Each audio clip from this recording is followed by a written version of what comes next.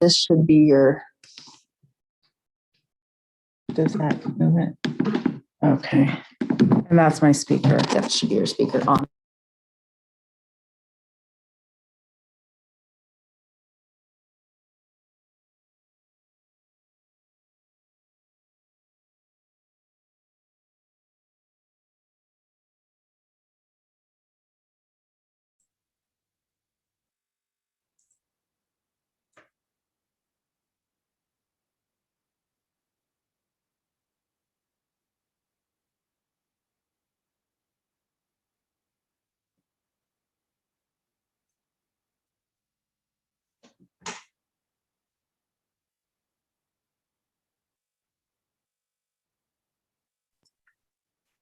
Good morning. Morning. Morning. 5, 6, 7, 8. Good morning. Hi. Okay. Gotta get my bearings. Sorry. We had to move around a little bit. All right, so it's 8:02. I guess we'll go ahead and get everybody together. Missy, do we have Commissioner Perini today?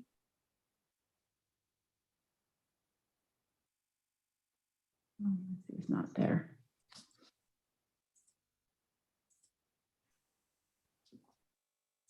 Guess we'll wait till Missy can join us. There's no There she Commissioner Perini today. We don't have him? No. Okay, thank you. All right, so let's go ahead and get started. And we'll call this meeting of the Board of Wildlife Commissioners for Friday, August 6th to order.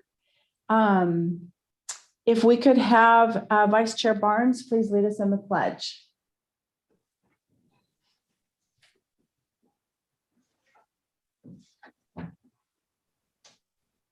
I pledge allegiance to the flag of the United States of America and to the republic for which it stands, one nation under God, indivisible, with liberty and justice for all.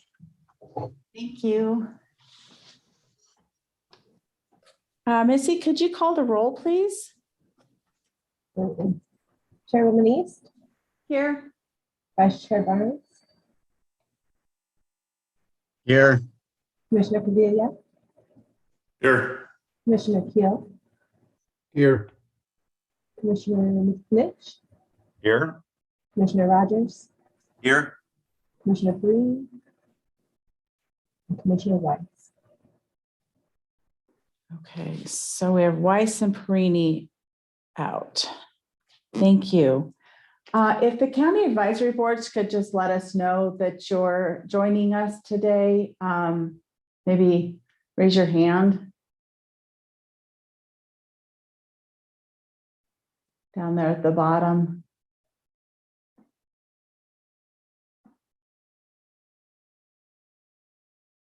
Okay, I don't see anybody raising their hand just yet, so maybe I have to go here. No. Okay. Commissioner Alberg? Oh, I just was wanting to make sure I didn't hear my name at the roll call, just to let you know that I am here. Oh, My bad. thank you. We're all trying to get back to virtual.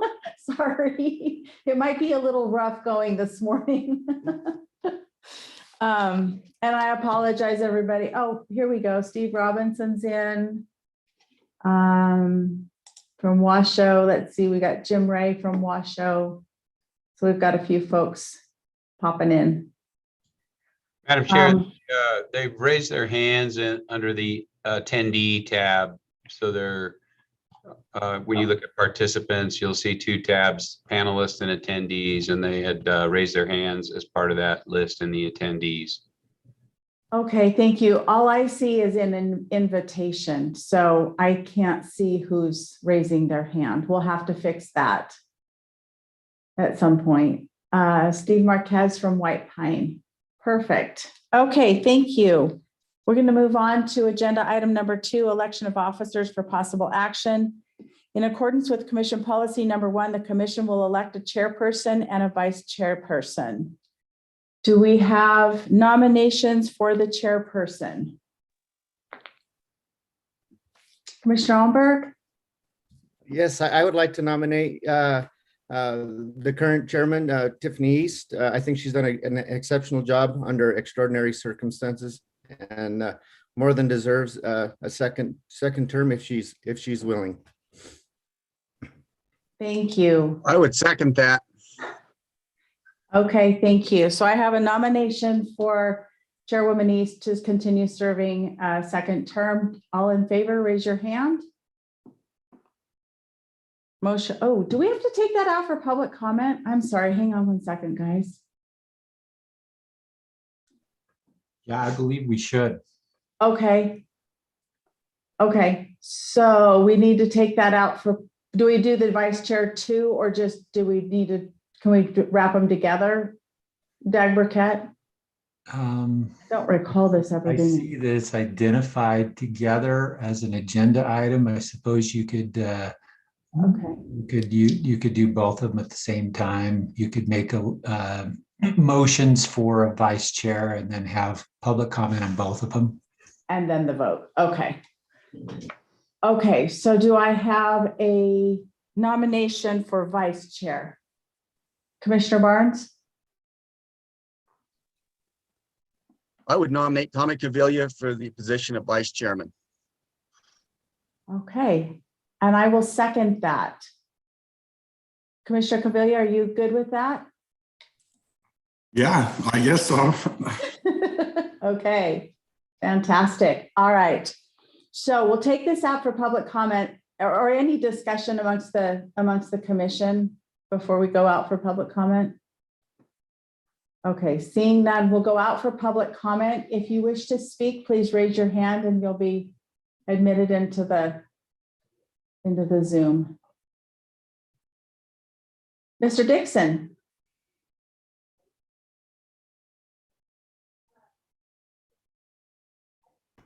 Can you hear me now? Yes, we can. Thank you. For public comment, I 100% support from Clark County, both the recommendation for chair and vice chair of the commission going forward. Thank you. Thank you, Mr. Dixon. Anyone else have public comment on agenda item number 2, election of officers? Just raise your hand.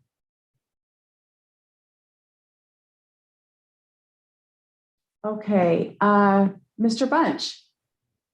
Yes, I concur that both nominations, I think, are excellent. Thank you, Mr. Bunch. I wish we could all be together today. Anyone else have public comment on agenda item number 2?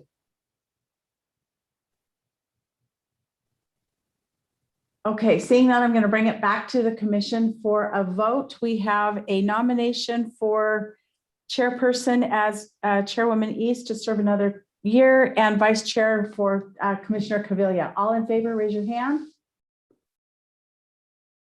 Okay, motion carries 7-0 with Commissioners Weiss and Perini absent. Thank you, everyone. I'm very happy to serve another year as your chairperson, and I hope to do it justice. Okay, agenda item number 3, approval of the agenda. Chairman for possible action. The commission will review the agenda and may take action to approve the agenda. The commission may remove items from the agenda, continue items for consideration, or take items out of order. Does anyone have any questions or anything on the agenda that we need to discuss? Okay, seeing none, we'll take it out for public comment. Any public comment on our agenda? Raise your hand. Okay, I don't see any public comment on the agenda, so I'll bring it back to the commission for an approval or a motion to approve. And I'll go ahead and make the motion to approve the agenda as presented. Do I have a second? I have a second from Commissioner Allenberg. Any further discussion? Okay, all in favor of the approval of the agenda, please raise your hand for aye. Opposed?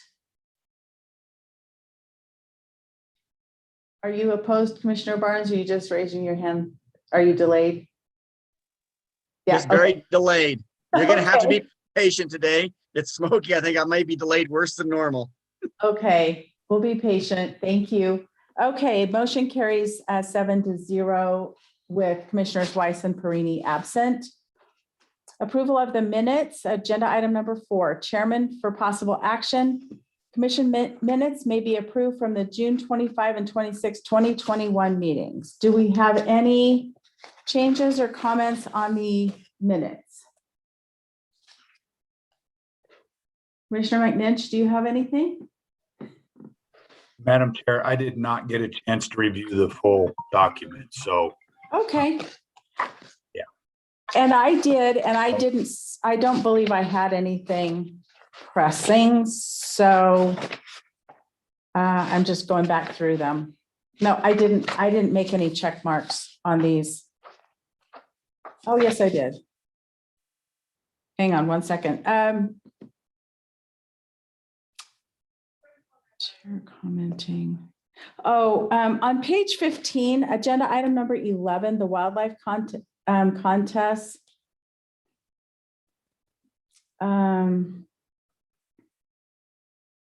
There was, I had made comments leading into, and they weren't included, and that's okay. I just wanted to make sure that you all knew I think it didn't mention the chair comments even that I did. So I just wanted to make sure that that was noted. Other than that, I don't think I had anything on the minutes. Anyone else? Okay, seeing none, this is an action item, so we'll take it out for public comment. Do we have any public comment on our minutes from our June meeting? Okay, seeing none, I'll bring it back for approval. A motion to approve. Commissioner Keel? Yeah, thank you, Madam Chair. I'll move to approve the minutes from the June 25th and 26th meeting as presented with the noted changes in reference to your comment. Thank you. Do we have a second? I'll second it. Okay. I have a motion by Commissioner Keel and a second by Commissioner Barnes to approve the minutes as presented with the noted changes. All in favor, raise your hand. And no. Motion carries 7-0 with Commissioners Weiss and Perini absent. And moving along to agenda item number 5, member items, announcements, and correspondence, Chairman informational. Commissioners may present emergent items. No action may be taken by the commission. Any item requiring commission action may be scheduled on a future commission agenda. The commission will review and may discuss correspondence sent or received by the commission since the last regular meeting and may provide copies for the exhibit file. Commissioners may provide hard copies of their correspondence for the written record. Correspondence sent or received by Secretary Wasley may also be discussed. So I am going to just mention, and we'll put this, I'll send this around and we can discuss it at our next meeting, but we have received a letter from the commission, the Coalition for Public Lands in Nevada, Commission for, let me get this right, Coalition for Healthy Nevada Lands, I'm sorry. It's a letter addressed to the new U.S. Department of Interior Secretary Deborah Haaland, supporting the BLM's AML for wild burros and horses. So I'm going to send this around because I want everyone to read it before we agree to sign on as a commission. But this came to me late, so I wanted to just mention it today. And I'll forward that around and we'll discuss it at our September meeting. Other than that, the correspondence I've received, I've forwarded to the department to be sent to all of you. I think you've all received probably similar correspondence on our wildlife contest agenda item that we'll discuss later today. So That's all I have. Anyone else have other correspondence? Or items they'd like to discuss? Okay, seeing none, Director Wasley, do you have anything? No, Madam Chair, everything that the department's received has been distributed to the full commission. Thank you. Thank you. Okay. We'll move on then to agenda item number 6, county advisory boards to manage wildlife, member items informational. CAB members may present emergent items. No action may be taken by the commission. Any item requiring commission action will be scheduled on a future commission agenda. Do we have any CAB items? Just raise your hand. Mr. Dixon? I wanted to first off thank Deputy Director Jack Robb and Chief Maynard for giving me assistance. I had a request from the public to inquire about the use of having a K-9 unit in NDOW, and I got a good response back from Jack and Chief Maynard. I also had Lieutenant Chris Walther at my CAB meeting, and I think the public now understand why we don't have K-9s as part of NDOW, and that was very helpful. I want to say thank you for that. The second thing is that I put on my agenda, because I had a request to investigate urban fishing at Wetlands Park in Las Vegas. I will say that I had no idea that would bring about the amount of response from the public that I had. I had 41 people send me correspondence to the CAB about not wanting fishing at Wetlands Park.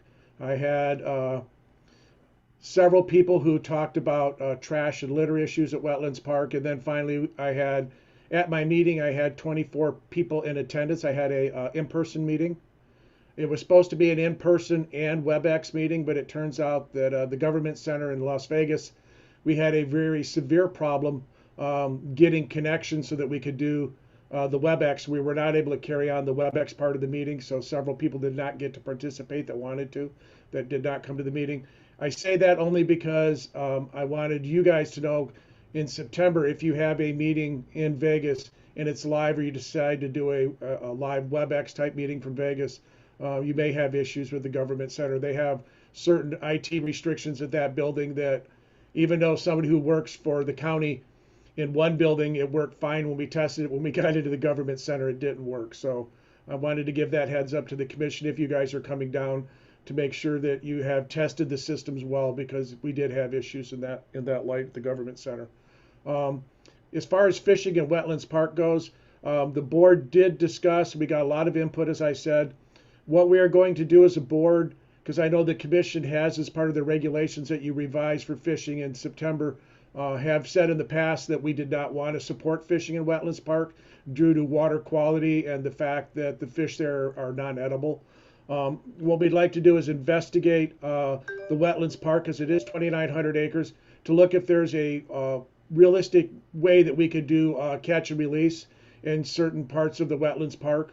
And in doing so, we would probably imbibe more, what I would say, patrols both by our game wardens as well as Metro. We have a huge homeless problems in Wetlands Park.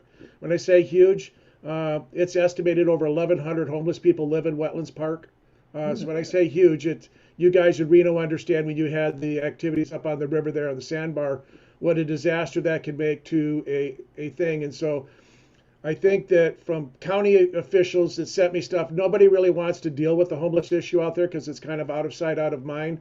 But it's really not a pristine area when you have that many homeless people living in it. So I think bringing attention to it, and we will probably come back in 2022 to the fishing regulations in September with a recommendation, if we have one, for catch and release at Wetlands Park. But we're going to do a full year of investigation before we get there. That's all I have right now. I'll take any questions anybody has. Thank you, Mr. Dixon. Does anyone have questions for Mr. Dixon? Okay, I don't see any. Thank you, Mr. Dixon. Do we have any other CAB reports or comments?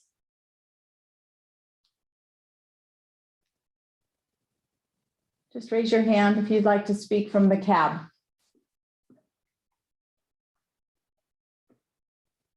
Okay, I don't see any. So We'll wrap up agenda item number 6. I want to backtrack a little bit, back up to member items.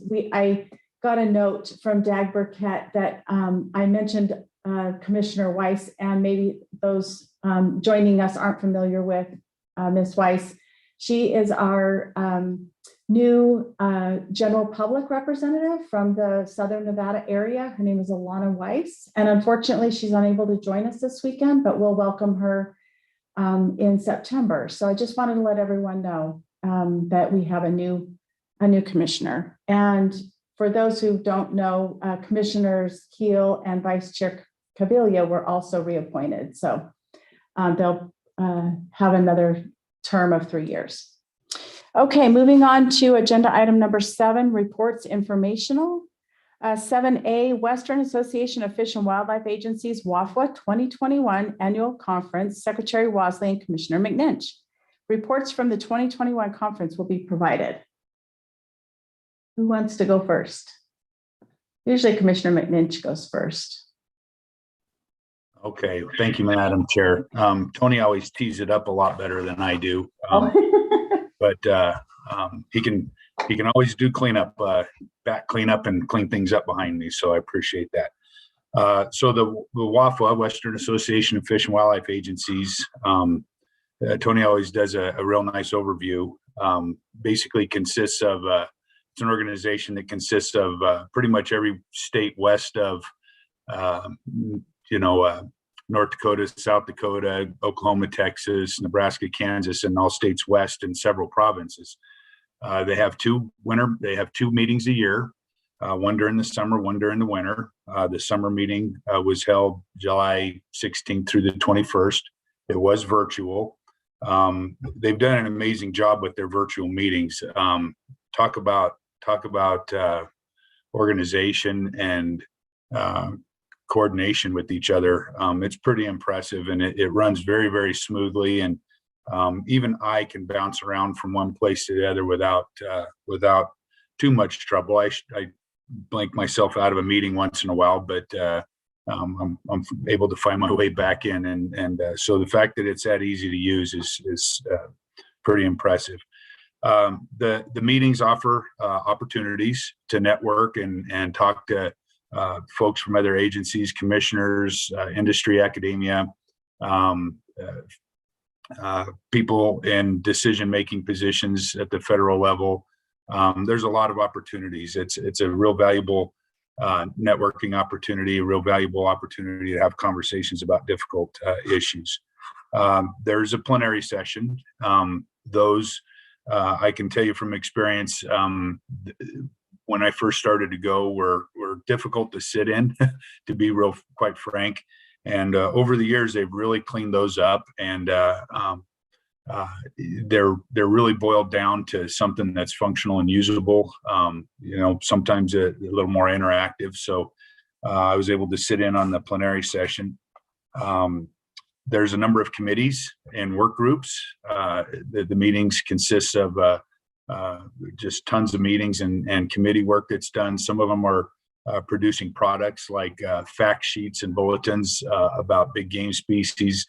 Some are developing position statements, advocacy statements, things of that nature that go back to the executive board for decision making. The executive board consists of the directors from each of the representative states. The committees include Commissioners Committee, Commissioners and Directors Committee, Western Bird Conservation Committee. These are most of the ones that I attended. Human Dimension, Mule Deer Working Group, Wildlife Movement and Migration Corridor Working Group, Non-Game and Endangered Species Committee, R3 Committee. There's Awards Committee. There's a business meeting. So I tried to sit in as many of them as I can. They typically go 2 or 3 hours. The Mule Deer Working Group will take up a couple of afternoons, so 3 or 4 hours at a time. So I try to get from one to the next. I try to sit in on them as much as I can. And this year, rather than peeling out a ton of information out of each committee, I really tried to pull out more broader things that I'm hearing in the meetings. I'll share a little bit about the commissioners meeting, but I'm trying to boil down my report a little bit so that it's more focused on broad issues or broad things that are coming out of WAFA that are relevant to all of us. And so I'll start with a couple of general things. There's a lot of efforts through the R3 committee. There's organizations, Council to Advance Hunting and Shooting Sports, Recreational Boating and Fishing Foundation. There's a number of others. They've all basically reported that things are going well, that there's increased participation, that there's, and the outreach has been good. So I thought it was important to note that these organizations are finding success, and that they continue to march forward, and that there's broad participation in those organizations and for those efforts. This year I was really struck, for some reason, it really stood out to me. Maybe some of our conversation about hearing concerns about mule deer in Nevada. Maybe I was a little more tuned into it this meeting, but there are a lot of activities occurring across not just the West, but across the country, but particularly in the West. A lot of those specific to mule deer. But I was really struck with the complexity of the funding opportunities, of the funding mechanisms that are out there, and the effort that representatives that are attending these WAFA meetings are going to push those agendas and push those push for the funding and stuff. So, at the last meeting, I might have downplayed the importance of mule deer conservation in Nevada, which was never my intent. But I just want to highlight that not just with mule deer, but with pretty much every species out there, there are substantial efforts going on across the country to conserve, to find funding, to coordinate, to collaborate, to do good things for wildlife. Farm Bill has an NRCS program. There are joint ventures. USGS has funding mechanisms. Of course, our NGOs, or non-governmental organizations. Highway Bill there's conversation about having competitive grants for wildlife crossings. Federal agencies like BLM, Forest Service, they all have funding mechanisms. USDA, National Fish and Wildlife Foundation, North American Grasslands Act, Great American Outdoors Act, Recovering America's Wildlife Act, which is pending. I'll talk more about that in a moment. There's a Wildlife Corridor Act that's pending. Even Microsoft has gotten involved with funding easements, providing funding for easements. So the point I'm trying to make here is that there are a lot of things going on, a lot of areas. I've just scratched the surface, and it really struck me how complex and varied those opportunities are. I didn't mention state wildlife grants, state and tribal wildlife grants. There's a proposed bump in those. A lot of money out there, a lot of opportunity. It creates capacity gaps in the agencies. When you have success bringing in money, the agencies don't always have the capacity to deal with to process that money, or to move it through the organization and get it on the ground. So it makes coordination difficult, especially between agencies and states. I bring that up. I think it's important to note that there's a lot going on out there. So don't be disheartened. To those that are concerned about mule deer, this is my way of saying that it's not just on the state radar. It's at every level for bird declines, mule deer, big game declines. There's a lot going on behind this in these organizations, these meetings. There's been a revision to the cougar management plan, and agencies are being asked to provide comment, to do a review and provide comment in the near term. I'm not sure where that is, where that stands with the department, and maybe Tony can elaborate on that for a moment. But that's not something that occurs every day. So we'll see where that leads. On the broad issue, the biggest news occurred during the meeting in my mind, and that was that the Senate version of the Recovering America's Wildlife Act was introduced. It was big news.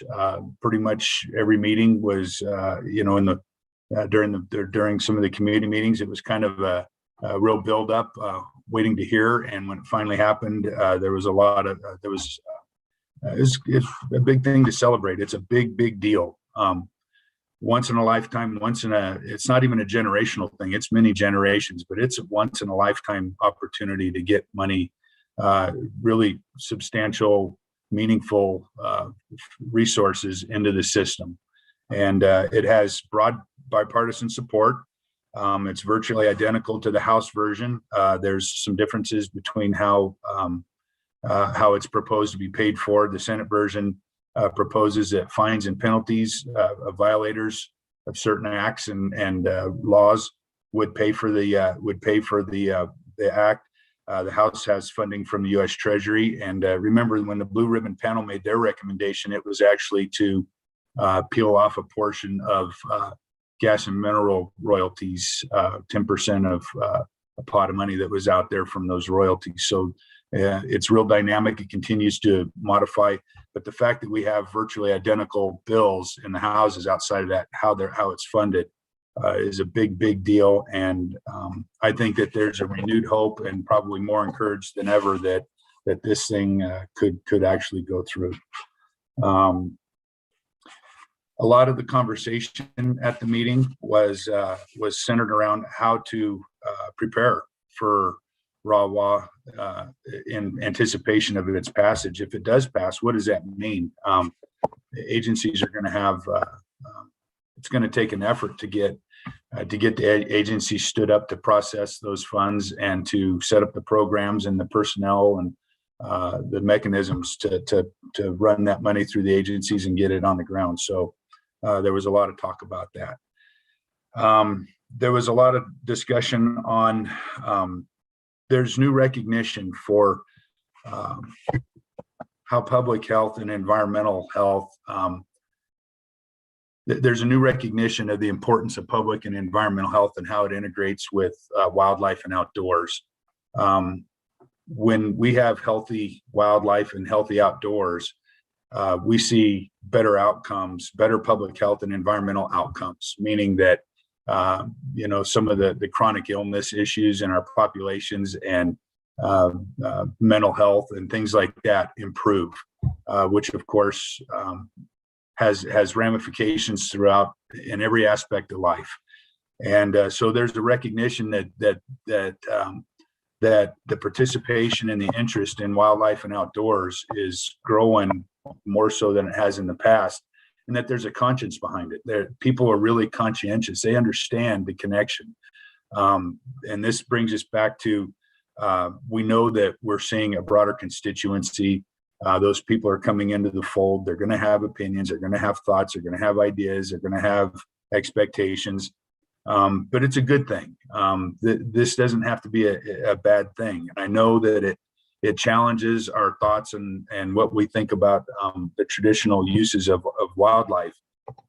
But we're going to see a new group of interest in what we do here. And, I truly believe that we need to start talking about how we're going to integrate them, especially as a commission, into the system. They're going to have expectations. We're going to hear about it, and might be things from supporting trails for mountain biking and hiking to, maybe people are engaging into specific issues. I don't know, but they're going to have expectations of where money is spent and how it's spent. So I think it's really important to recognize that we've got these new constituencies, this new tie-in with public health and environmental health.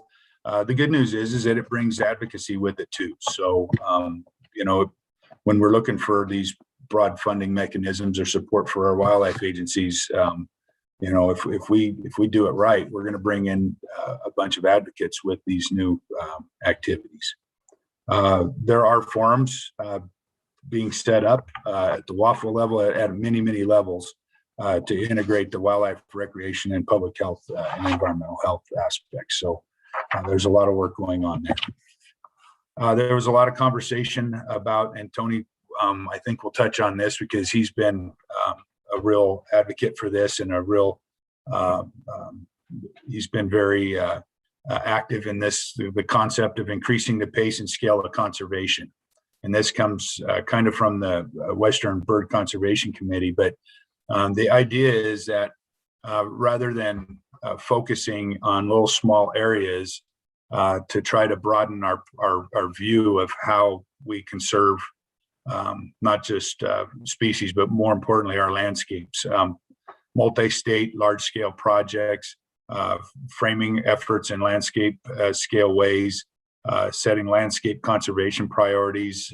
This puts those activities more on the radar. So we're not just talking about a burned area in a particular state, but we're talking more about the biome or the habitat that it went through and how it plays into conservation on a landscape scale. So it brings attention to the broader concept of conserving, which I think is a great way to go. So Tony will speak more about that, I'm sure. So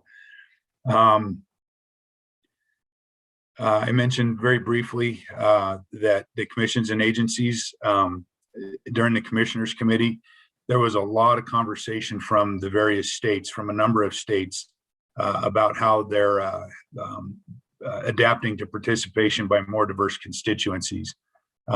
It's just the topic. It's out there. It's not going away.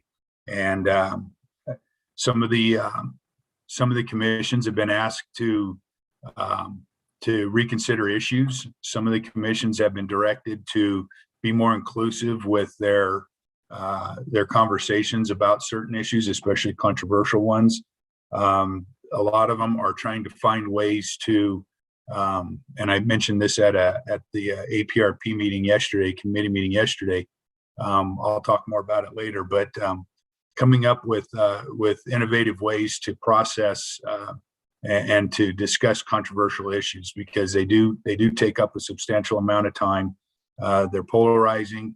Oregon, for example, has set up committees that are facilitated. They have various interest groups in the room, very similar to our sage grouse conservation planning effort back in the early 2000s, where we had a number of people in the same room that with very divergent opinions and representation on the team. And I can tell you that it can work. It's a lot of work. It's kind of resource intensive, but sooner than later, I'd really like to have a conversation about standing up something like that, or finding a way to support an effort, some kind of activity like that. So I'll bring back some more information. I'm going to call a couple of the states and talk to them more specifically about those types of efforts and see if there's a way to take those conversations into maybe more of a dialogue type of arena rather than kind of polarizing debate. So let me see here. WAFA has committees dealing with the inclusiveness. Wildlife Societies come out with, they're going to be coming out with a special edition in fall of 2021 to address relevancy and how agencies can change in a positive way. There were some efforts by some of the committees at the WAFA meeting to clean up their statements of purpose, to recognize more collaborative tones. It's just what's happening out there. Let me see here. I think that I've covered that. The last broad issue, the 30 by 30, and I know Commissioner Barnes has expressed concern when we had our state stuff. The 30 by 30 initiative at the federal level, coming from the president, has kind of been rebranded and for purposes of reframing the conversation. So it's now referred to as America the Beautiful Initiative. And what the intent of reframing the conversation is, to make sure that the concepts of that some of the concepts that were lost in the 30 by 30 terminology are brought back into the conversation. And those include the concept of multi-use, recognizing private property rights, and having conversations about what counts towards the 30%, the 30 by 30. Does it include all public lands? Does it include private lands? What about restoring degraded lands? For example, cheatgrass dominated lands. If you restore a cheatgrass dominated grassland or area, does that count towards the 30 by 30? What about reforestation, restoration of forest lands? It's that kind of stuff. The one thing, there were two points that kind of came out of some of the conversation. 60% of the U.S. is considered in a natural state, but one football field worth of habitat is reverting every 30 seconds. That to me was astounding, that estimation, if that's what's occurring. And we can see it. We're watching it. We're watching our forests and stuff burn. I mean, it's pea soup here right now. You can smell it, you can taste it, you can see it. It's devastating. So I think that trying to reframe the conversation so that it's not threatening, in the sense that it has to be a bad thing. Another comment that was made was to not complicate the issue with distrust of federal government, but try to focus on the collaboration and opportunities that could have long-lasting positive effects. So basically, this America the Beautiful initiative is a big deal. There's a ton of conversation around it. We'll see where it goes here over the next several months. And I think that there's a recognition at a lot of levels that, that people were, that there's trepidation, that people are fearful, and that it wasn't intended to create those anxieties, and that I need to take a step back, have proper conversations, and see if we can reframe the conversation to more align with the intent of what that initiative is about. I think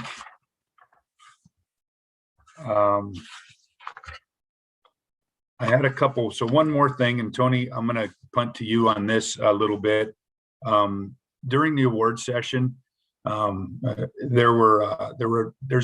an awards presentation, and Tony does a fantastic job of emceeing that. And there were a couple of staff members that were recognized, and I'm going to ask Tony to speak to him a little bit, but I'd just like to share my congratulations with Sean Espinoza. He received an award for some sage grouse efforts. And Warden Sean Flynn received a Special Achievement Award from WAFLA. We heard part of one of his stories at the Lake Mead, the boat capsizing out at Lake Mead, and he went under the water and grabbed the young child that was pinned under the boat. So he received a Special Achievement Award. Dr. Coates, who we've heard speak here from USGS, also received an award for sage grouse efforts, and was recognized for Federal Conservation Partner of the Year. And Dr. Coates has a long-running reputation for being collaborative and being on the front of things and being innovative. And so I wanted to mention his name. And then lastly, one of our, Brian Perchetti out of Central Nevada, received the Outstanding Citizen Wildlife Contributor of the Year Award for his efforts to stock streams and in Central Nevada. And in his write-up, basically he committed an awful lot of his personal time, tremendous amount of his personal time, his resources. He basically paid for a large amount of it to in an effort to restock streams and kind of stabilize some fishery issues in some of the streams in Central Nevada. So congratulations to him too. And with that, Tony, I think I've run my course here. So I'm going to turn it over to you. Thanks, Commissioner McNitch.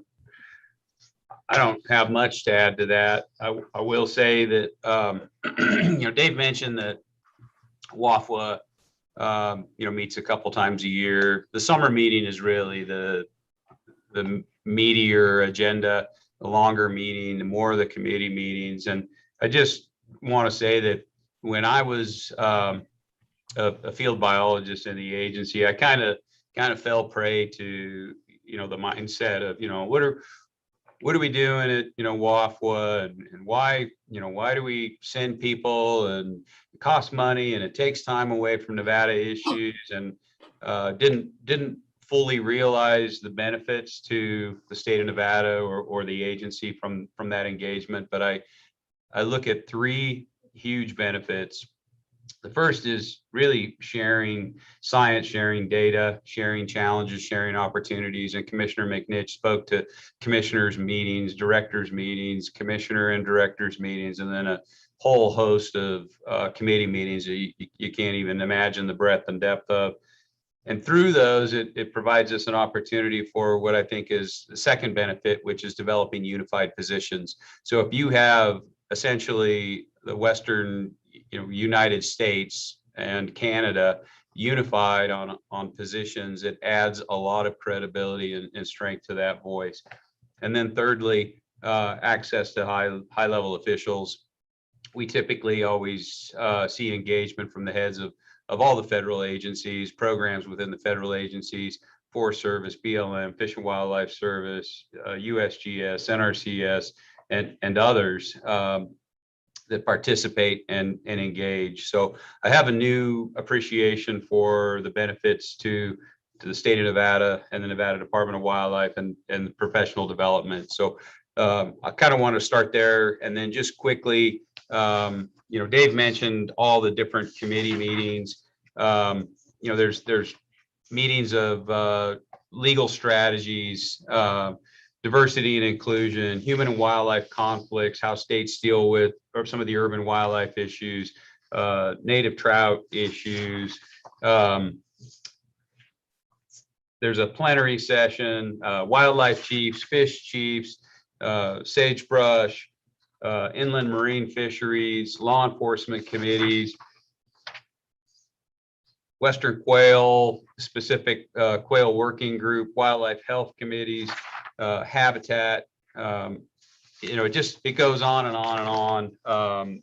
And the products from those committees are incredibly valuable. I want to just speak to some of the topics that Dave mentioned. In the Directors and Commissioners Forum, we talked about funding for state wildlife agencies.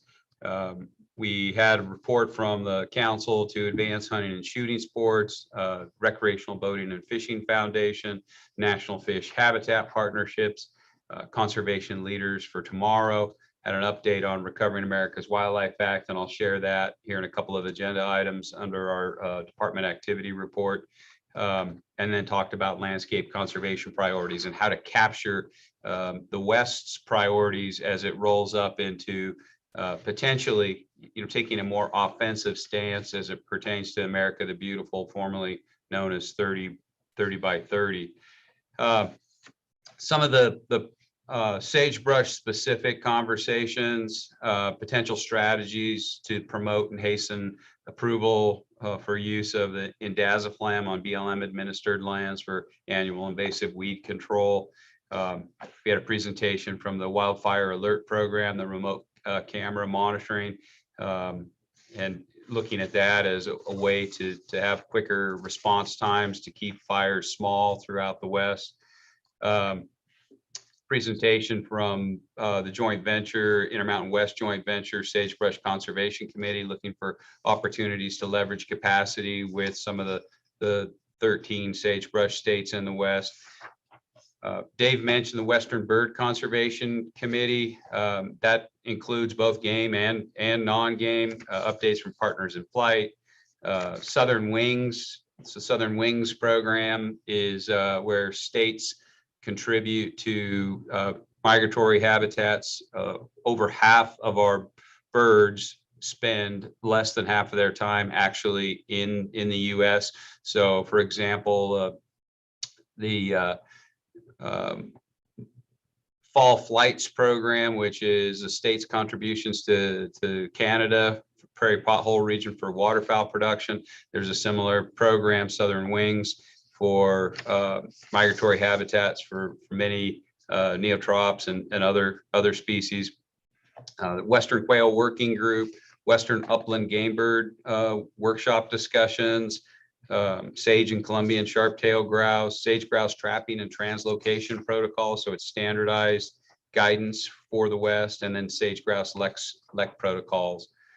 Also, non-game endangered species committee talked about RAWA, state and tribal wildlife grants, state wildlife action plans. I mean, just it goes on and on and on.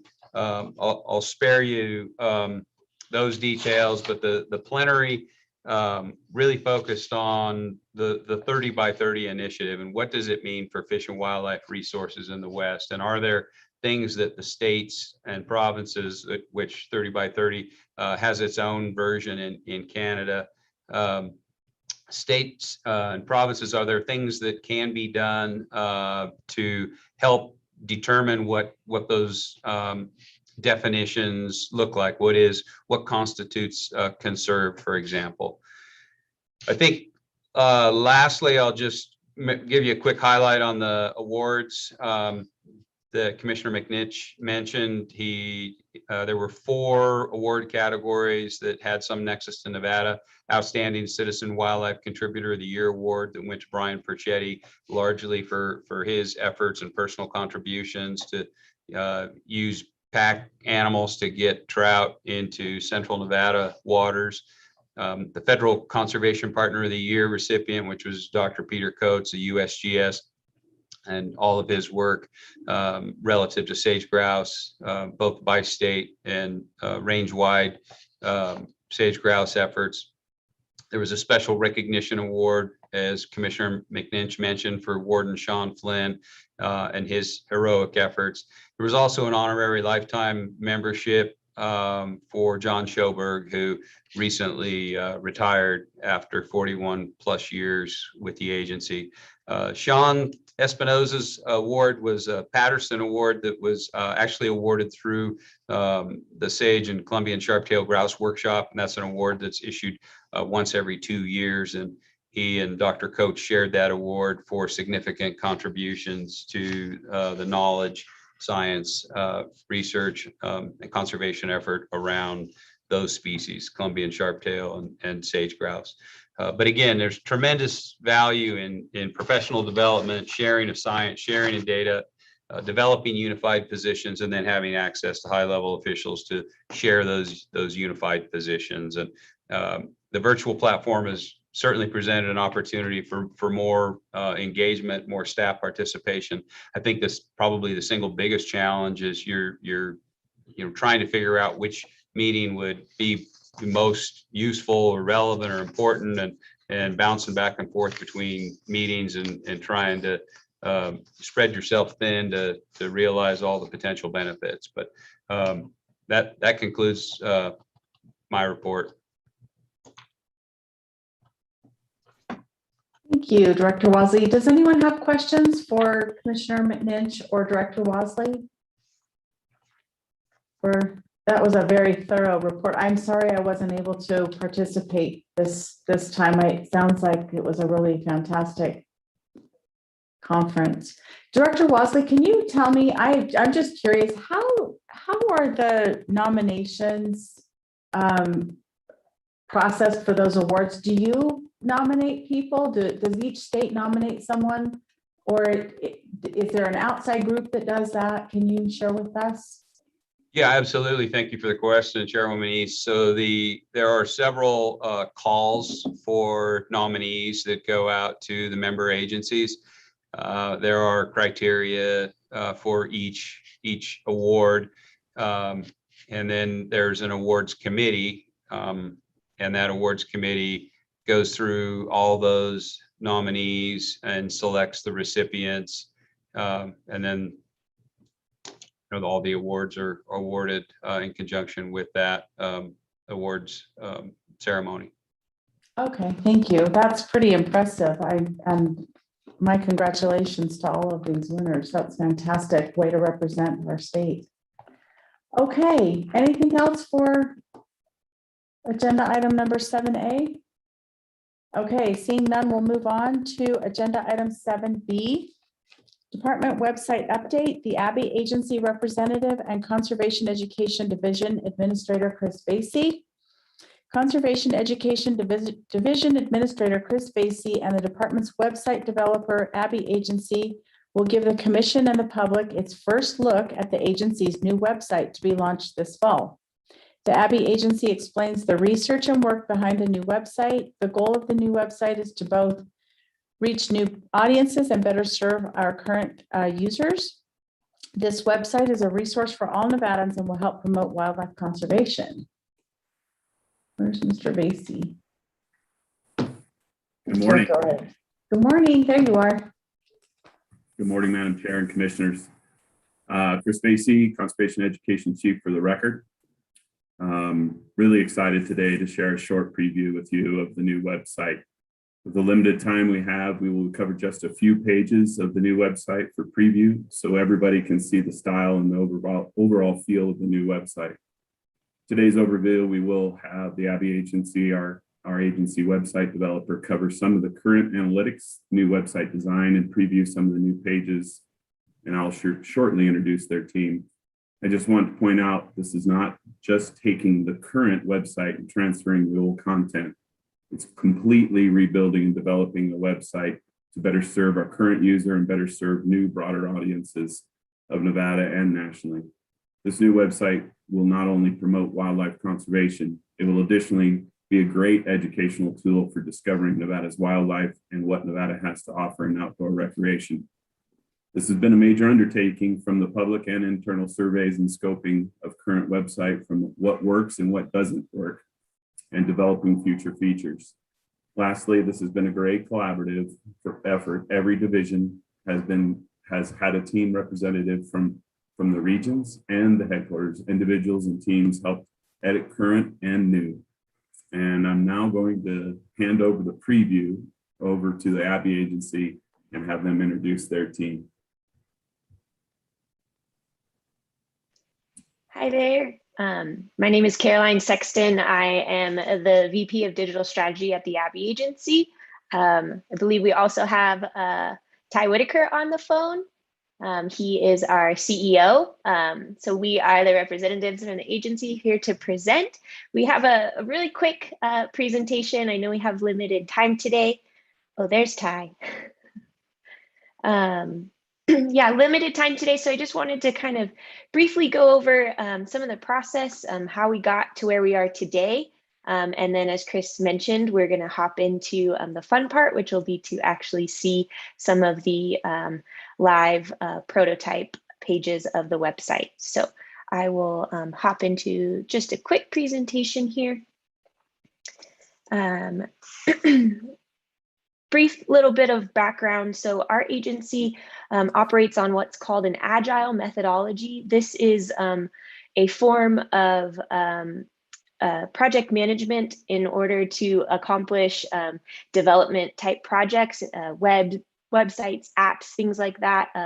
It allows us to tackle chunks of the website in 2 to 4 week, what we call sprints. So it really helps us to move through the website process in a manner that gets us a live, active version of the product, which we'll be showing you today quicker.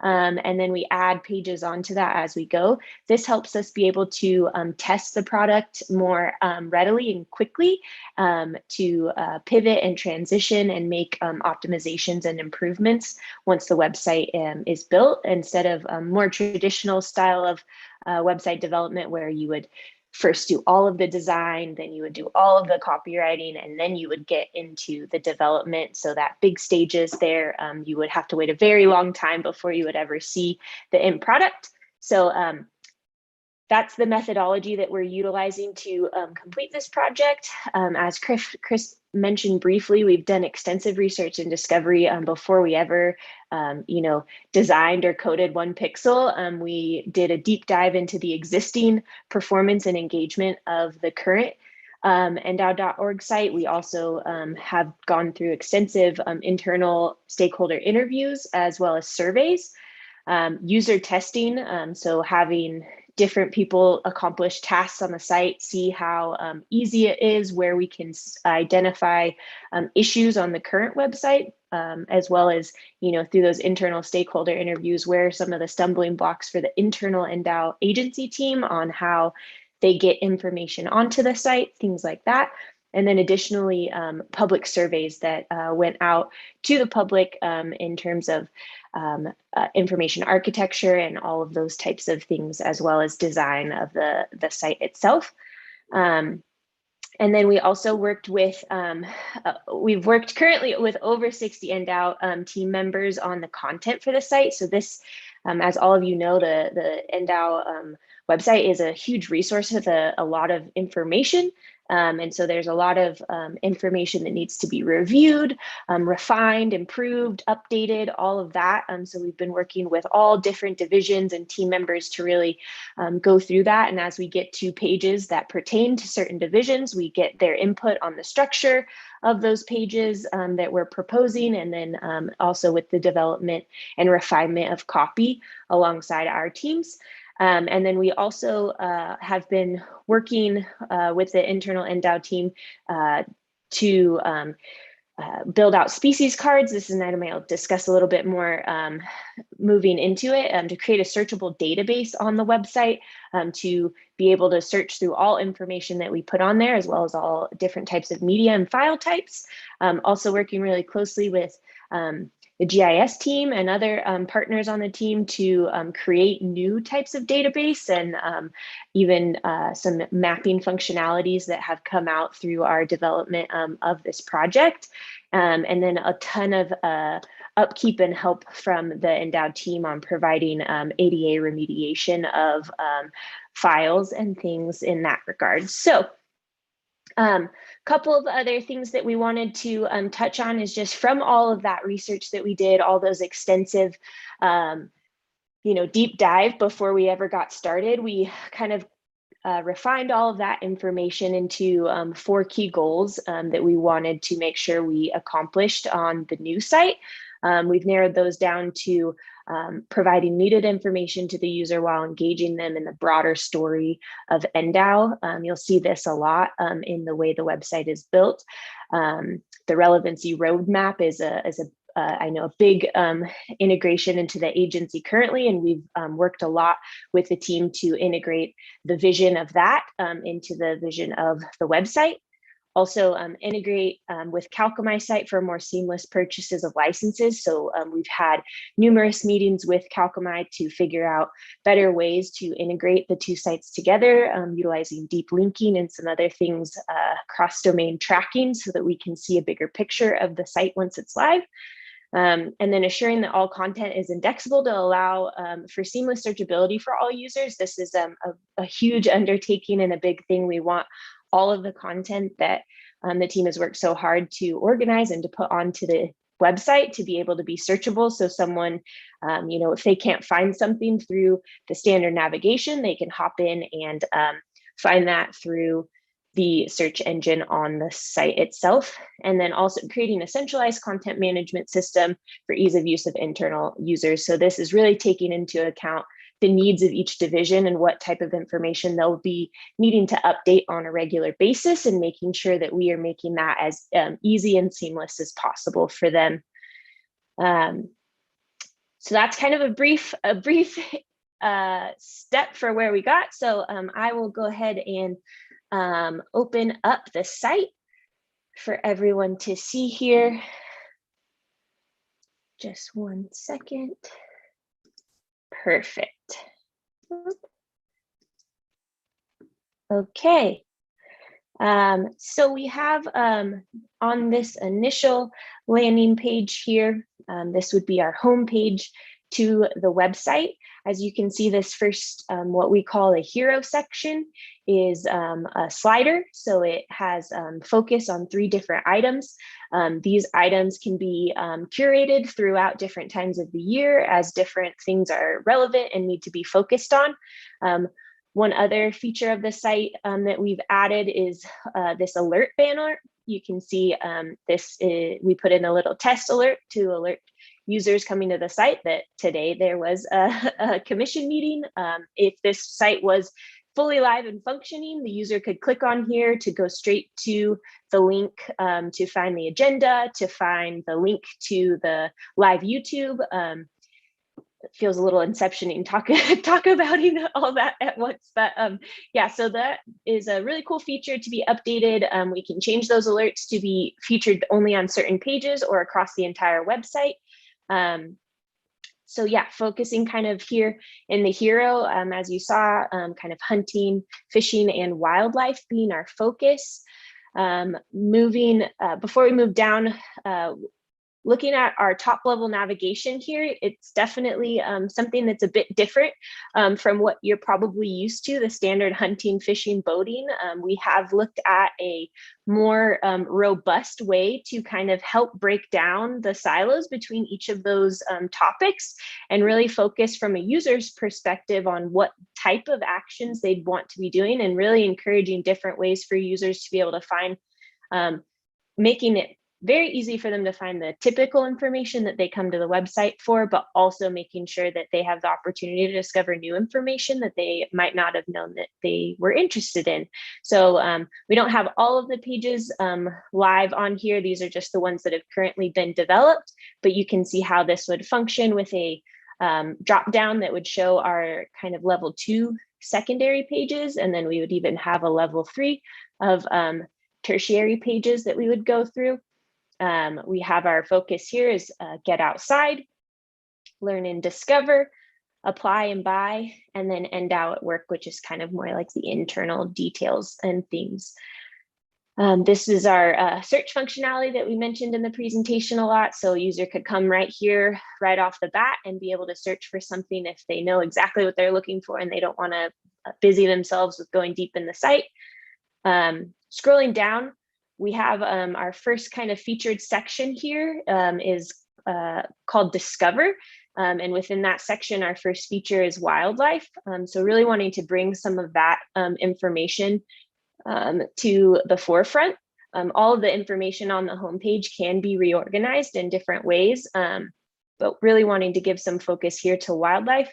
I mentioned in the presentation that we have done a lot of work in terms of species. We've created a whole database of species, both game species and non-game species, with tons of details about what type of species there are, and all this different information, their scientific name, their weight and their height, game information that corresponds with them if they are a game species. So this is a quick way to get into that information to either learn or do research about a species. Moving into outdoors, this is one area of the site that we want to be expanding ever more into future phases of the website, but looking at highlighting, hiking opportunities, bird watching opportunities, different things to do from the outdoor perspective. Then we go to kind of our standard, more classic features of the website. We have boating here. This link would go straight into our internal boating section that provides a little bit more information about where to find rules and regulations, where to take classes, all of those types of things. And then we have hunting as well here. And then we have our fishing. So looking at really subtle animations, definitely keeping site speed top of mind for this website. So any of the animations that we've done are really to help a user navigate things a bit better and find information that they need, and keeping them really minimal and subtle. Then we have a quick call to action here for apply and buy. So quit really just getting a user right to all the information they would need to know for purchasing a license or applying for a tag, any of that. information. Continuing on, we have this what's new section. This is a curated section. So it can be, it will be updated regularly on the site with things that are going on at the agency. So here we have a feature here for water for the wildlife, about hauling water to bighorn sheep. And then right underneath that, we have some other featured news and events. This is something that, you know, no matter what division or who is featured, bringing this timely information to the front page. We also wanted to give a quick shout out to the podcasts on the homepage, so users could find that really quickly and be able to find those as those are added on the normal feed with podcasts. They'll automatically be pulled into here, so that's always current. And then we have this report section, which is kind of just publications put out by NDOW. So fishing reports here, waterfowl harvest data, checker forecast. This is again an area that can be updated ongoing and make sure that it's always just changing and up to date with the most current information that we want users to access really quickly.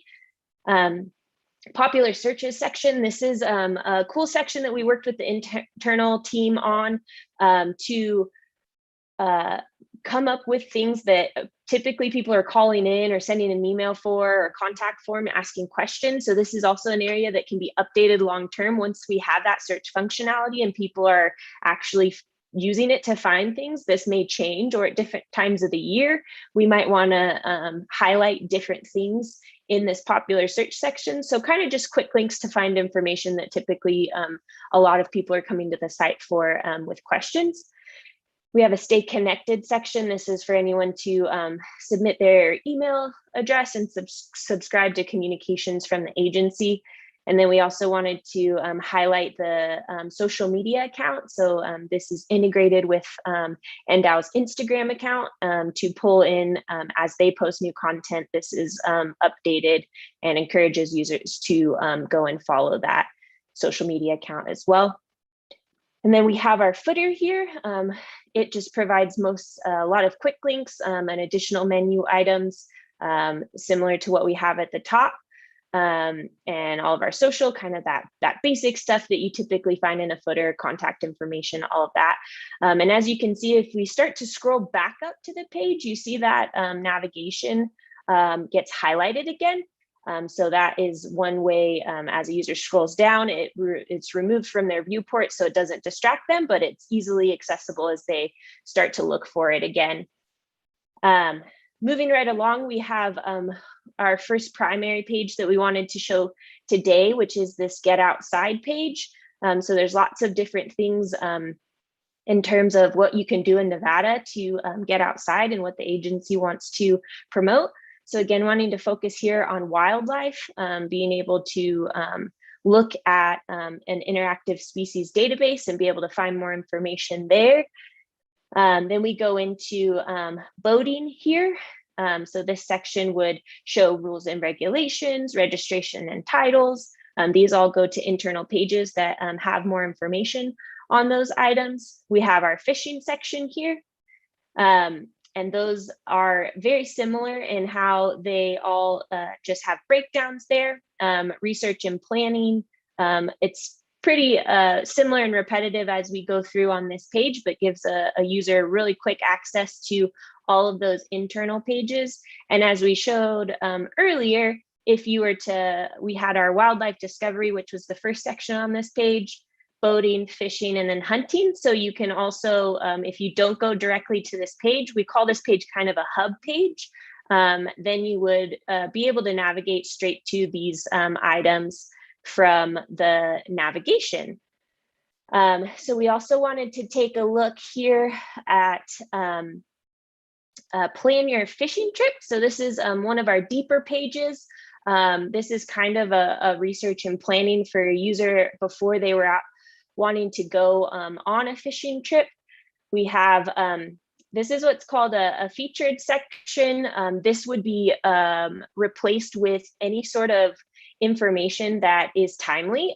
So we'll move on to the hunting version of this page as well, and you can see an example of what we have there. This is, again, a curated section. It can be removed if there's no information that's needed, but allows us to have kind of an elevated section at the top of the page that showcases information that we want a user to see right off the bat. Then we go into species information here. So these are quick links to some of the species cards that I was mentioning earlier. So once the site, that's one thing that's in development currently, the species database, but once that's fully built out, this section can be curated for different times of the year, showcasing different types, species of fish. And then a user could click on here and go to a full page where it has all the information that they would be interested in looking at to do with rainbow trout or Lahontan cutthroat trout. So all that information there. Then we have kind of a research and preparation section here. We have basic guide to Nevada, to fishing in Nevada. So this has been a big overhaul on the internal NDOW team, organizing this information for where to fish, fishing tackle, bait fishing, lure fishing. We have it organized by warm water fishing and cold water trout fishing, all those different things. We have a section for fishing advisories and notices. This is just if there is anything out there, we can highlight that information that may be good for the public to be aware of. We have a calendar here. So this is going to be a really cool tool for across all divisions. There will be one calendar, but it'll have different features dependent on if you're looking for dates and events and things that correspond with fishing, or if they correspond with hunting or boating. So that will be one calendar, but it'll be filtered dependent on what type of information you're interested in. And then we have the fishable waters section here. So this is the new Fish NV tool that is being created. So wanting to provide a link directly to that for users. And then wanted to provide some other useful tools as a user is preparing to go on a trip. So fishing reports, angler information guides, all those great publications that the agency puts out. Also fishing rules and regulations here. So some of the other sections of the site have a whole page, like boating and hunting have a whole page for rules and regulations. Fishing mostly was linking out to e-regs and things like that in general. So we discussed with them and just had a section for that. Then at the bottom of each page, you've probably seen we have these 3 sections here that push a user to other sections of the website. So we don't want any page to be a dead end. So we have been working to, okay, if you're on the Plan Your Fishing trip, what are some other fishing related pages that a user may be looking to dive deeper into? So fishing and stocking reports, angler recognition programs, things like that. Hopping above, sorry, I'm kind of breezing through all this. We want to show you as much as we're able to. So a similar page to this Plan Your Fishing trip is Plan Your Hunt. So as you can see, this section has filled out that featured section. So this is top 10 big game resources. So putting that information right at the top forefront, a user can get that. This would go to another internal page that has a list of all those resources that a user might be interested in, things like information on hunt units and maps and bonus point data and all of that. Again, we have a select a species section. For this one, we organized it, broke it down a little bit more to big game, upland game, and waterfowl. And then again, at different times a year, we can feature different species here. These are the ones that we wanted to feature for this presentation. Then we move into hunt preparation. So kind of titled this Know Before You Go. So this is information maybe for a newer user or someone more experienced, or maybe it's just new to Nevada. So looking here, we have rules and regulations, informations on youth hunts. And again, we have that organized between big game, upland game, and waterfowl. So dependent on what type of hunt a user is looking for more information on. And then these are great. They expand. So some of them are longer than others, but it helps keep the page a little bit shorter. But as a user is looking to explore more, they can open those and find them. And then we did create a downloadable hunter checklist. This was an awesome thing that the internal NDOW team created. So a user could download a document, just something to have to check some of those basic boxes before they go out on a big hunt, make sure they don't forget anything that they'd need. Again, having hunting advisories and notices here, just if there is anything that we want a hunter to be aware of when they're out on their trip or anything like that, or anything consumption safety wise if they are hunting a specific species. Then we have this new to Nevada section. So looking at kind of if there is somebody that is never hunted in Nevada, they've just moved here, or they're looking to go on a hunt here, providing some information there. This is new content that didn't really exist on the existing website. So looking to build this out a lot in the future. Another link to the calendar on the site. So wanting to make sure that everyone is aware of all the important dates, you know, when seasons open, things like that, having all that information readily available. We do have the hunt map. So this is something that's in development right now. It's coming together really well, but a new section that we just added. So wanting to give a user direction right to there. And then a section here, just giving some links and resources for things regarding applications, regulations, and more information. Sunrise sunset tables. So this is going into that internal, it will be an internal page, a table for based on location, all those different sunrise and sunset times. Linking out here to Nevada shooting ranges. And then again, ending the page with that section that directs users into more internal pages that they might be interested in finding information about.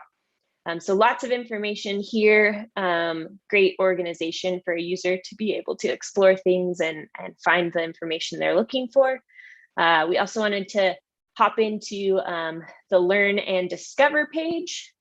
So this one is kind of another hub page where we are providing information that's going to link into more, call it like a reverse funnel. So those top level pages feature a lot of things, but it's very broad. And then as we go down to each level, the information gets more specific. So first here, featuring conservation, we have different initiatives and management. Again, this is a curated section. So as you know, new initiatives are released or new management plans are put together, these can be updated here for a user. And then each of these have an individual page or documentation that it links to from here for more information. And then we wanted to highlight here under Learn and Discover outdoor education. So this outdoor education page is a big for whether it's hunting or boating or archery or anything, whether it's, you know, classes or courses required on Kalkamai or just clinics, you know, a fly fishing clinic or something like that. We wanted to have one place where all of those things could be organized and the user could find where to go to take that course or to participate in that clinic. And then wanted to feature again, wildlife discovery. This is our species database, or a link to a page where you would be able to find that species database and dive more information into Nevada's wildlife. Opportunity here on the Learn and Discover, if somebody has an additional question, I wanted to give an opportunity for a call to action here for them to be able to dive into that. Also, NDOW library, this is a big undertaking, but again, utilizing not only our search functionality, but we are also creating a big database of filterable categories where all the resources, you know, whether PDFs, any type of information like that that's stored on the website You could go to this NDOW library for any of those publications, management plans, all that information, and be able to filter through it and find things that you're looking for. So whether you filter by date, I'm looking for the 2020 version of this document, or you're doing it by category. So it'll be a really useful database for users to be able to find archives of information and just be able to host all of that in one organized place. So no matter where it's featured on the website, it'll have one home where it'll live for somebody to go search through. And then again, ending this page here with those internal page navigations, so a user can keep exploring the site and dive deeper down. And our footer, and I believe we're at time. We did it. So yeah, we're really excited. There's lots more pages in development. We're actively working.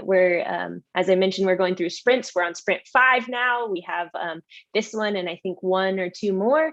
And yeah, so we're really getting close. The finish line is in sight, and we're really excited about the product.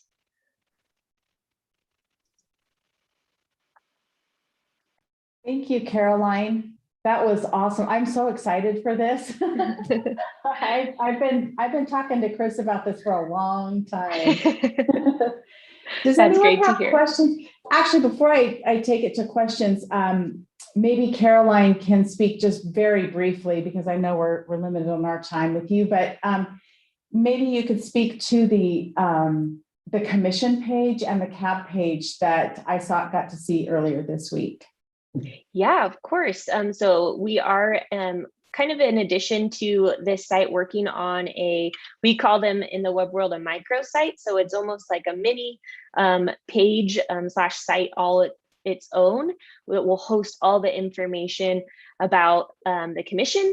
It'll have information on committees and CABs and meetings and agendas, even on board members and all of that. So there will be a few areas on the main NDOW site that will link to this, but it will take them to a site that feels similar but also unique, so a user knows that they're in the realm of commission information. So we're really excited about that. We're kind of working on that project in tandem. So it'll be ready to be released before the full site is ready as well. And when do you anticipate launching the full site, Chris? We're still seeking out the mid-September. Mid-September. Okay. That's our goal. Great. Getting really close. Yeah. Any questions for Chris or Ms. Sexton? Commissioner Keel. Yeah, just one quick one. And yeah, to reinforce your comment earlier, you guys should be excited. That looked really good. But how long has the department been engaged with the Abby agency on this, or when did you guys actually kick off this process? I'm sure it's been a huge endeavor. Yeah, we've been working on this for well over 1.5 years, and the planning's actually when they received contract, we started the moment they were signed. So it's been a long haul, and yes, could not have done it without the people internally that they've all dived in with, and we're very excited to dive in because everybody wants to see a good product. So Abby Agency has been a great partner with this. Yeah, great work. Thanks. Anyone else have questions? Commissioner Rogers, and we'll go to Vice Chair Cabilia. Yes, thanks. Thank you, Madam Chair. Just a couple quick questions, I guess. First off, comment, great job. I mean, that was a great presentation and obviously a ton of work that's gone into that. But my question is, I know you're kind of targeting mid-September, what have you, for a launch. What is just curious what the launch strategy is in terms of a public awareness? Is it just through social media, or what outlets is it going to be disseminated out there that these changes have taken place? Yeah, what's great is we'll be able to work with the Abby Agency. They'll also help us out with marketing and outreach. So they'll be able to promote that both on the social level. We'll be letting people know in our email blast. We'll be letting people know through media releases. there'll be a whole campaign designed around the release, and we'll want to let everybody know as soon as we are ready, and we'll actually start that campaign process so that everybody's well informed. Vice Chair Cavilla. Yeah, and I do think it's exciting in today's day and age. The website, it's super important, right? And it looks awesome. I'm the web development is not a world I'm in at all. I don't deal with it all. I'm just curious, prior to rollout, do you guys let people like outside the department or outside the Abbey agency kind of, tinker with the website to see if they, if they come up with any comments or concerns? I was just curious, just kind of out of my own personal curiosity. Like I said, I'm not involved in website design at all. Yeah, and we've planned that into our strategy that we were going to reach out to public on a small scale to get some scope work done to see how things are working for them, not only on the navigation piece, but how it looks for them and how they're finding their information. So there is a plan for that, for the public scoping and internal scoping as well. So we want to do it both internally and externally. Other questions? Okay, I don't see anything. Thank you, Caroline and Ty, for joining us today. Super excited. Thank you. Thank you, Caroline. But we're very well done. Thank you. Yeah, Chris. Thank you, Chris. Yep. Okay, that wraps up agenda item 7B. We're going to take a 15-minute break. So let's come back at 9:45.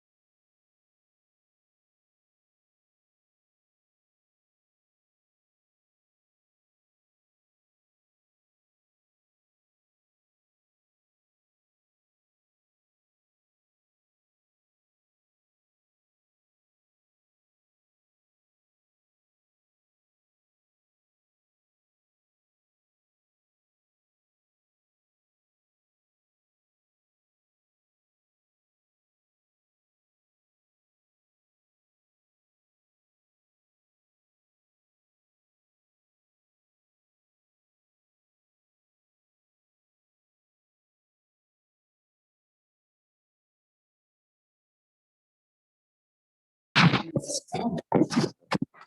you know anybody who's picked up the first bill today yet? No. Bet you do. It's all there. You just don't know who picked up. Do you want do you want the monitor or? Muted, can you?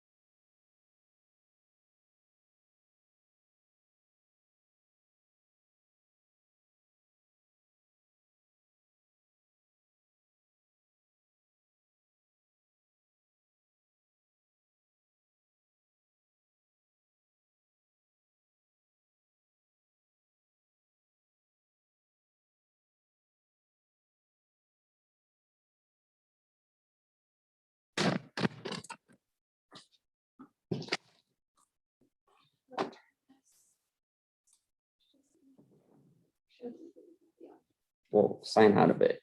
It's on and it's not muted again.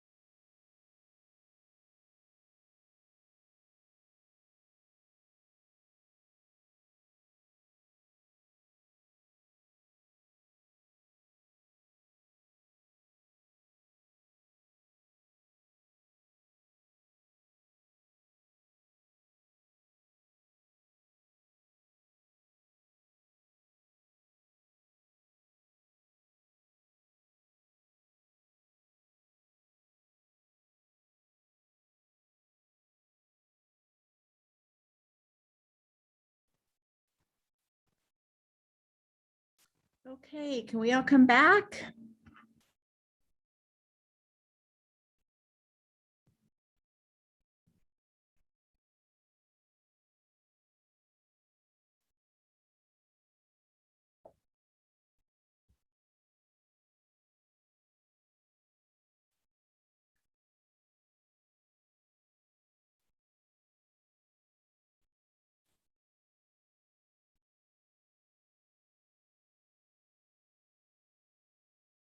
All right, do we have everybody?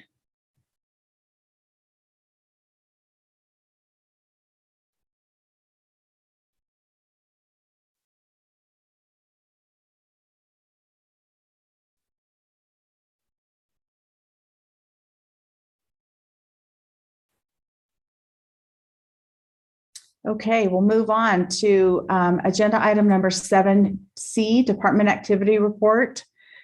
Secretary Wasley and Division Administrators, a report will be provided on Nevada Department of Wildlife activities. Thank you, Madam Chair. I'll kick this off and then we'll do what we've done for the past couple of meetings and hear from each of the division administrators. So I just have a couple items on the personnel front. I know we've mentioned a couple times about John Schoberg's retirement after just over 41 years.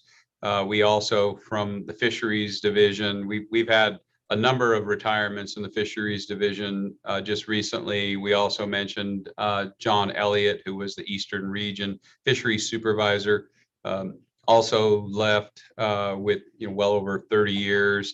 And then Pat Solberger, who was a staff specialist in the fisheries division, also just recently left. Pat had responsibilities in our fish management, sport fish management arena. I believe he had about 27 years with the agency. So significant tenure, experience, knowledge from our fisheries division.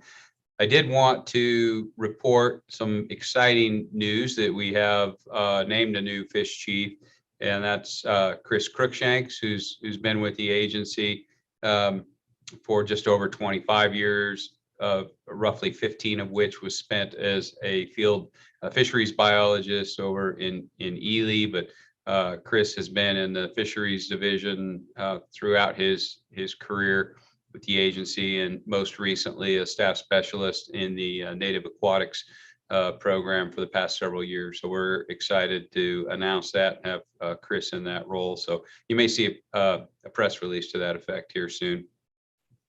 Madam Chair, there's also been some question about the status of some of the regulations, shed antler reg and the landowner comp tag regulations. And I know that that question came up at the May commission meeting. Some of the county advisory boards asked about the status of those. And just so everybody's aware, both regulations were initially submitted to the Legislative Council Bureau almost 2 years ago next month, September of 2019. The department has received the shed antler reg back, and it's on today's agenda for possible adoption. And LCB hopes to have the landowner compensation tag reg back to the department before the September commission meeting.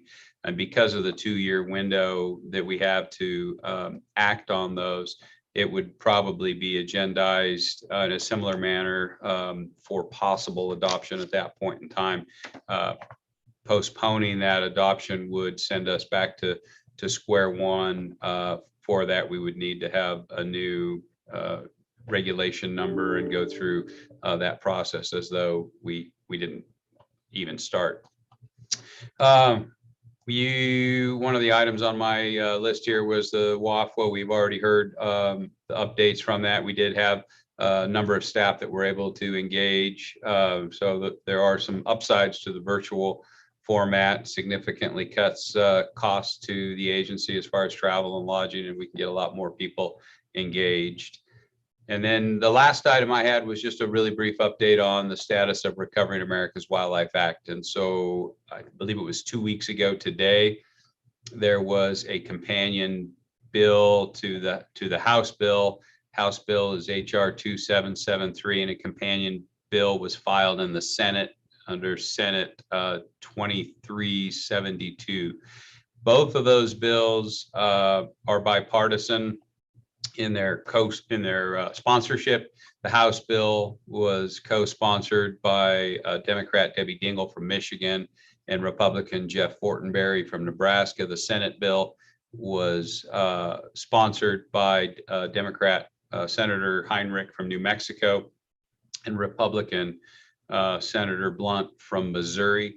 Senator Blunt is a well-known fiscal conservative, and it brings a lot of credibility to that bipartisan sponsorship, with that reputation that he has.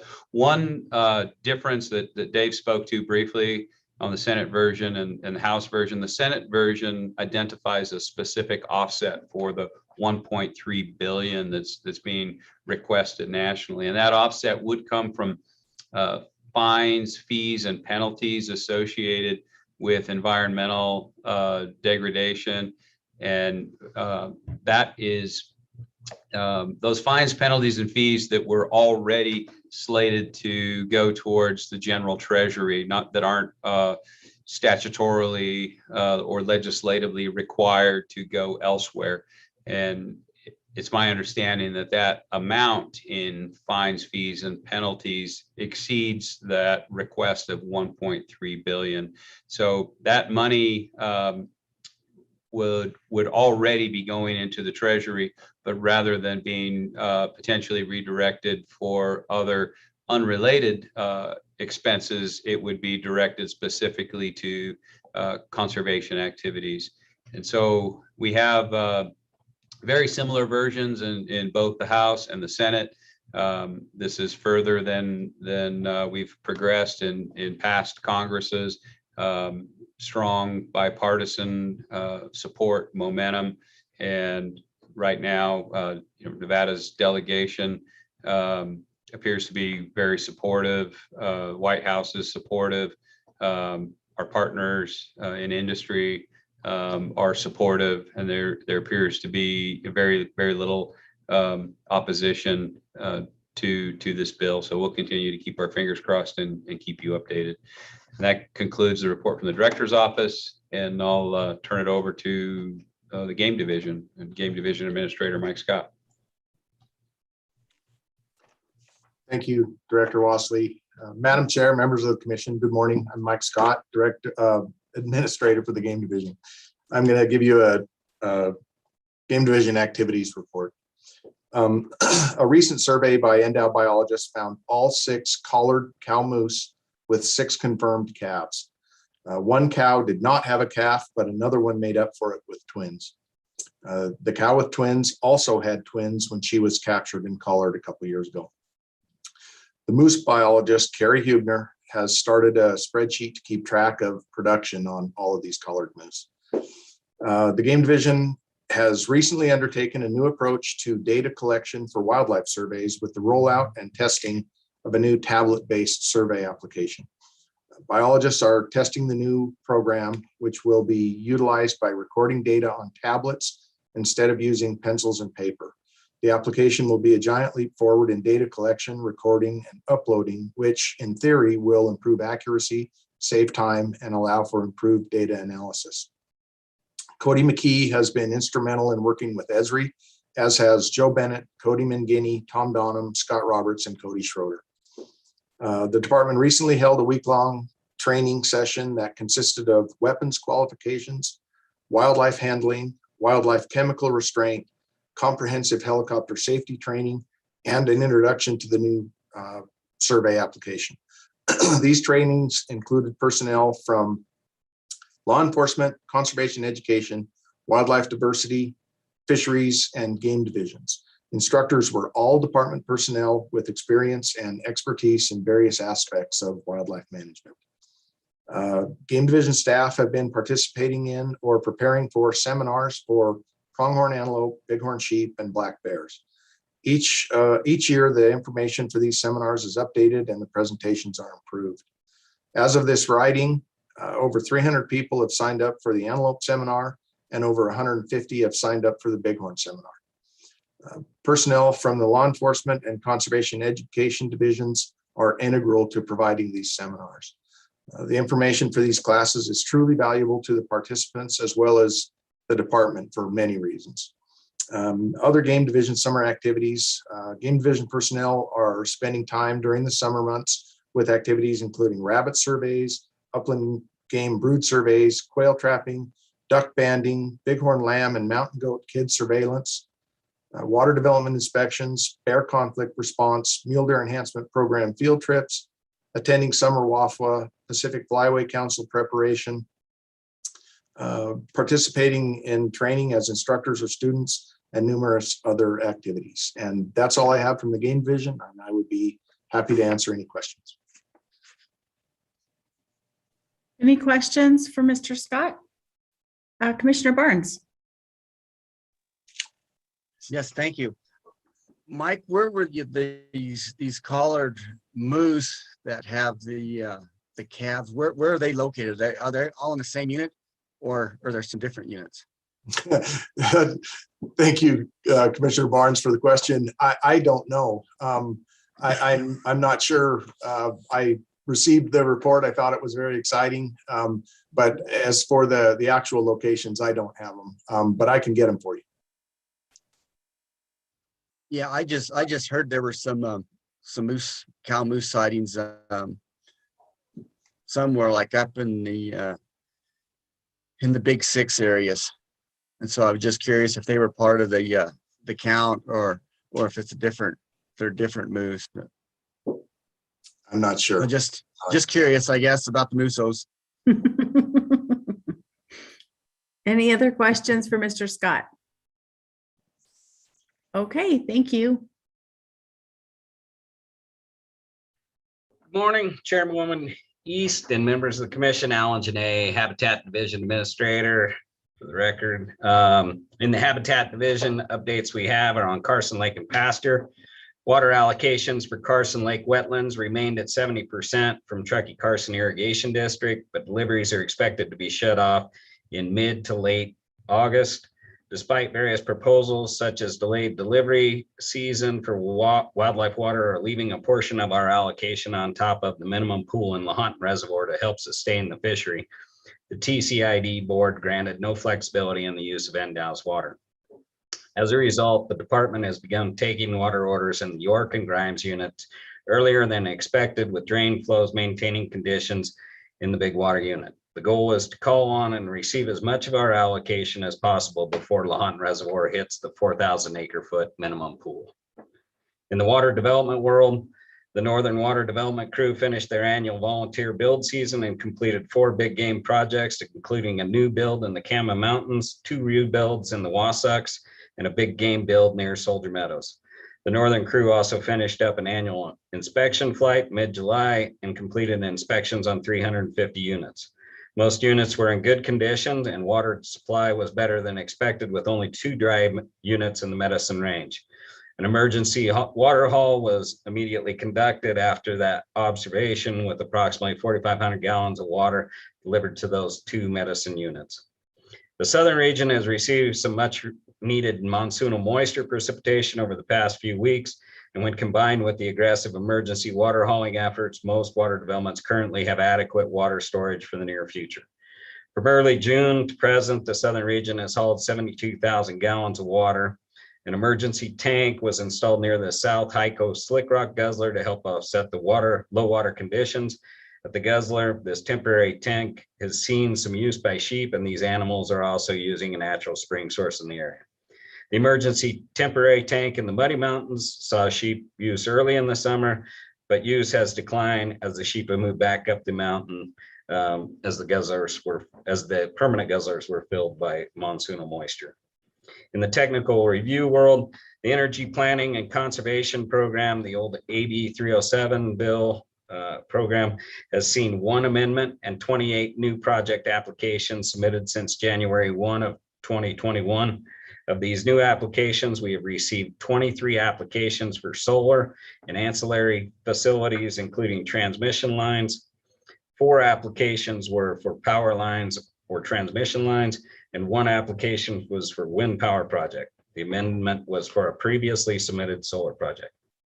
Applications to the AB 307 program have far exceeded the number of applications received to date in 2020 and currently accounts for 17% of application received since the inception of the program. Applications received in 2020 far exceeded all previous years, accounting for 51 new project applications. It is anticipated in 2021 the program will surpass that number in new energy project applications. And with that, I'll answer any questions you may have. Wow, that's significant, Mr. Janae. Any questions? Okay, Commissioner McNinch. Thank you, Madam Chair. Alan, what's the name of your technician out at Carson Lake? Sorry to put you on the spot. Yeah, no, boy, I didn't mean to do that to you, but that's all right. That's all right. Good kid. He is new, just in the last few months. So I was out there chasing a very rare bird. Went out there a couple of times. The second go around, I ran into him out there. They were receiving the water, and I would like to get all of us out there to go see that. It's a really unique place, and to see water flowing out there is exciting. He had a ton of energy. He was super excited. It was hot, and getting hotter by the second. He's out there cleaning stuff out of the culverts and the ditches, and super engaged. And when I finally found the bird, he drove by a second time, and I asked him if he wanted to see what I was up to, and he jumped out of the truck and he got over there and he sat there and engaged with me for quite a while. Looked at the bird, and anyway, my point is that super engaging young man, and kudos to him. He's got great energy out there. It's an exciting time for Carson Lake, especially when you're getting water. And I think you guys got a home run out there with him. He's really into it, and he really is excited. And I also wanted to note that while I was out there, there were probably no less than a dozen people looking for this bird out there, kind of scouring the area. And we were very late into the game. We were a week plus past when it had initially been seen. And there were people from California and a couple of other states out there looking for this thing. So in the crazy world of bird watching, I just wanted to point out that it's a unique place. It brings in unusual bird species. It's a really unique area, and people do come and do visit. And I'm excited that it's under NDOW's authority at this point, and it's exciting to see the water flowing. So I appreciate you guys' efforts out there, and I just wanted to give kudos to him. I wish I could think of his name. Yeah, I dug it back up. It's Jacob Ward. He's great energy. He loves the area, and he brings a good energy out there. He's really interested in trying to make that the best place possible. So yeah, I appreciate that feedback. And did you get to see that greater crane? It was a common crane, yes. Common crane. Yeah, it's a common crane, and I did see it the second time, and it's exciting. But that area throws those types of unusual species out there once in a while, and it does bring people from all over the place. I mean, there were several people from California that had driven up. Some had stayed the night in Fallon. Some were going to stay an additional night. A couple of them mentioned that they had friends from even further away that were planning on coming over to see it if they had seen it. So I mean, it's I kind of bring that up because there's wildlife enthusiasts out there, and we do crazy things too. So anyway, thanks, Alan. Absolutely. And if I might just, we'd love to have the opportunity to get out there, with the commission's blessing and approval, maybe even host, some kind of a dedication event, and perhaps, invite the governor's staff and, do some signage and unveiling, but with the COVID and the drought and everything else, this might not be the best year, but perhaps we'll have an opportunity in the spring or fall next year. So keep that on your mind. Great. Other questions for Mr. Janae? I have one. You mentioned that the water shut off. What issues do you anticipate, Alan, with the water shut off in late August? Yeah, it'll probably lead to a reduction in, habitat for the hunting season. That's kind of what we're anticipating. We're hoping, that we don't see any, that the summer starts coming to an end and we don't have to worry about botulism events. But I think we're pretty safe in the amount of fresh water we're pushing out there now, plus drain flows that'll continue to occur. But I think the biggest thing that we're going to see is you're going to have a lot smaller areas that'll be, supporting those hunters. And so there'll probably be, greater concentrations and greater opportunities for hunter, congestion out there. Okay.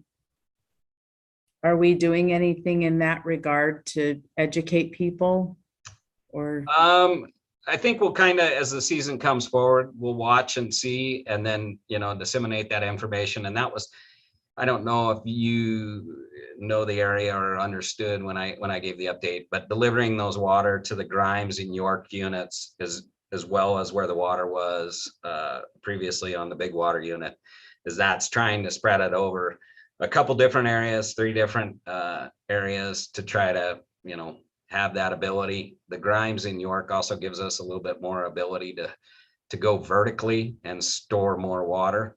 So that was one of the hopes in managing that water there. Whereas the big water unit is so large that it just spreads. And so we're trying to keep the Grimes and the York going and hope that that'll be that long-term deeper water that'll survive whatever this summer throws at us. Okay. All right.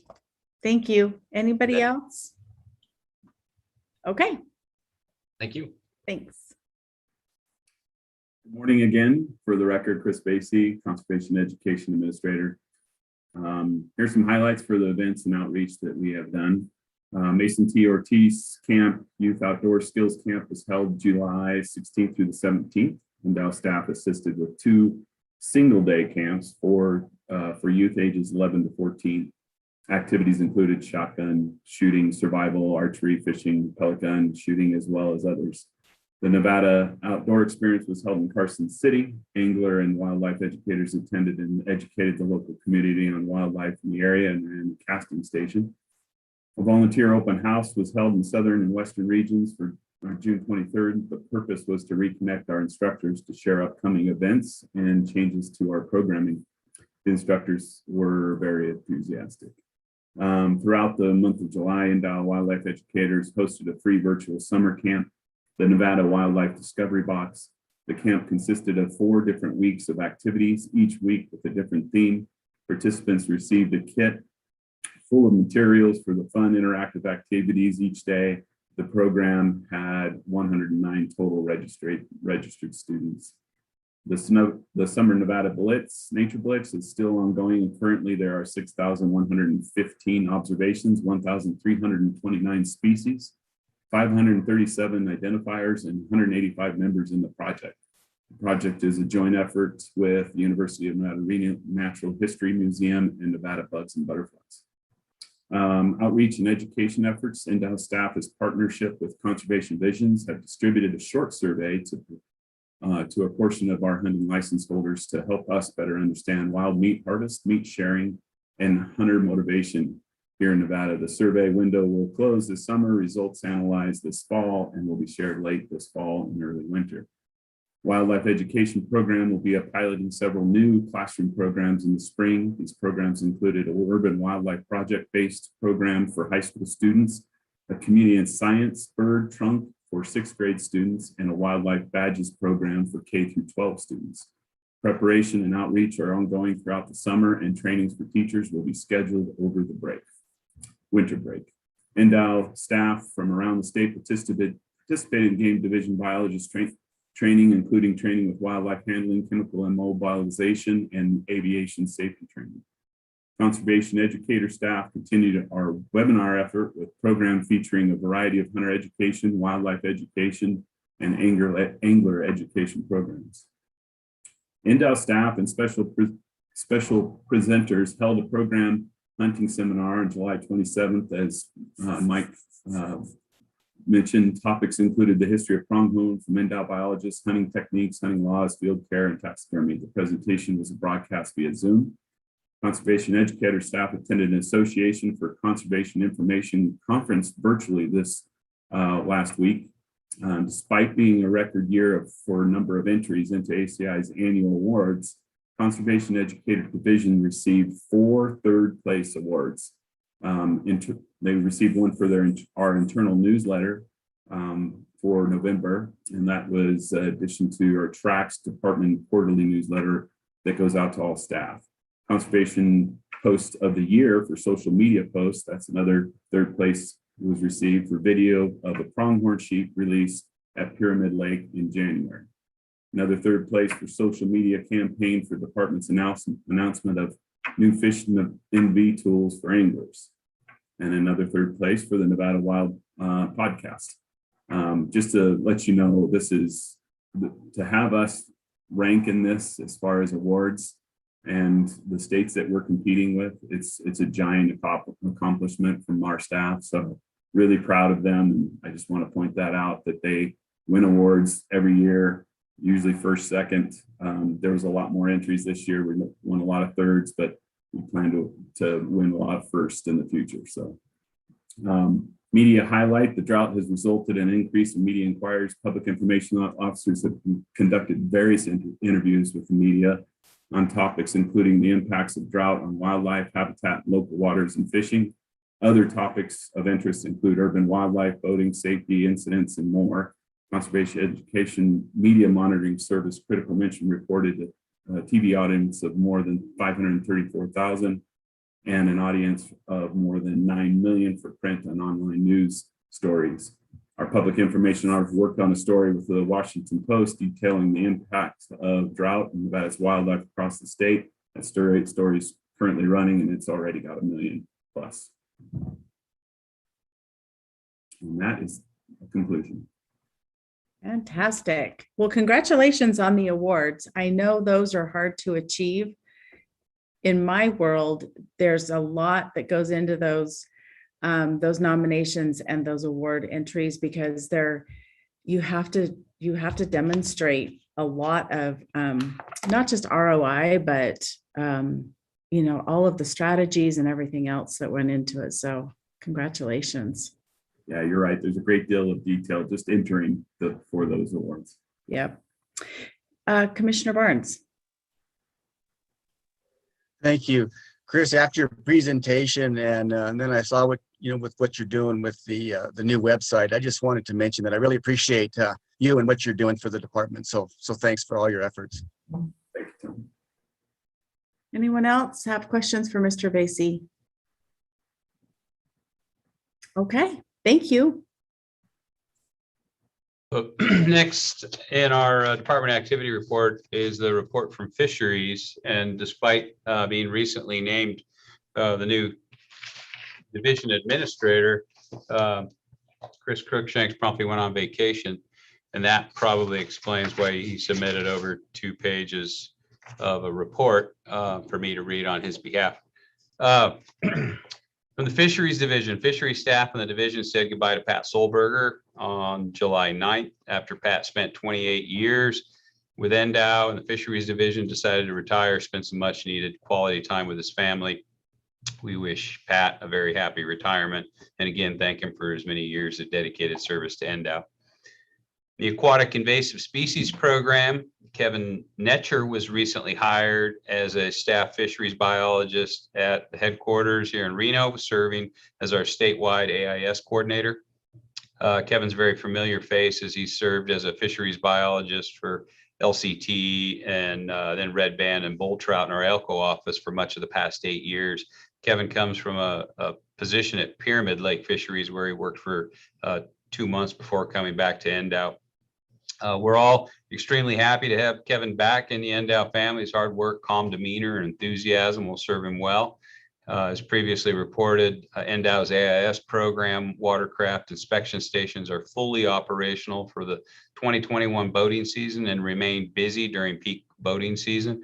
South Fork Reservoir in Elko County has had just shy of 2,000 inspections and about 20 decontaminations so far this year. Rye Patch has had 475 inspections. Lahontan, nearly 3,000 inspections, 8 decontaminations, and Topaz Lake has had 834 inspections. Cottonwood Cove, Big Bend, Alamo, and Laughlin in southern Nevada have completed just over 3,700 inspections and 58 total decontaminations this year. Lake Mead has completed nearly 7,000 inspections and 455 decontaminations. Stations at Lake Mead and Alamo operate year-round. The water conditions, unfortunately, water conditions remain unfavorable as we enter the warmest portion of the year, and much of Nevada suffers through ongoing drought conditions. Most reservoirs and rivers statewide are experiencing warm temperatures and low water conditions, making them susceptible to fish kills. Biologists around the state reported streams and rivers to already be at normal seasonal low levels by the end of spring. Algae blooms and fish die-offs are expected in the absence of the region receiving any appreciable precip. In mid-July, many fisheries were reportedly at all-time lows. Some localized water conditions are as follows.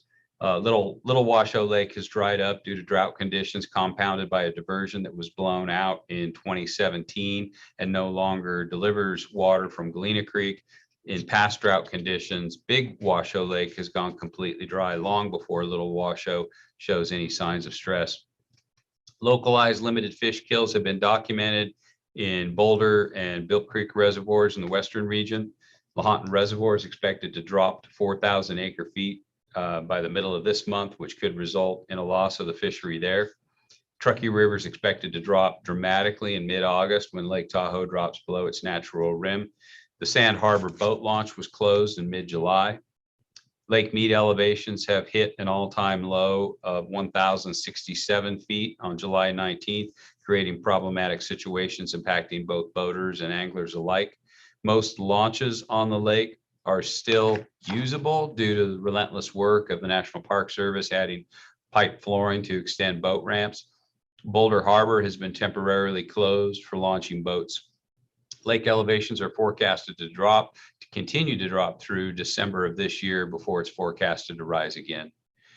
In the eastern region, AIS samples were collected in June at Wild Horse, Wilson Reservoir, South Fork Reservoir, and Ruby Lake, all of which came back negative.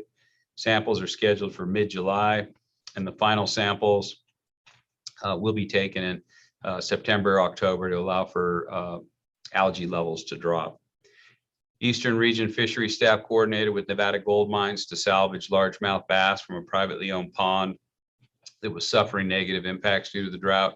Approximately 1,200 bass were moved to South Fork Reservoir, with an additional 700 fish being moved to a cooling pond associated with mine dewatering. 2 salvage efforts were made at Jiggs Reservoir to remove approximately 6,000 bluegill, sunfish, and largemouth bass from the drying reservoir. These fish were transplanted to Battle Mountain High School Pond, Wilson Reservoir, Cummins Lake, and the Mason Valley Wildlife Management Area. Stream survey crews and other NDOW personnel participated in a post-treatment survey of the North Fork Humboldt River, which had previously been eradicated. Although no brook trout were found, survey crews documented several LCT that have drifted down from above the barrier. Native aquatic surveys also continue, primarily associated with Columbia spotted frogs and native mussel species. With listing petitions looming for native species, these surveys are critical in establishing a baseline for current occupied ranges.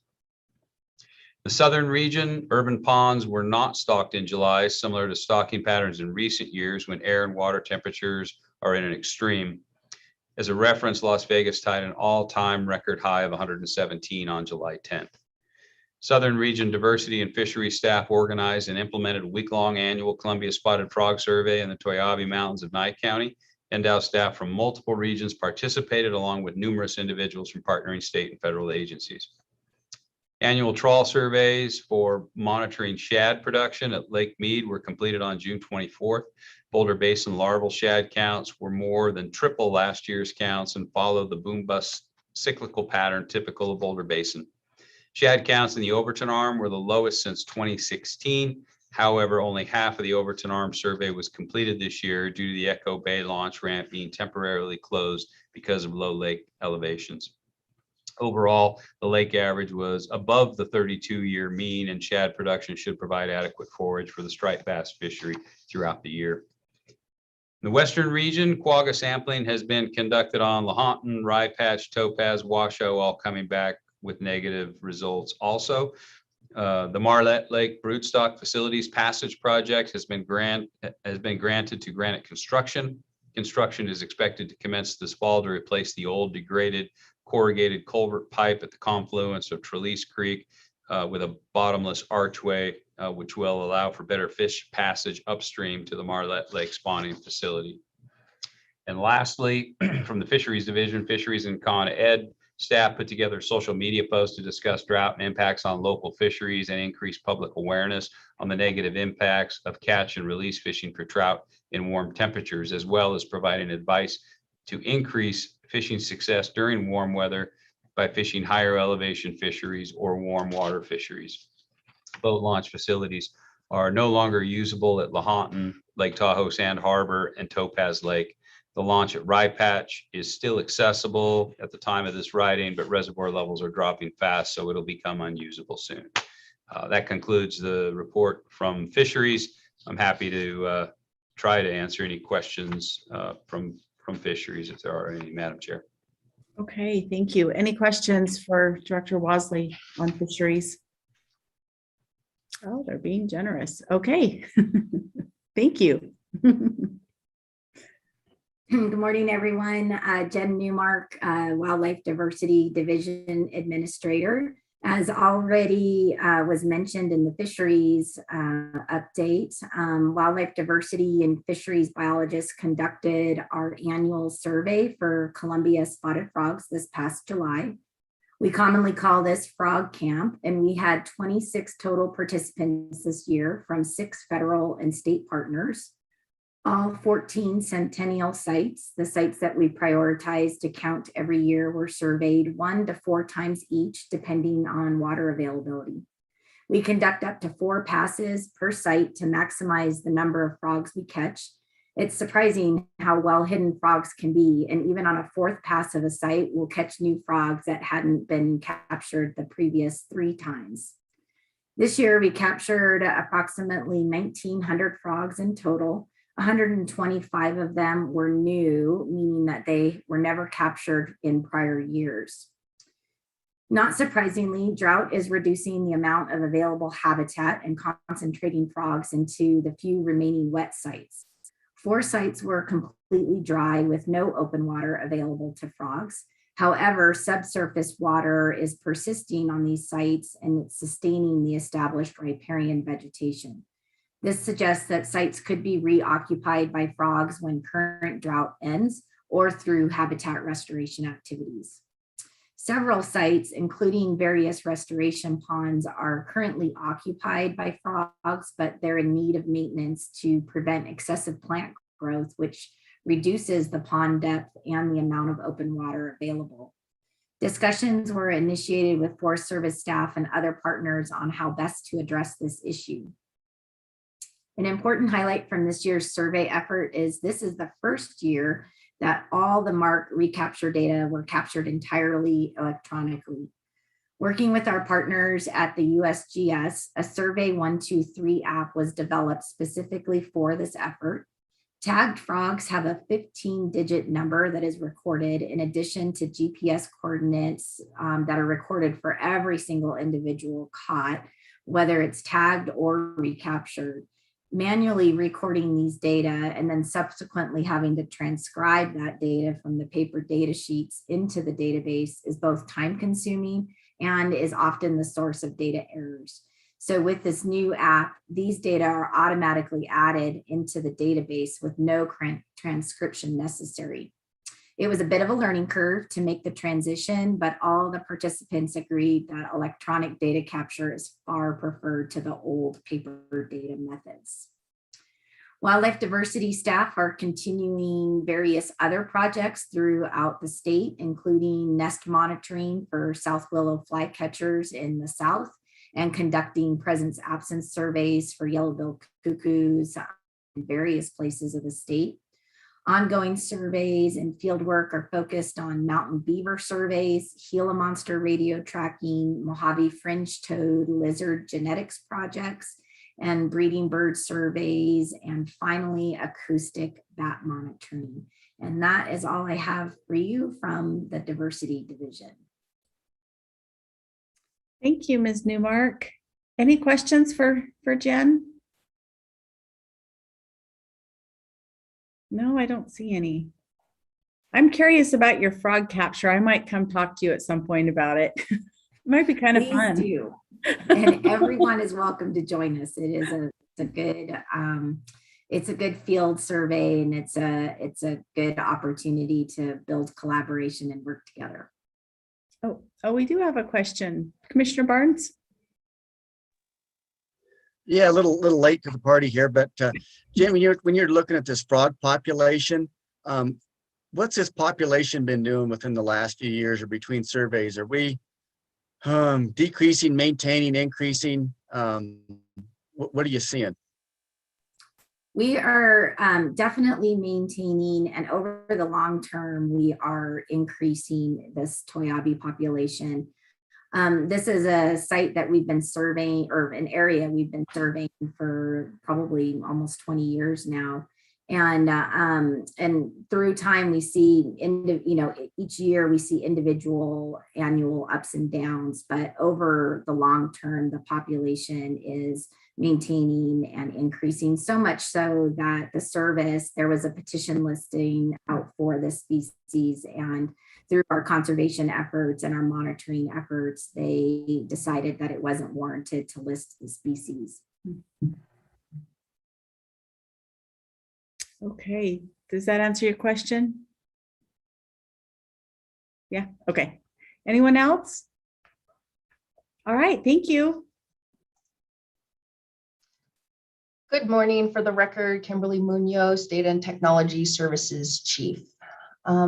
First come, first serve. After 6 weeks of testing and validation of the first come, first serve program, the testers, department staff, and Calcomai development staff were comfortable that the program met expectations of business requirements, as well as integrity and fairness to all clients, that we did a soft launch of the program on the NDOW licensing site this past Monday.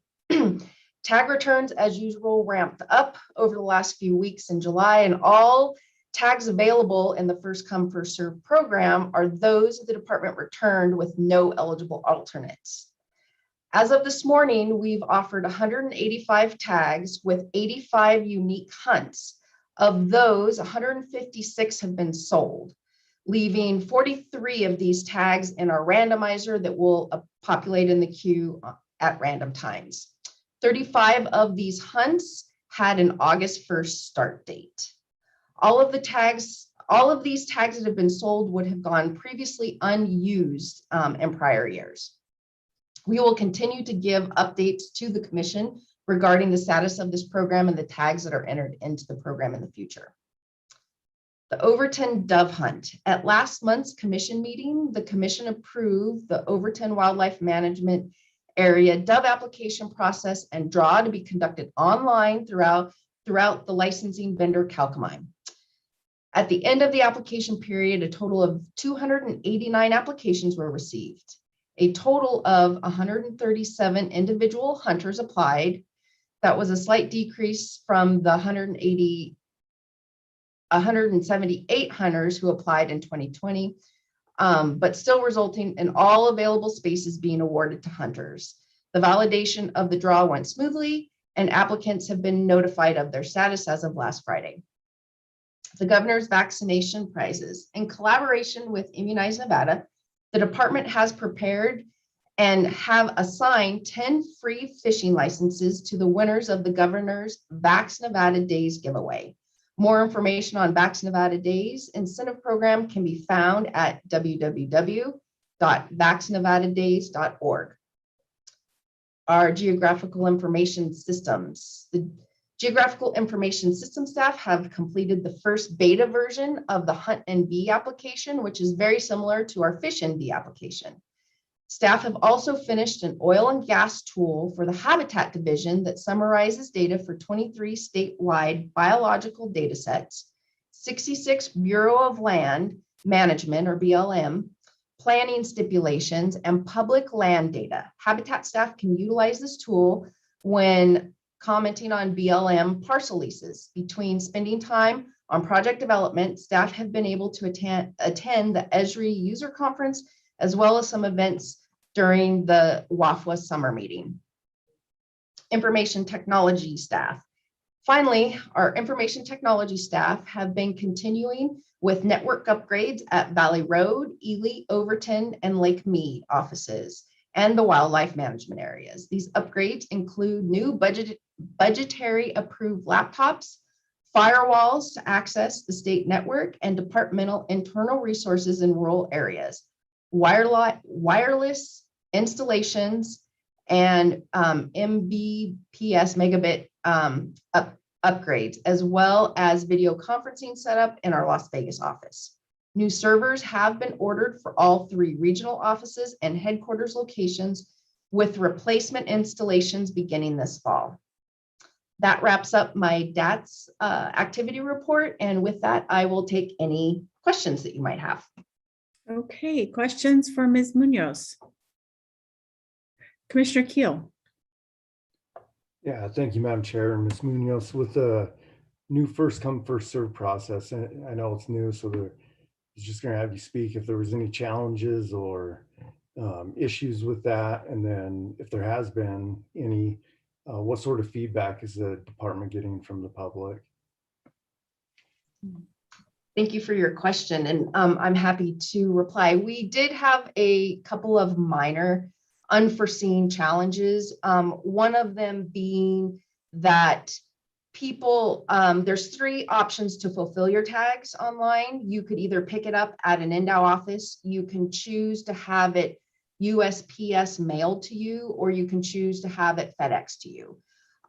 We, on day 1, within 24 hours, we did have 9 of the clients that purchased choose USPS mail and then show up at an NDOW office to pick it up. So this was something that we didn't anticipate that would occur, and we did have to do some workarounds in order to pull tags out of fulfillment so CalComI won't fulfill them and staff can fulfill them at the office.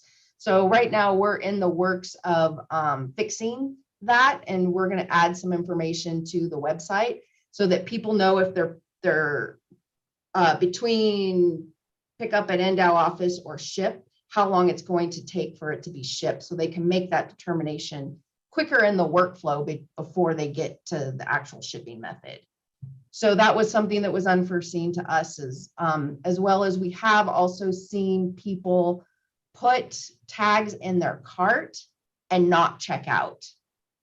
So what that does is as soon as they don't check out, that tag goes back into the randomizer, and then it's delayed getting back in for someone else to pick it up. So far that those are the only big things that we've seen that we haven't been able to, that we just didn't anticipate. No, that's great. I'm glad you guys are nimble enough to figure out a way to get those tags into people that can get into the field. So thank you. Yeah. Any other questions for Ms. Munoz? Okay, thank you. Chief Maynard, are you up next? I believe so. Woman. From the law enforcement division, we've had numerous wildlife events, both in the field and urban wildlife calls ongoing throughout the state.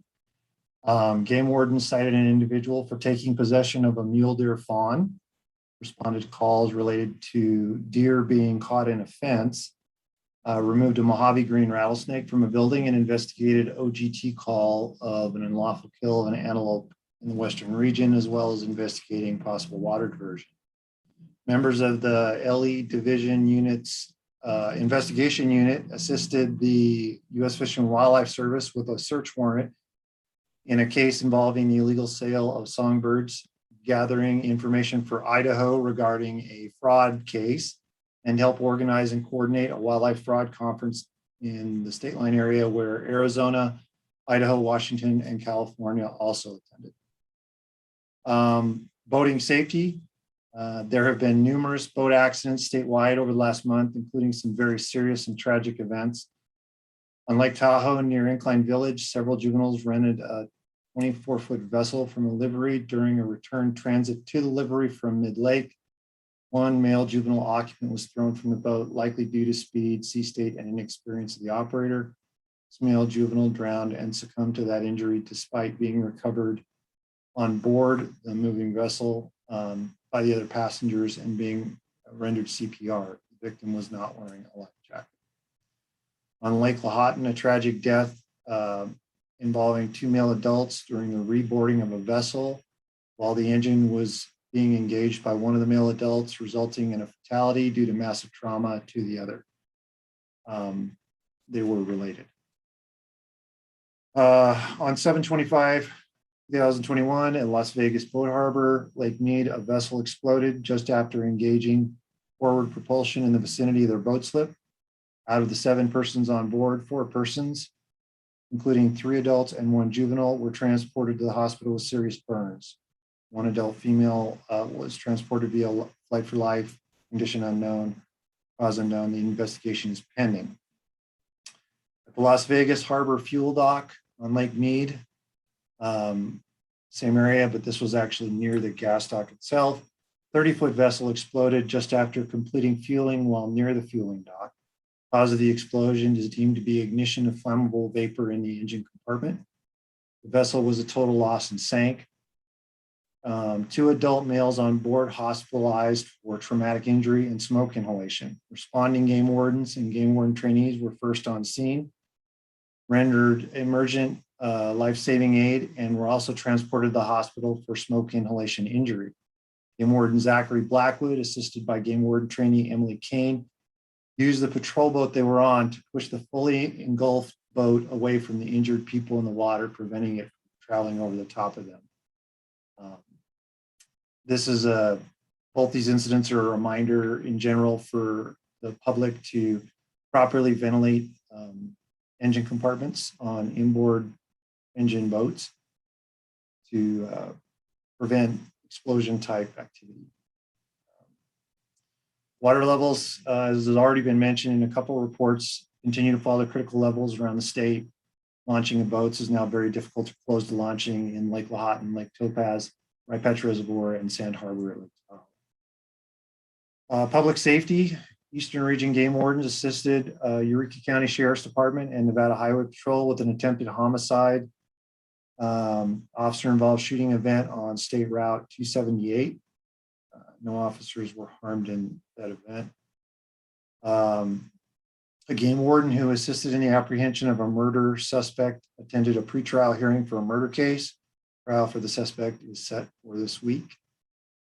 Southern Region Game Warden responded to a brush fire at the Overton Management Area.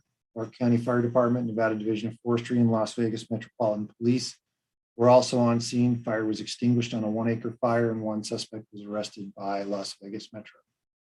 Game Warden in Laughlin saved the life of a female boat operator who was ejected from her vessel and was caught on the upside or the upstream side of a dock by the river current. Game Warden was able to pull the female safely to safety prior to her submersion and subsequent possible drowning underneath the dock. Western Region Game Warden did a welfare check on a plane crash in the Winnemucca lake bed. All persons on board had already crawled out and left. Lake bed in the area is like quicksand as there is so much water under the surface. Nevada Game Wardens freed a subject vessel that had jumped the Davis Dam buoy line and was stuck. Game Wardens also provided security during a marine event permit for fireworks on the river. Western Region Game Warden assisted the Bureau of Land Management with a fire in Sun Valley after they requested assistance. The BLM ranger had a suspect which then fled. The NDOW Game Warden assisted in catching the suspect and took witness statements. And that is all I have. I am available for questions. Thank you, Chief Maynard. Boy, that's a sometimes these are rough. And I feel for your department and your staff, because I can't imagine some of the stuff they have to manage through. So any questions for Chief Maynard? Yes, Commissioner McNinch. Thank you, Madam Chair. Mike, I guess, anecdotally, I don't spend a ton of time at the lake and around the waters, but the time that I do spend, it just seems like there's increasingly more and more examples or circumstances or situations of, people with lack of information and experience, whatever it is. I'll give you an example of last week out at Pyramid.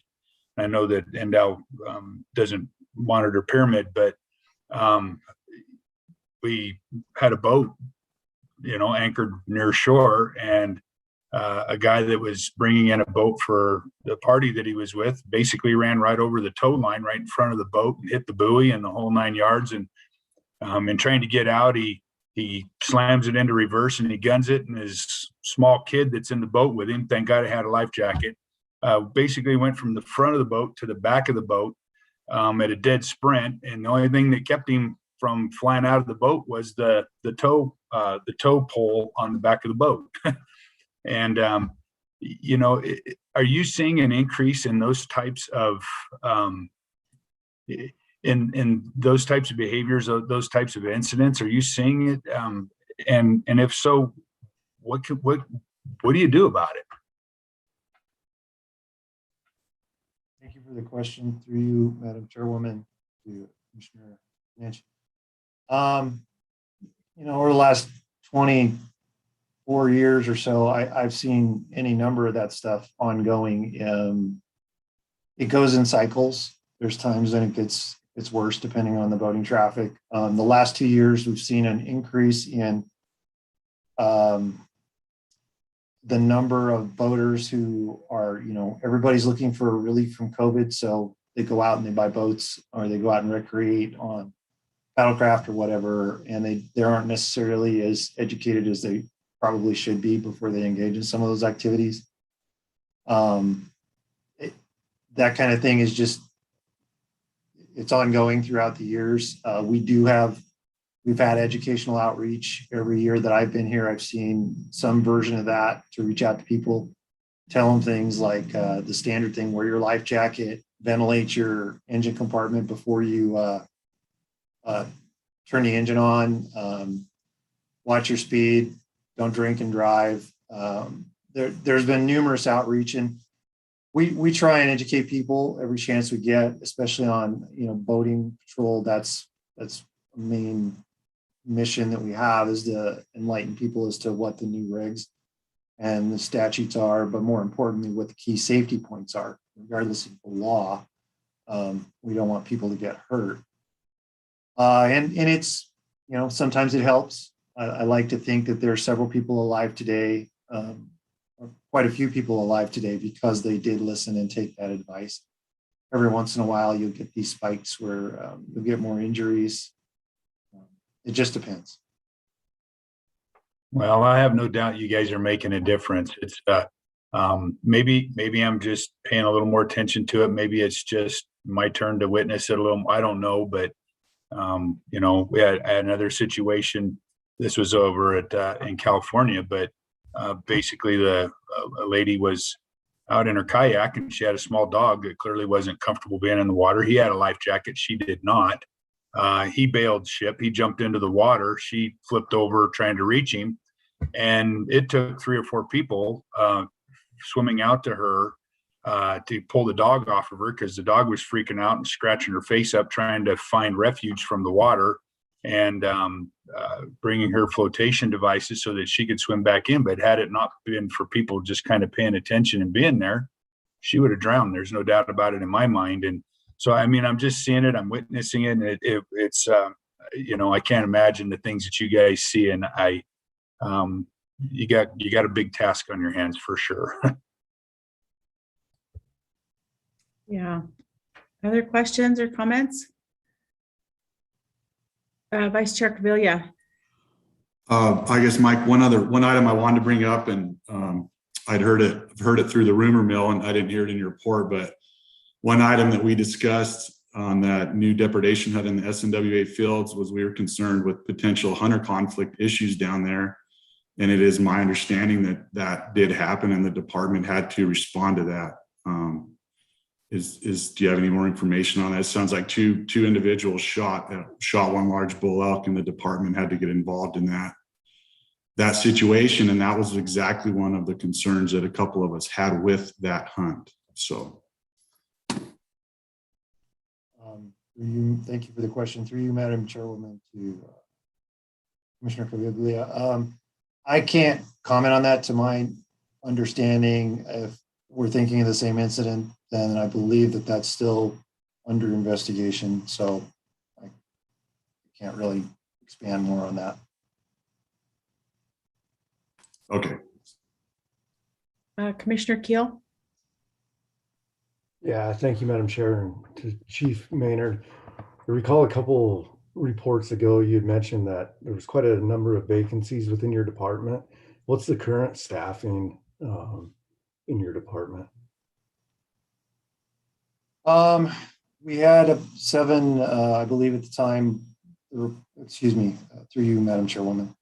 I believe we had several openings that I think was 7 total. And we were in we're constantly in flux as to where those positions are. We currently have 3 we brought on in the academy. We have 1 that we brought on who is off FTO. We had 1 recent resignation as of last week.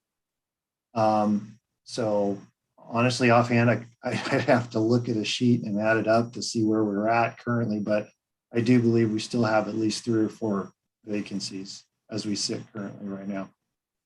Sure, thank you for that. And that's definitely better than 7. The more people out there contributing to some of these good efforts on the water will certainly help. Yeah. Just as a side note, we are currently in the process of doing interviews here very shortly and potentially hiring more individuals, which would go to the January Academy, potentially if we got successful candidates. Appreciate it. Thank you. Commissioner Alberg, did you have a question?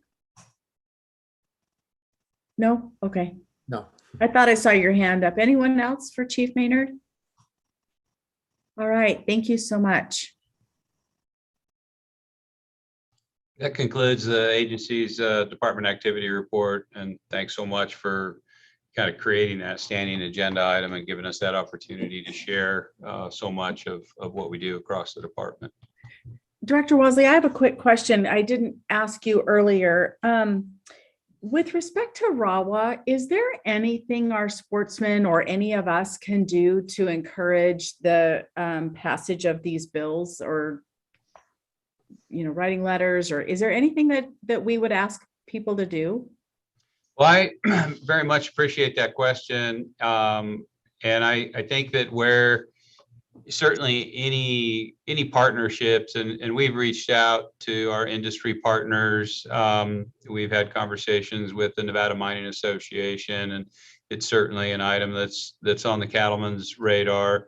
And our congressional delegation has expressed support, and Nevada doesn't have any Republican senators, which is really probably the most key next step right now, is building strong support from Republican senators in the Senate. And the House version is well over 100 co-sponsors, and so it leaves us a little bit without an obvious direction or target to try to build support. But I think as we go forward, what we're looking at for the department would be $32 million a year, potentially dedicated funding towards a myriad of uses, including law enforcement, access, education, recovery of species, implementation of the State Wildlife Action Plan, including both game and non-game species, in order to be able to effectively spend that kind of money, going from less than $1 million to $32 million.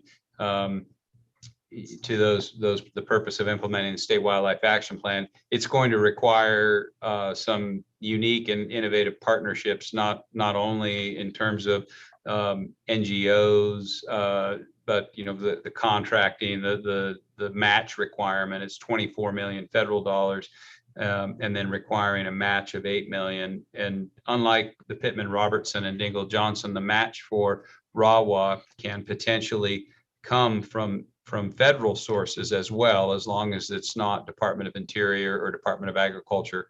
So Department of Defense or other, federal funds can be used as match. But we're preparing right now, undertaking some RAWA readiness measures to try to determine how we can add the capacity that's needed, but it will require some partnership. So I would just ask that everybody kind of think creatively about how the agency can structure itself, achieve the capacity, and be able to efficiently and effectively spend that kind of money, get the match. But as far as support, I think right now, the broader the support, the better. I think there's an opportunity in the outdoor rec arena. Any partnerships that you see, and any conversations with congressional delegation, Nevada or otherwise, particularly with respect to Republicans on the Senate side, could be helpful. But I would also ask Diversity Division Administrator Jennifer Newmark if she has any thoughts or ideas with that question, and I very much appreciate you asking that question, Chairwoman East. Jen, are you still in the panel? There she is.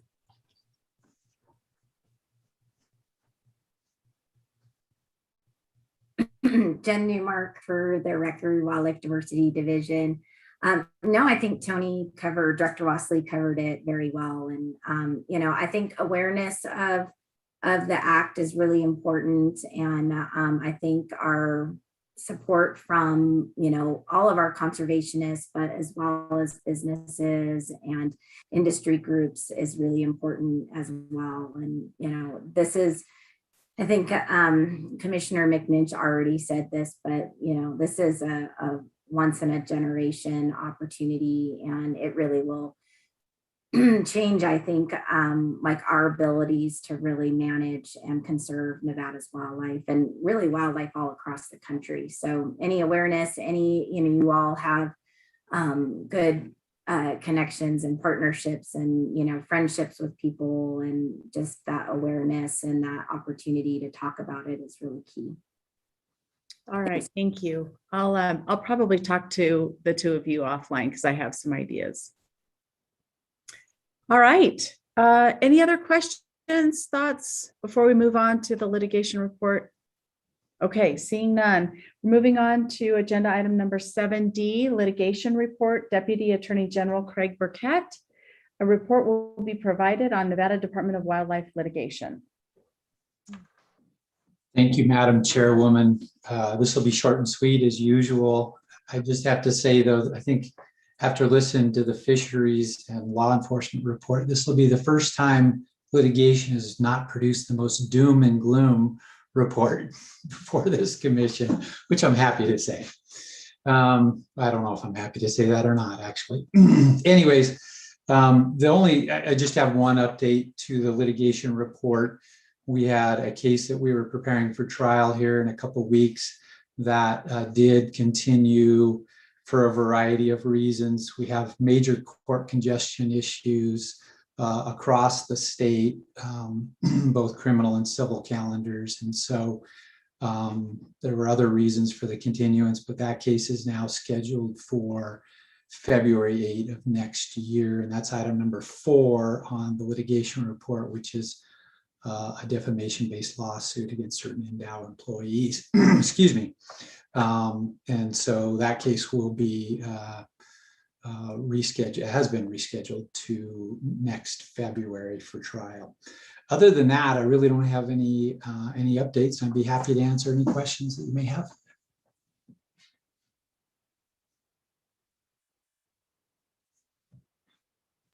My mouse wasn't working. Okay, any questions for the DAG? I don't see any, but I see Deputy Director Rob. Did you have anything to add? Check off for the record. No, I did not. I'm just preparing for the next agenda item. Okay, all right. So nothing for the DAG. Okay, thank you, Craig. Okay, we'll move on then to agenda item 7E, Public Works Contracts, Deputy Director Jack Robb. A report will be provided on Public Works contracts awarded by the department in the previous year. Jack Robb, Deputy Director of Nevada Department of Wildlife, for the record. Part of your support material, item 7E, is a list of contracts. We required by law, all public works contracts done by the Nevada Department of Wildlife have to be heard through a public process, detailing the description, the vendor, and the dollar amount of those contracts. This is just a small fraction of the contracts, but they're the portion of the contracts that either are below a dollar amount or the way the contract came about did not go through another public process. So this is a public process. We put this list of 19 contracts through. I would have to say that this is a small portion of what our engineering staff accomplishes every year. And without a doubt, the engineering staff we currently have, our facilities are in the best condition they've been in many years, definitely so. So any questions we're here to answer, and I see Rod Lighthouse, our head of the engineering division, on if there is any further questions about any contracts or any duties that the engineering staff has completed in the past year. Okay, any questions for Deputy Director Robb? Commissioner Keel? Yeah, thank you, Madam Chair, and Deputy Director Robb. How is the material escalation that we're seeing now affecting the contracts that are in place? Are you guys having to go back out for rebid, or is that presenting challenges to the department? We are anticipating, Jack Robb, for the record, we are anticipating ongoing challenges with not only material pricing, we haven't had to rebid anything yet, but lead times on particular items, namely, if you take into account what Commissioner Romberg has been very instrumental in getting going out there to Cummins boat launch.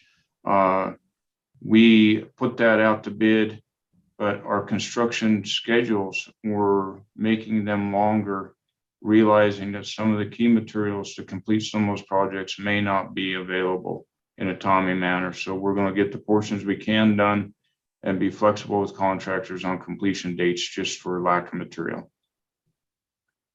Oh, perfect. Thanks for that. Yeah, that's a big one. Anybody else? Questions for Deputy Director Robb? Commissioner or Vice Chair Cavillia? I just have a quick question. This is the world I live in. These jobs that are under the requirement to put them out to public bid, do you guys have a set limit of bidders? How do you guys go about awarding these contracts? Jack Robb, for the record, we're required to contact a minimum of 3, and a lot of times we far exceed that, requesting multiple people to give us some type of dollar amount to complete the projects, to make sure that we are getting the best bang for the buck for the Nevada sportsman and the best product for the sportsman going forward also. So we do our due diligence to make sure that we get it out as far and wide as we can in a short time frame. Okay, any other questions on 7E? Okay, thank you. Moving along to agenda item 7F, tag allocation and application hunt committee TAC report. Committee Chair Tommy Cavillia. A report will be provided on the recent TAC committee meeting. I'm not going to read the committee website page. All right, I think we had a productive, albeit lengthy, committee meeting last night. There's basically 3 main items that we kind of went over. Assembly Bill 89 kind of expanded what we're allowed to do with the tag transfer program. And there was two parts to that we discussed. One was if the tag holder is deceased, and then the ability to transfer that tag. The other was being able to donate a tag to a qualified organization. As far as the transfer of the tag from the deceased individual, ultimately we decided we needed some more clarification from LCB on that before we were comfortable proceeding. And then the same on the department had drafted some language on transferring the tag to a qualified organization. And we'd asked the department to kind of modify that language for us to look at again next time. The second item that we discussed was the possibility of applying a mule deer waiting period for successful applicants on the mule deer draw. This was kind of brought up by the public, and we had a lengthy discussion on that. And the department again is going to put together some additional material for us to look at a future committee meeting. And then the last item that we discussed was the possibility of getting rid of the second draw and putting all the tags in the first come, first serve draw. And then also doing a separate bonus point only application. And then again, after lengthy discussion, the committee at this time did not really want to get rid of the second draw, but we did ask the department to draft up some language to do a separate bonus point only application period. And those were the three main items on our agenda. And there was a lot of discussion. I think it was a productive meeting. If Chairwoman East has anything to add to that or not. I don't. I think you provided a good summary of our meeting from last night. Does anyone have questions for Vice Chair Caviglia?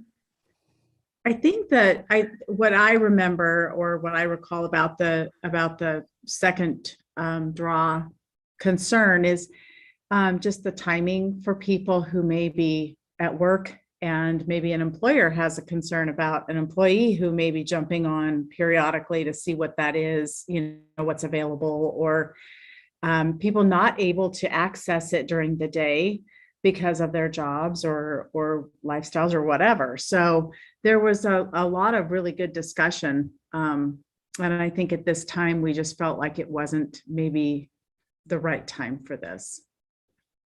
So any questions, thoughts? Commissioner Allenberg. Yeah, just out of curiosity on AB 89, do we have a sense of what kind of numbers or types of qualified organizations that might be interested in this? I mean, I'm sure we're all familiar with a couple, but. And I don't think we know, and that was part of our discussion is the committee was kind of thinking that you'd have a qualifying list that these entities would apply to at the beginning of the year. One option too is it's not necessarily just like the people that are, handicapped individuals. It's also children of certain economic status, getting them out to hunt. That's a qualifier as well. So, I mean, I don't know if the department has an idea, but yeah, I think we were thinking along the lines that a list would have to be developed of the qualified organizations ahead of time. Mm-hmm. Madam Chair, just for clarification, I don't believe the department really has a good idea. I agree with Commissioner Allenberg that we could all, speculate and name one or two, but I don't think we have a clear idea of, comprehensive list of those organizations or interests. Mm-hmm. I think there was some discussion, if I may, Commissioner Caviglia or Vice Chair Caviglia, there was some discussion about maybe broadening that list to include organizations that do, whose audience is youth, underprivileged youth. And so maybe not just having the typical organizations that we hear about all the time, but maybe coming up with a little bit more creative way to reach out to some of those other organizations who could get involved with us and maybe start a new relationship or or look at, different subgroups. So. Okay, any other questions about tech? All right, thank you. We'll move on to 7G, Administrative Procedures, Regulations, and Policy, APRP Committee Report. Commissioner and Committee Chairman McNinch, a report will be provided on the recent APRP committee meeting. Thank you, Madam Chair. So the APRP meeting committee met last night as well. And it really was kind of a kickoff meeting to do our periodic review of our policies. And there's a handful that the department has brought forward that they know they would like to visit and propose some changes. We've identified a number. I think ultimately, though, what the committee decided is that we do need to review all of them at this point. Kind of get them, go through, make sure they're refreshed, make sure that we're not overlooking something. So we're looking at a process. I don't think it's going to be too onerous. I think that there's a number of policies that we're not going to need to do anything with, but just reviewing them and kind of acknowledging that we have reviewed them and kind of refresh the time, the dates that they were reviewed and kind of reaffirm them is important. So there was a little bit of discussion on whether or not we, as the APRP committee, would do all the reviews. For example, there are a couple of policy items, 24, which is hunting opportunities among weapons and hunter groups. There's other examples. I'm just using this as one that might be better processed through the TAC committee. So we'll process those. We'll have conversation about those and bring back some recommendations to the full commission that might involve running some of these policy items through other committees that might already be working on some stuff to stay coordinated. And so you might see a little bit of that. And Kaylee is going to put together a list for us for our next meeting. And I would like to make a comment on our policy number 4, petition process and adoption of regulations. When we met previously in 2018, when we last met to go over stuff, we had some very lengthy conversations about how to clean up our petition process, maybe address a few things that are causing us some grief with that particular process. And in that discussion, we determined that there was probably need to pursue changes at the legislative level through NRS. There are other entities and other agencies that are subject to similar provisions to those provisions.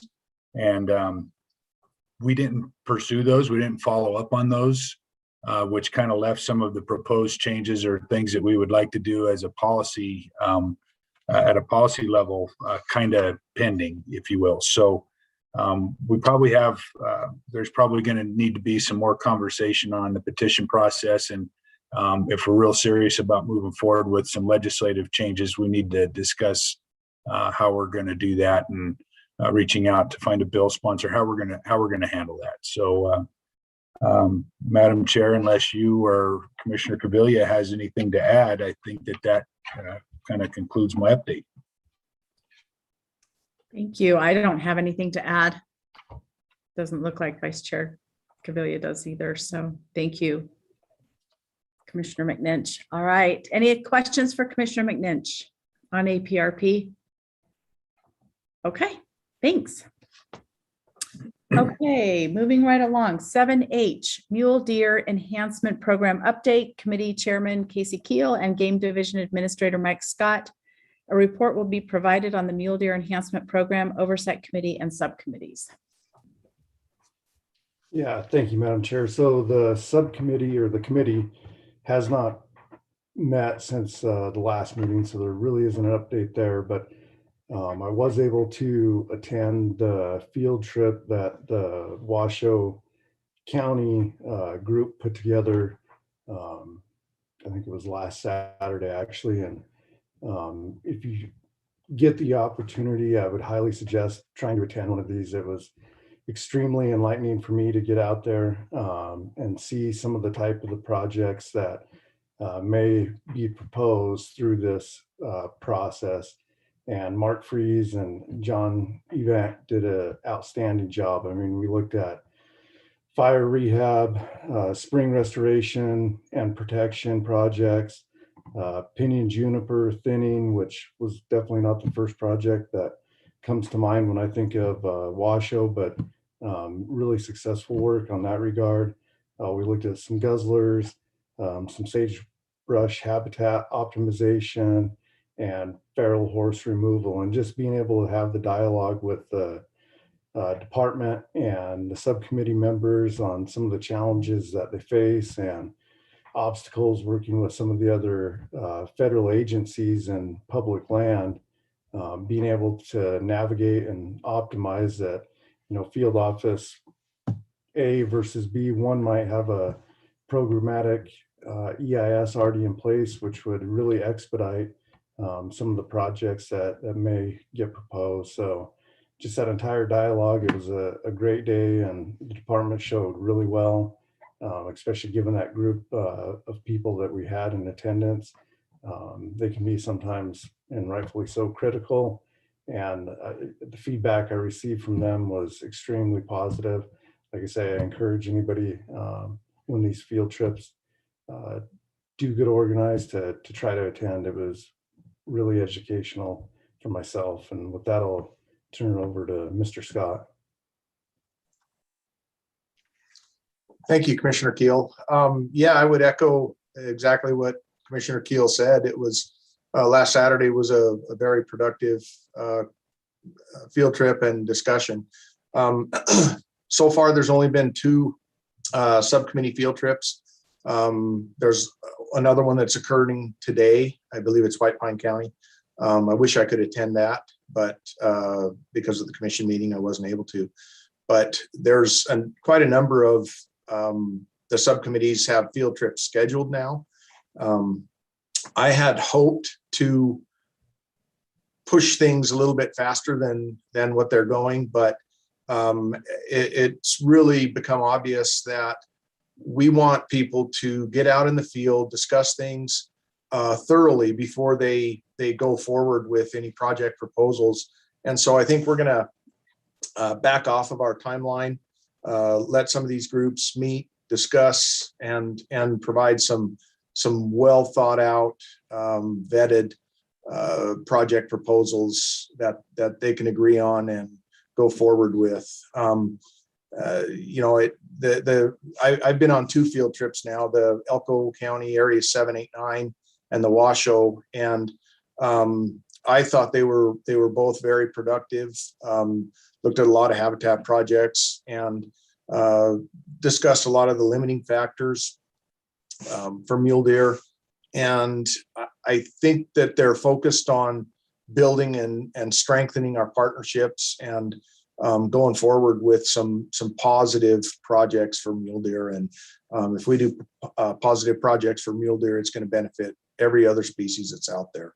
So I do think we should back off, give them a little more time. And so I'll talk to Commissioner Keel. We'll set a new date for a oversight committee meeting, and we'll probably have a bit more communication with some of these subcommittees and encourage them to that there is some urgency, but we do want them to really discuss these project proposals before we push them into just getting a product out of them that may not be what we want. We want we want to go in the right direction, and so I would rather wait and make sure we get the right direction before we go off in any other direction. So with that, I'd be happy to answer any questions that anybody has on anything else that's occurring with the Mule Deer Enhancement Program. Okay. Questions for Mr. Scott or Commissioner Keel on Mule Deer Enhancement? I wish I'd been able to go on Saturday. I was unable to, and it would have been a lot of fun. I'm now kicking myself for not trying to rearrange my schedule, but Mike, when you say go direction, not the wrong direction, what do you mean by that? Can you give us an Thank you for the question, Commissioner East, Madam Chair. You know, there can be an initial thought that we need to do something and we need to do it now. And it's not easy to do the right things. There's a lot of challenges, and a lot of the right things take time. There's NEPA compliance that we have to get through. And some of the projects that might be proposed, they might be years away from being accomplished, but they would be much more beneficial than doing other projects that we might be able to do right now that might provide some very short-term benefit. But we really want long-term benefits. I guess we want a balance, but I just want to make sure that they discuss things, we educate people, we get everybody's input before we just say, hey, let's do something. So let's go forward with, you know, the easiest thing to do. Okay, I appreciate that explanation. Okay, questions? Going once, going twice, done. All right. Thank you, gentlemen. We'll move on to agenda item 7I, which is wildlife disease update. Wildlife health staff specialist Nate LaHue. A report will be provided on the various wildlife disease issues being investigated by the NDOW veterinarian.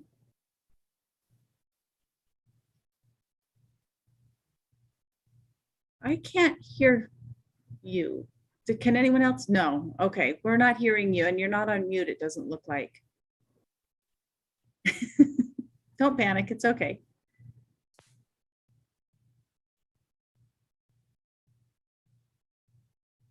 Now it says you're muted.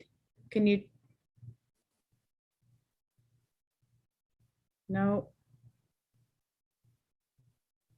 We can take a little bit of a break if you'd like, and we can come right back. What about now? I'm switching.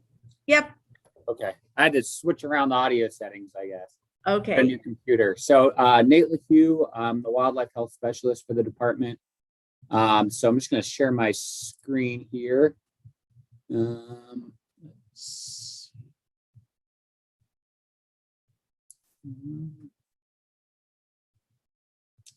not quite working.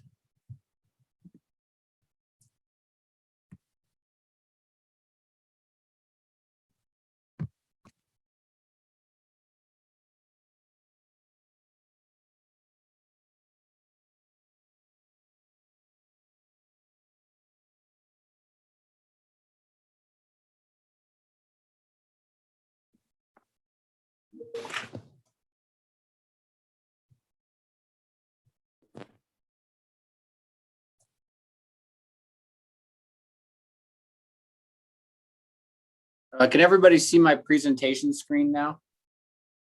Or is it still showing the edit screen? It's still showing the slides down the left side. We can see your title slide, but it's not in presentation mode.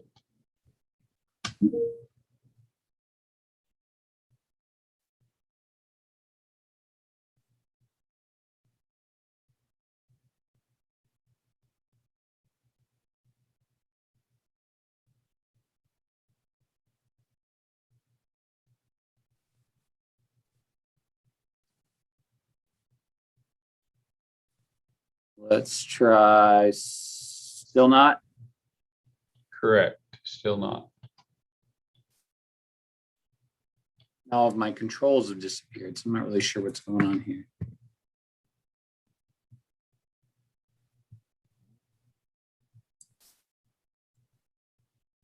Well, I might just have to go through based on the edits since I'm not sure what's going on here. And somehow my screen has disappeared. So can you see that title now? Yep. All right, we'll just go with that. Oh,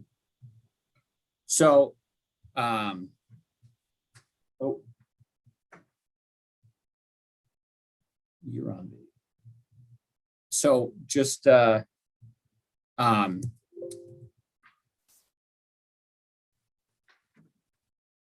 just a brief overview, the Wildlife Health Program consists of a veterinarian and a wildlife health biologist, and the program is responsible for the investigation and management of wildlife health issues in Nevada.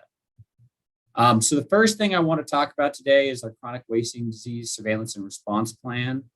So just to keep in mind for this first part, this is a draft plan. It's something we're still working on, but there are some issues that come up in it that I think the commission should be aware of.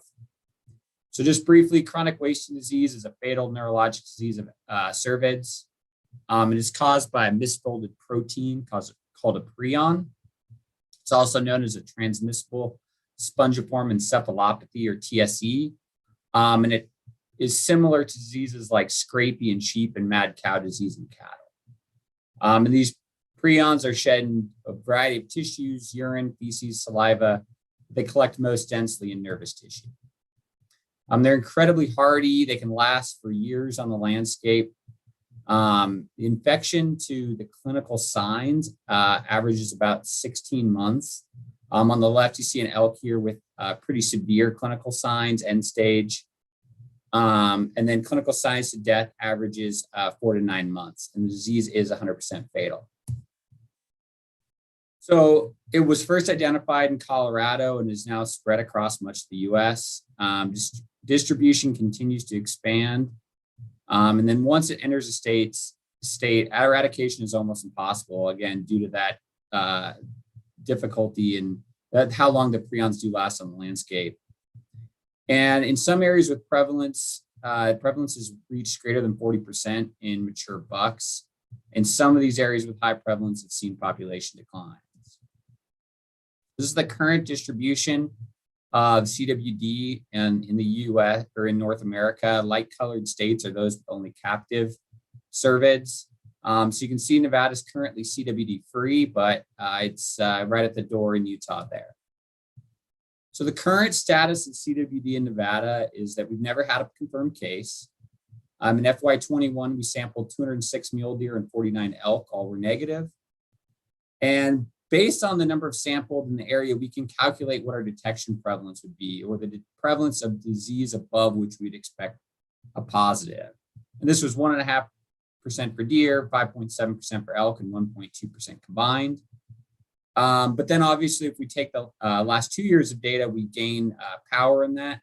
And so that drops to a 0.6 combined. So it's a pretty small percentage. And so based on the difference of that and 0, it gives us pretty good confidence that Nevada remains CWD free.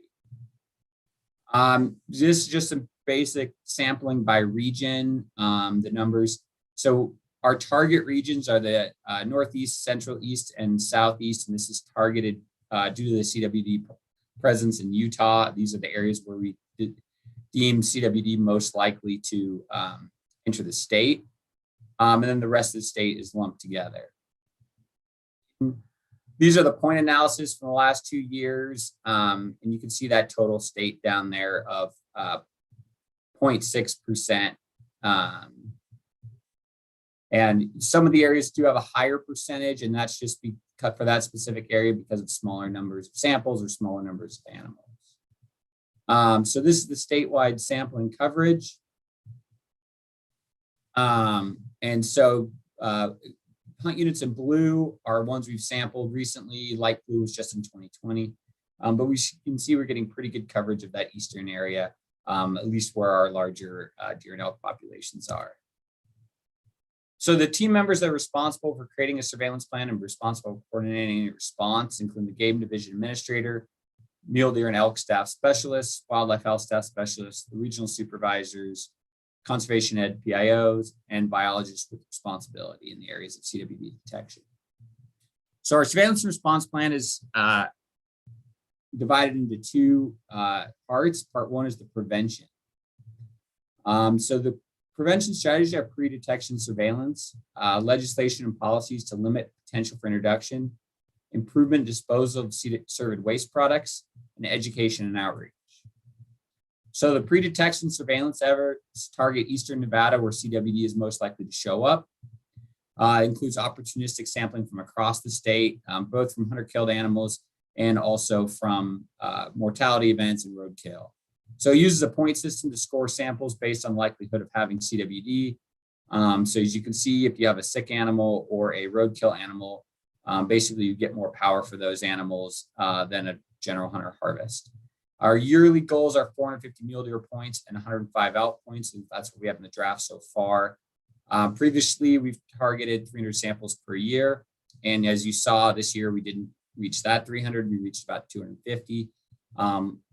Partly, that was due to low hunter success, at least during the time of the CWD check stations. But so to reach, we're working on opportunities to increase funding and outreach to reach these targets. So for legislation and policies, you're all familiar with Senate Bill 85, passed in 2019, and prohibits import of cervic carcasses, except for the parts that are less likely to lead to CWD, such as taxidermy mounts, meat, clean skull plates, and antlers. And allows for the seizure and destruction of prohibited parts. NRS 2571 is the Department of Agriculture, prohibits the live import of any CWD susceptible species. And then NDOW is currently using the NAC simplification process to update some of our NACs to bring them more in line with best practice CWD management, and also online with Senate Bill 85 and NRS 571. So that'll be, I'm sure, on the agenda in the future. So as far as disposal of cervid waste products, so there, even among the legal parts brought into the state, there are some concerns, and surveys are being conducted to understand how taxidermists and meat processors dispose of material. So even just landscape disposal of legal parts from out of state of the deer through gut piles and carcass pits is a potential loophole through which CWD prions could be introduced, and we plan to improve outreach and education. So part 2 is the response plan, and this is what will be implemented if CWD is detected in the state. So that we have some objectives for the CWD response. This includes minimizing the effects on the unjust populations, including minimized spread between herds and maintaining low prevalence in infected herds. We also want to maximize recreational opportunities, minimize health risks, maintain public trust and support, use adaptive management to evaluate management effectiveness, and to minimize cost. So the initial response will be notification of the CWD action team, biologist, director's office, Department of Agriculture, Governor's Office and Wildlife Commission. And this would follow an incident command structure with the Game Division Administrator as the incident commander. So upon initial detection, there's an initial response area be defined as a 10-mile buffer around the detection and may be expanded based on understanding of herd dynamics and migration. And herd size, distribution, age ratios, sex ratios will be determined. And then a transport restriction, which would be a larger area, will also be established beyond which the movement of cervid parts as identified in Senate Bill will be prohibited. And this will be large enough to allow for animal processing and prohibited parts disposal. If a positive is identified more than 5 miles from initial case, area will be expanded. So then the first step in the IRA then is to establish prevalence and distribution of the disease within the IRA, and this may be accomplished by regular season hunts, an emergency management hunt, and other potential opportunities. And then all animals killed in the IRA will be required to be tested. So emergency hunts. So if needed, NDOW may use the authority presented in Commission Regulation 1905 to initiate the hunt and will notify the commission. And this may need to begin before an official presentation the commission can be given, depending on the situation. And depending on the emergency and distribution and prevalence of CWD based on the initial results, there may be a need to expand the emergency hunt beyond 2,000 animals, which is the current limit. And then if this is needed, we'll seek approval from the commission through a formal process. During these hunts, we'll track harvest through mandatory check-ins, determine when sufficient animals of sex and age have been harvested to satisfy surveillance efforts, and existing hunts may not be affected, although it's possible an emergency hunt will be held prior to other hunts. And so in the case of this, and this has obviously gotten a little more simplified with our current tag allocation system, but we'll definitely notify hunters. So if they have coveted tags, they can turn them in. And then dumpsters will be provided at access points so to dispose of parts that cannot be taken out of the TRZ. And distribution of CWD will be used to determine if current established IRA and TRZ are appropriate. And then that will, once the distribution and prevalence is determined, phase 2 is initiated. And phase 2 of part 2 is our long-term management plan. And obviously this is a lot would change on this once we went down the road of this happening. But basically some options that we have are is if distribution is limited to a small area with low prevalence, like less than 2%, eradication may be attempted, but the situation is pretty unlikely. Long-term management will seek to prevent the spread of CWD and keep prevalence below 5%.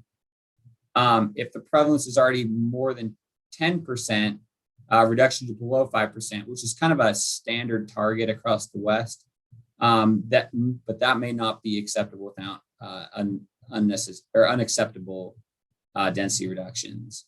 And then as bucks have a higher risk for CWD, reduction in buck ratios may be a key component of long-term management. And this is one of the only overall density reduction, but especially the decrease in buck ratios has been one of the few things that's been shown successful to reduce prevalence. So long-term management actions may include increased harvest, especially of alert animals, and this could manifest as an expanded opportunity for all age and sex classes. We could do hotspot targeted removal in limited areas around CWD detections. Mostly this is unlikely. Expanded transport restrictions, as we talked about, but we'll work with processors and taxidermists to help enforcement and destroy infectious material. And reducing cervid aggregations with the management area by removing or fencing highly localized attractants, hazing, etc. That's going to be specific and that's going to be limited to very specific situations. Then the program will be evaluated for efficacy, including this will be separate by each management area.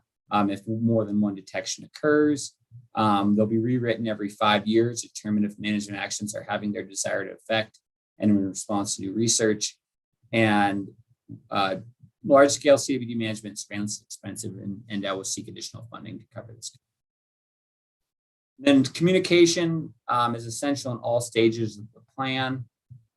We'll conduct outreach to the general public, sportsmen and women, processors and taxidermists, stakeholders, and other agencies. And a CWD communication plan will be developed as a cooperation between the game and conservation education divisions. And the current communication target right now that we're working on is improving awareness and adherence to carcass import requirements, encouraging hunters to get their harvest tested. And I just actually received some good news that we were successful in receiving an USDA APHIS grant to help with some of our education and outreach. So moving on from CWD, talk a little bit about bighorn sheep disease. So the rest of this will just be kind of some current issues, wildlife health issues that are going on in the state and what we're working on. So pneumonia continues to be the main limiting factor for bighorn herd performance across Nevada.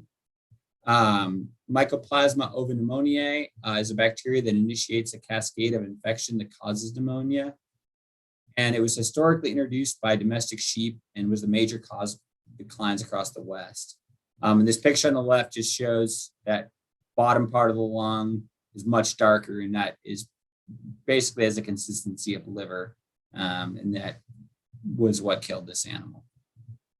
So after introduction of MOB, the disease causes an all-age die-off, and then after the die-off, some animals may remain chronically infected. And these chronically infected animals that continue to shed the bacteria infect lambs yearly, and they cause lamb die-offs yearly, and then a failure of recruitment. And this is really what continues to hamper herd recovery and herd performance in a lot of our herds. And so over this lack of years, the lack of recruitment means populations fail to recover from the initial die-off and stagnate or decline further. So this is the current status of bighorn sheep pneumonia, or I should say of MOV prevalence or presence across the state. You can see all the red ones. A huge number of herds have MOV. However, strain seems to have a significant effect on performance. So there's a lot. Immunity to MOV is strain specific. So if a herd has one strain and a new strain is introduced, they may still experience an all-age die-off because they're not immune to that other strain. And often every time MOV is introduced from a domestic, it's a new strain because domestic sheep have a large number of strains in bands. And so there's quite a variation in the response. And so you can see, for example, we have strains kind of the opposite ends, the snowstorms where we've had very severe declines. It's a very virulent strain, animals die, lambs die yearly, although we'll talk about that in a minute, versus, the Mount Jefferson area where we've only detected exposure to MOV. We assume that it's in the herd. We've never had a PCR positive that we could strain type, but that herd continues to perform extremely well. So just kind of opposite ends of the spectrum I'm looking at. So just some recent disease movements that have happened over the last couple of years for you to be aware of. So the snowstorm strain, again, we talked about that. That's really virulent strain. Was introduced to the Santa Rosa range in spring of 2021.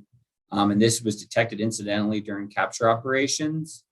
And so the impact on herd performance is unknown at this point. I believe the area biologist is flying it next week. The Fairview slate strain was introduced to the Stillwater range in around 2019-20, and the mortality rate was estimated at 35 to 40%.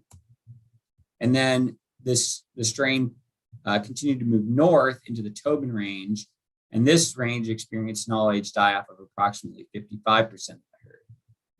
And then finally, the strain also moved south into the Gabbs Valley range in 2020 and puts it in easy movement of many more herds, which is pretty unfortunate. So we do think that this strain may become a pretty big thorn in our side in a lot of our herds. There is some good news. So 2020 captures in the Ruby Mountain Bighorn, granted this is a small group of sheep, at N102 did not pick up exposure to MOV. So this suggests the herds might have cleared it. And this can happen incidentally. We talked about that chronic shedder. So if that animal dies, then herds may clear it. And the same thing, we saw the same thing, granted the capture is only about 5 animals, but a mountain goats in unit 101. So fingers crossed that those 2 herds may have cleared MOV. So current actions, we're continuing to investigate reports of mortality in bighorn sheep and commingling events between bighorn sheep and domestic sheep and bighorn. We use yearly captures to investigate disease status of bighorn sheep and strain type. And we're working on implementing and planning several test and call projects. So just a bit on test and call. So as we talked about, chronic shedding sheep are the cause of continued lamb mortality. And removing these chronic shedding sheep can allow lamb recruitment to recover. So this has been tried in several places in North America with varying success. And in most instances, animals are tested twice for MOV at least several months apart to make sure they are indeed chronic shedders. And then animals that test positive twice are called either by lethal removal, or we've sent animals to universities for research. So the snowstorm range is the one we've had going on our main test and call project. So the disease was introduced in 2011, and then initial all-age die-off followed by classic summertime lamb mortality. The herd failed to clear MOV, and a test and call project was initiated in 2016, excuse me. And then 2017, on the second round of testing, 7 animals that were positive both times were removed, 6 of which 6 were sent to a university for research, the South Dakota State University. Summer 2017 showed good lamb recruitment, and 2018 and 2019 followed. However, in 2019 captures showed some positive animals, including a 1-year-old ram that died due to pneumonia during captures. And so this pointed us out before we had targeted mostly ewes, since they're interacting with lambs, but showed us the importance of rams to include on the test and call project. And summer 2020 showed decreased lamb recruitment. And then in 2021, we recaptured all animals positive for MOV in 2020 and 15 additional animals. 2 animals from 2020 were positive again and were lethally removed. No other animals were positive. So it's too early to tell, but hopeful we've removed the last of the positive animals. So Santa Rosa Range test and call plan. So unfortunately, as we mentioned in spring 2020, prior to the final test and removal in the snowstorms, captures revealed the presence of the snowstorm strain. So in order to prevent the strain from return of the strain to the snowstorms and from spread in the Santa Rosas, we're embarking on a test and call project, and our first captures for this project and testing will begin in late August. So the next thing I want to talk about a little bit is some of our work with bighorn sheep sinus tumor. So sinus tumors affect the sinus lining and expand into the sinus and nasal cavities. So you can see on this picture on the right that we're on the left, it's a normal sinus, and on the right, it's quite thickened. And so these tumors are basically a proliferation of that mesenchymal, of that tissue within the sinus. They are contagious, shown by some work done at Colorado State, but the actual pathogen is unknown. And then the presence of sinus tumor has been hypothesized to inhibit the clearance of mycoplasma and may lead to the issue with chronic shedders or contribute to it. So we're further investigating this role that sinus tumor plays in MOV outbreaks and chronic shedding. And we're also investigating the distribution and prevalence of sinus tumor among herds. So this is the current distribution of sinus tumor that we know of. Herds with suspect status are those that were considered positive, but before the current diagnostic, gold standard diagnostics were basically discovered or put into place. And so they're still considered suspects. Red is a confirmed. And then you can see green is either negative or none tested. So this is something that we can only really truly diagnose on post-mortem analysis. And so we basically are limited to mortality investigations and hunter harvest heads that for testing. So our initial data collected by NDOW has shown a higher incidence of MOV shedding in hunter harvest in those with sinus tumor, 57% versus 0%. But there's a lot of bias potential based on which herds have been sampled, and it's really too small of a sample size to make conclusions yet. So we're continuing to sample heads submitted by taxidermists and mortality investigation. So just a brief on domestic sheep investigations. So the presence of domestic sheep is a great risk to bighorn herds. It prevents us from reintroducing sheep to many historic ranges in Nevada. And we're currently working with Nevada wool growers and academic partners on initiating research into MOV dynamics in domestic sheep. An end goal of this project is to determine if domestic herds can be cleared of MOV or even the prevalence reduced to reduce the risk of transmission to bighorn sheep. Moving on to rabbit hemorrhagic disease, which has been in the news quite a lot lately. So rabbit hemorrhagic disease virus 2, or RHDV2, is a foreign animal disease. It was introduced to the US in March of 2020. The source of this introduction is still unknown, but suspect it's probably from the movement of domestic rabbits. The disease first appeared in eastern Arizona and western New Mexico. It's seen spread throughout the West with some pretty large jumps. Again, probably most likely due to transport of domestic rabbits. In domestic rabbits, the disease causes greater than 80% mortality. So far, anecdotally, the mortality rate in native legumes is unknown, but appears to be lower. Cottontails, jackrabbits, and pygmy rabbits are susceptible, and susceptibility to picas is unknown. So the impact of RHDV2 on native rabbit populations is unknown currently. Some areas have experienced a large number of dead animals seen in the environment, especially in areas that have higher rabbit densities. However, other areas where the disease prevalence, we continue to see wild rabbits. So it's unclear what the dynamics are. NDOW is currently investigating rabbit population through annual survey that we initiated last year after the introduction of the disease. And the impact of RHDV2 versus the prolonged drought that we're in can be difficult to discern based on rabbit populations. And there are concerns about significant impacts to ecological systems to the loss of prey base if this hits a large number of rabbits. And in addition, there's a lot of concern about pygmy rabbits given their low population numbers. This is the current national distribution of both domestics and wild rabbits. You can see it spread quite around, started southwest and spread quite far around the west. And then in Nevada, these are our current distributions. Red is confirmed hunt units, yellow is suspect. And you can see that it probably is there's two things probably going on here. One is that there's probably somewhat of a decent tie to urban areas where domestic rabbits have been moved. And the second thing is just areas where dead rabbits are going to be noticed more. So a lot of these other areas, we just really don't know whether or not it's there.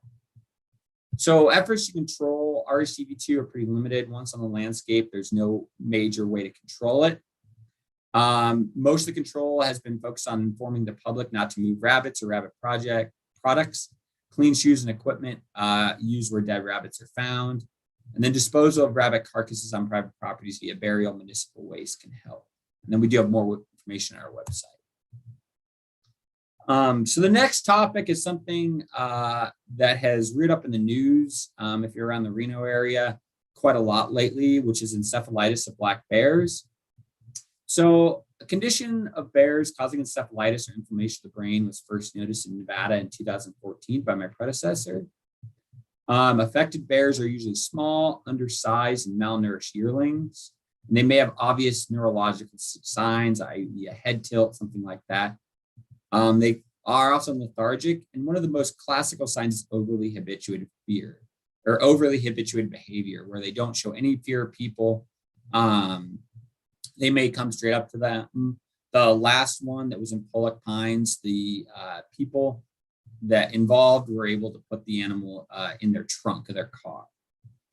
And then while it was discovered in Nevada, more cases have occurred in California. At first, we thought it was mostly limited to the Tahoe Basin, but California is starting to find some cases outside of the basin. So we've launched an investigation in partnership with CDFW to investigate the cause.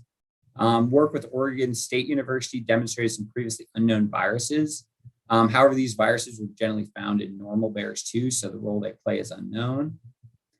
So our current work is focusing on other potential causes while working up all new cases extensively. And then the main good news and take home point is that while this is kind of a disease that causes specific issues and makes the news because of its effect on behavior, it doesn't seem to have any effect on population performance. So investigation about mortality in Area 6. So since 2015, an increase in number of elk mortalities have occurred in Area 6.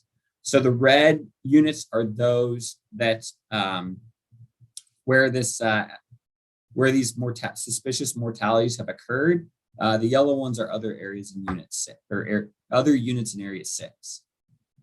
And all these showed similar signs, pericardial effusion, which basically accumulation of fluid in the sac around the heart. There's also inflammation of the heart and some inflammation in the lungs. In 2017, in order to get fresher samples, the use of rumen transmitters was started to give us quicker mortality notification. However, this also revealed that animals have fevers. And then initial suspects mostly focused on plant toxins, but to date, this has mostly been ruled out. And recently been able to determine that animals that die have inflammation of the blood vessels in the heart and lungs, also known as vasculitis. And there's some diseases we get in Nevada that commonly cause vasculitis, but the tests for these diseases have been negative. So we're currently working in conjunction with Washington State University, their diagnostic lab, to add more in-depth testing for a possible culprit. And currently the most likely cause is an infectious agent, but toxins have not been completely ruled out. And we'll be putting out additional collars. I think we only have one working collar right now. And we'll be putting out additional collars this winter to gain more insight into mortality, as well as looking into some other broad-based virus and infectious disease discovery methodology. And so while other factors are also most likely at play as well, this mystery syndrome appears to be contributing to the poor performance of the Area 6 elk herd. However, of note, mule deer and moose do not appear to be affected, at least that we can tell so far. And then a little bit on mule deer disease investigation. So mule deer herds, as you know, are declining across the state. We don't know if disease plays a role in any of these declines. We do test deer yearly for exposure to a variety of diseases during yearly captures. And then further analysis of these results and focused testing is planned to understand the role disease may play in bird performance. We've identified several issues that we're going to further investigate. One is that areas 6, 7, 10, and 13 have high levels of exposure to bovine viral diarrhea. These are areas with high contact rates to cattle. These diseases can cause abortion and fetal loss, but whether or not this is occurring in deer is unknown. And then there are hemorrhagic diseases that we know of, such as EHD, blue tongue, and adenovirus, are also cause for concern across the state and are being investigated. EHD and blue tongue especially have high exposure levels in areas 1, 3, and 7. And just a brief note on COVID-19. Maybe you thought you were going to escape this without COVID-19 being brought up, but has represented an unprecedented challenge, including for the wildlife field, although far less than most other areas. But of note, several North American species have been shown to be susceptible to SARS-CoV-2, the virus that causes COVID-19. This includes felids, mustelids. So far, mink and ferret have been the ones diagnosed. Canids, but to a lesser extent, and white-tailed deer. And that presumably other cervids would also be susceptible. So we've responded by placing limitations on how NDOW staff and contractors handle wildlife, including wearing of masks when handling felids, mustelids, and canids. And in the first part, because this disease did initially come from old world bats, there was a concern about the susceptibility of North American bat species. So far, there hasn't been any evidence that North American bat species are susceptible. Laboratory research on big brown bats showed that they could not be infected with the disease, but that's the only captive colony that exists with ability to do infection studies. So, at abundance of caution, we did stop all bat handling across the state. And now we have resumed it for work of high importance for conservation concerns. But we do have some restrictions, including all people wanting to handle bats have to put in for a permit, have to apply and talk about how they're going to reduce exposure to bats, and all will be required to wear N95 masks. And with that, I will take any questions.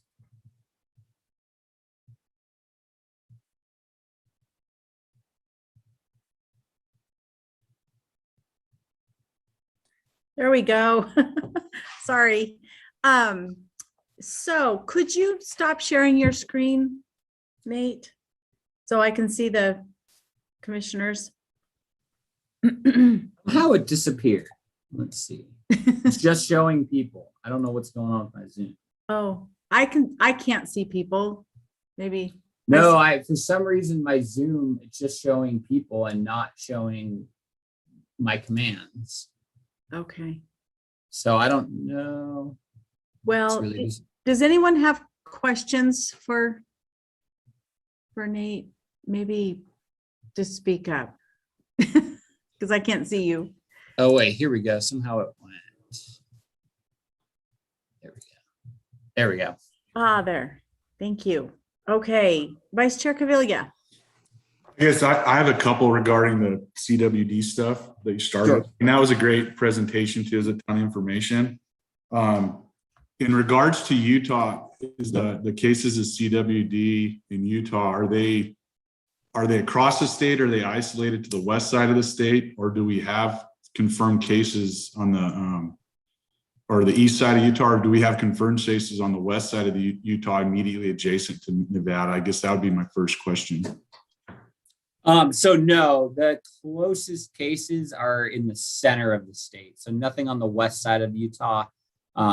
It's mostly on the eastern and central side of the state. A lot of those are kind of located around captive facilities that were probably the point source of some introductions, but it's kind of south of Salt Lake is the closest herds that are positive. And so I didn't really talk about this, but we have identified some herds that share migration with Nevada. And so we would ramp up testing quite a lot if the units where those herds move into Utah become positive that there's detections there. We have areas that will ramp up testing for Nevada herds as well, since we would expect at that point it'd be a high risk for it to move in. But currently, it's not; those herds are not infected that we know of. And then I guess the second half of my question regarding CWD, as far as consumption, I mean, I've read on it.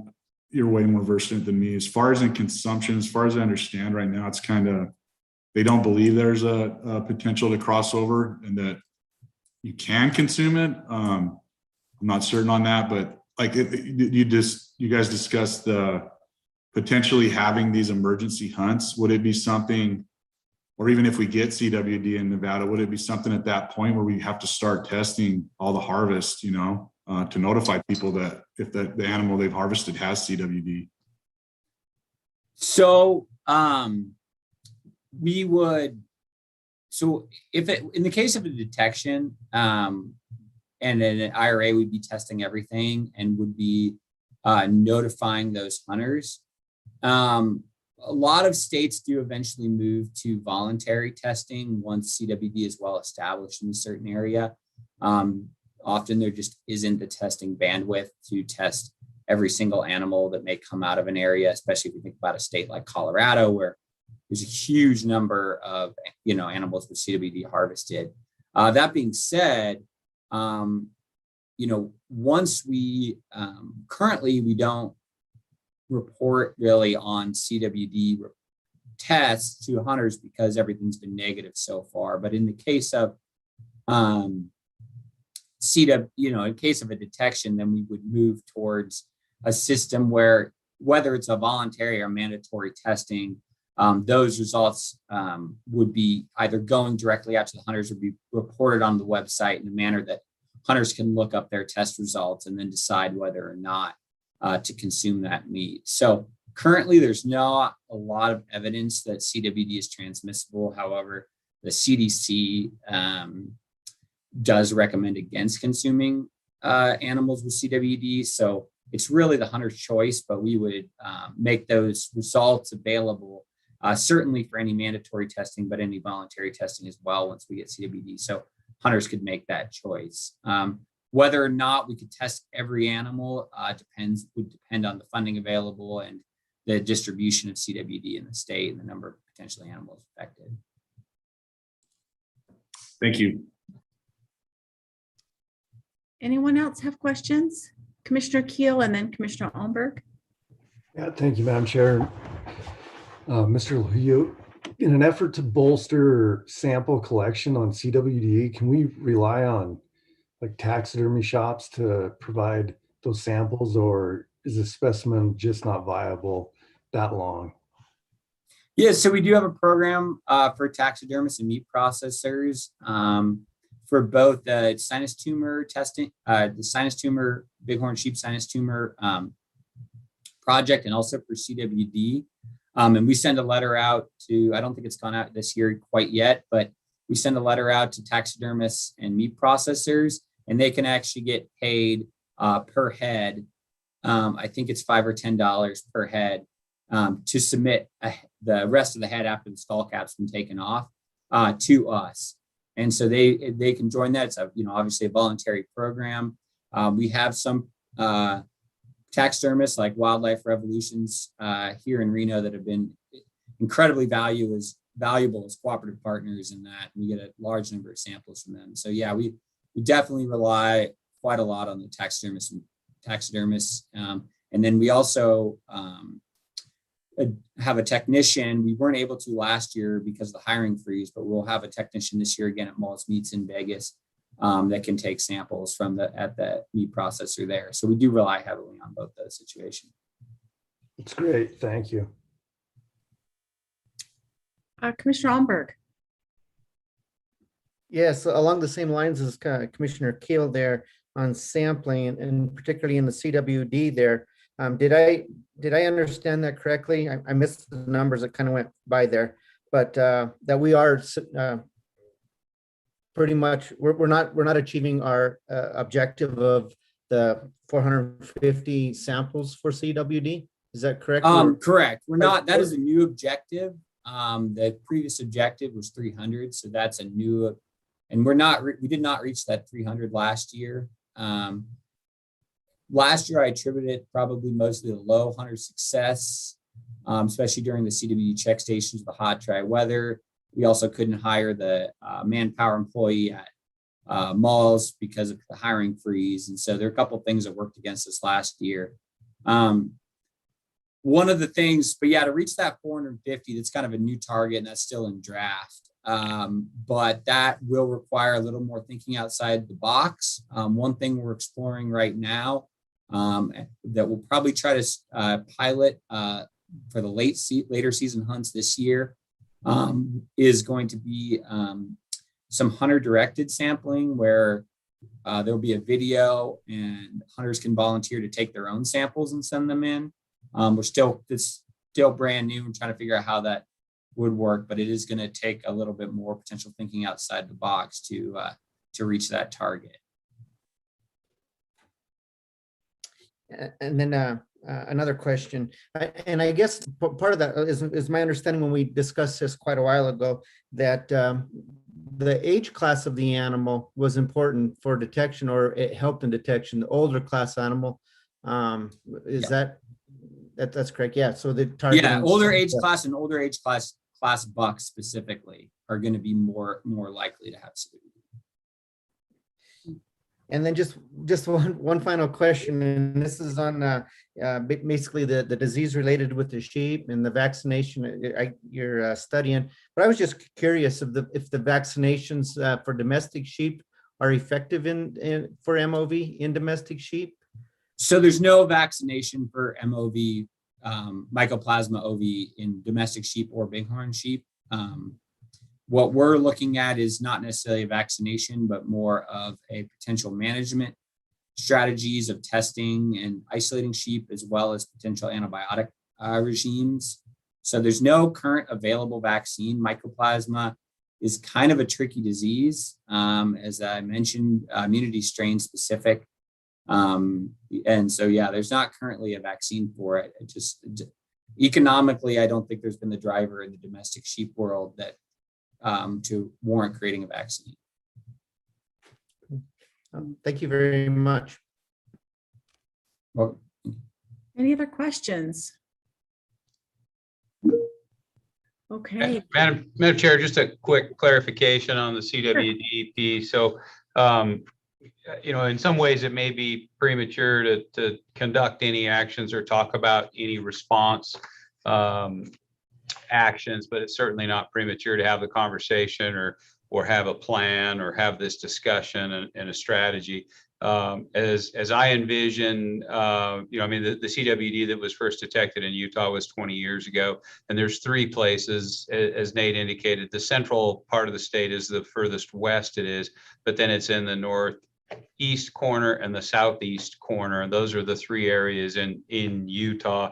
And in 20 years, gratefully, we haven't seen it move further west, but we definitely need to continue our monitoring. But as I see our agency's efforts related to CWD, we definitely need to complete that response plan and have those actions identified, and then bring that plan back to the commission. We would like the commission's awareness and approval, and to kind of see what some of those actions, and certainly some of those actions could be controversial. We want to continue our monitoring and try to see an uptick in that monitoring to meet that required threshold for detection. And then if detected, currently, we would want to bring that to the commission as quickly as the commission meeting schedule allowed, to engage and inform the commission. And then lastly, but certainly not least, is over communicate with our public and our constituents. So we're fortunate at this point, and that we haven't seen it continue march west in the last 20 years, but there are some likely corridors there where we're trying to focus some of that testing. So just wanted to provide that clarification. Thanks, Madam Chair. All right, thank you, Director Wasley. Okay, any other comments or thoughts on this agenda item? Nope. All right, thank you. Let's see. Agenda item K 7J, Raven Research Update, Predator Staff Specialist Pat Jackson. A report will be provided on Raven research being conducted by NDOW and USGS. Mr. Jackson.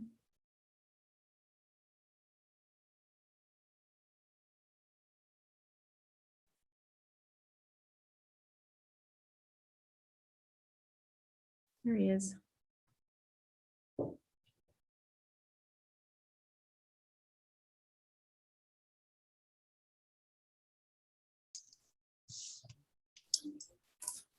Well, Madam Chairwoman and members of the commission, Pat Jackson, Staff Specialist for the record. I don't have a lot to say, and I'm going to turn the metaphorical microphone over to Dr. Seth Detmeyer, friend and collaborator with U.S. Geological Survey for a presentation. Okay, thank you. All right, I'm gonna attempt to do the screen share here. Hopefully that will work.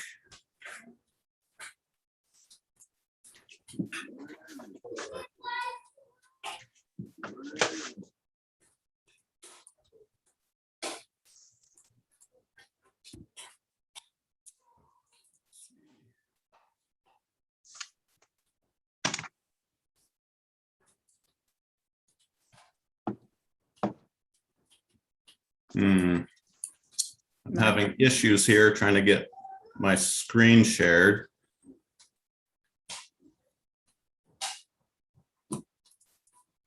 Give me 1 minute to try to figure this out. Okay.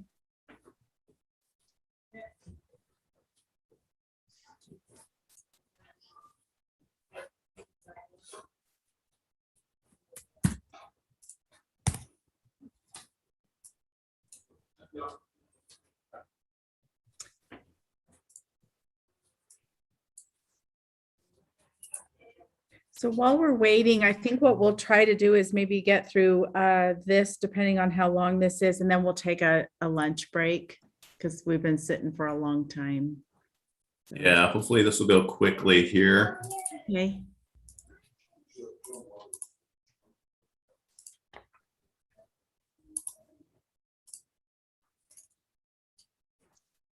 We approximate this will take 15 minutes. Pending we start. We'll get there. I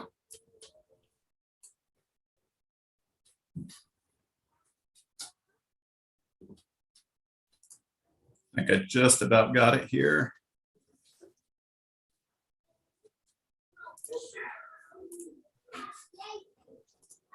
Failed to start.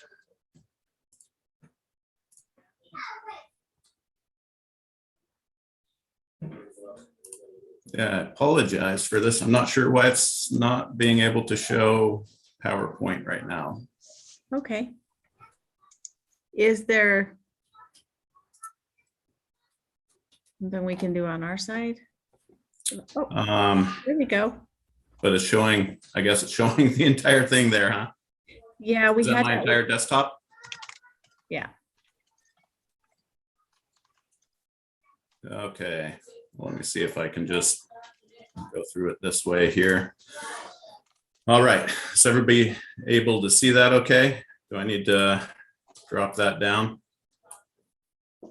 No. Okay, yeah, so really quickly, I just want to thank Pat and the commissioners for allowing me to present today. I'm just going to talk about some of the support tools that USGS has developed for the management of ravens. And I'm probably going to be covering some information that most of you already know, but it's really important to understand the issue that is occurring across the West. And one of the big things is the expansion of ravens, and the way that we've been able to kind of look at population change over the last 50 years is using a breeding bird survey data that is available. And so on your screen, you're going to see 3 panels. And on that top left panel, you're going to see the trend in the Great Basin throughout this 50-year time series. In the bottom left, you're going to see that broken into ecoregions across the West. And then on the right-hand panel, you're going to see pretty much the same information, but it's going to be at a finer scale where you're going to see both location and raven densities as they change through time. So we're just going to go ahead and see if this will run through my time series here. There we go.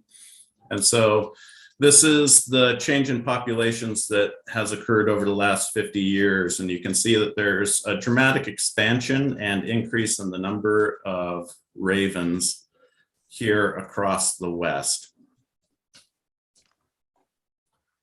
And this runs up until 2018, which is the latest data that we had from the Breeding Bird Survey in order to conduct this analysis. So from 1968 all the way to 2018, we're seeing an over 300% increase in ravens just here in the Great Basin. It's one of the most impacted ecoregions within the West. So you might ask why this is a problem, and it really is coming down to ravens as a predator. So there's a lot of science that has come out recently investigating the issues that ravens cause multiple different species. Within the USGS and specifically Pete Coates' lab, we're most focused on the impacts that ravens have on greater sage grouse. The reason that greater sage grouse are so important, I'm sure everybody already knows this, not to beat a dead horse, but greater sage grouse are a pretty good indicator species that their niche kind of overlaps with a lot of other important species within the sagebrush ecosystem. And sage grouse populations have been faced with quite a bit of habitat loss here in the West, and that comes from a lot of anthropogenic uses, both energy extraction, conversion of sagebrush habitat, and also the catastrophic wildfires that we've been having as late. And then on top of all these issues that sage grouse face is the issue of depredation by ravens, specifically sage grouse eggs.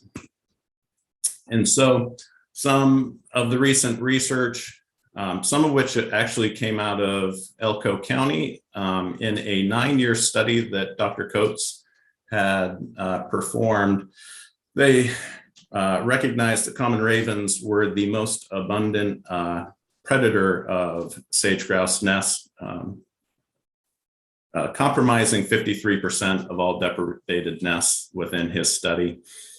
And it's becoming pretty obvious that they're impacting daily survival rates of sage grouse nests.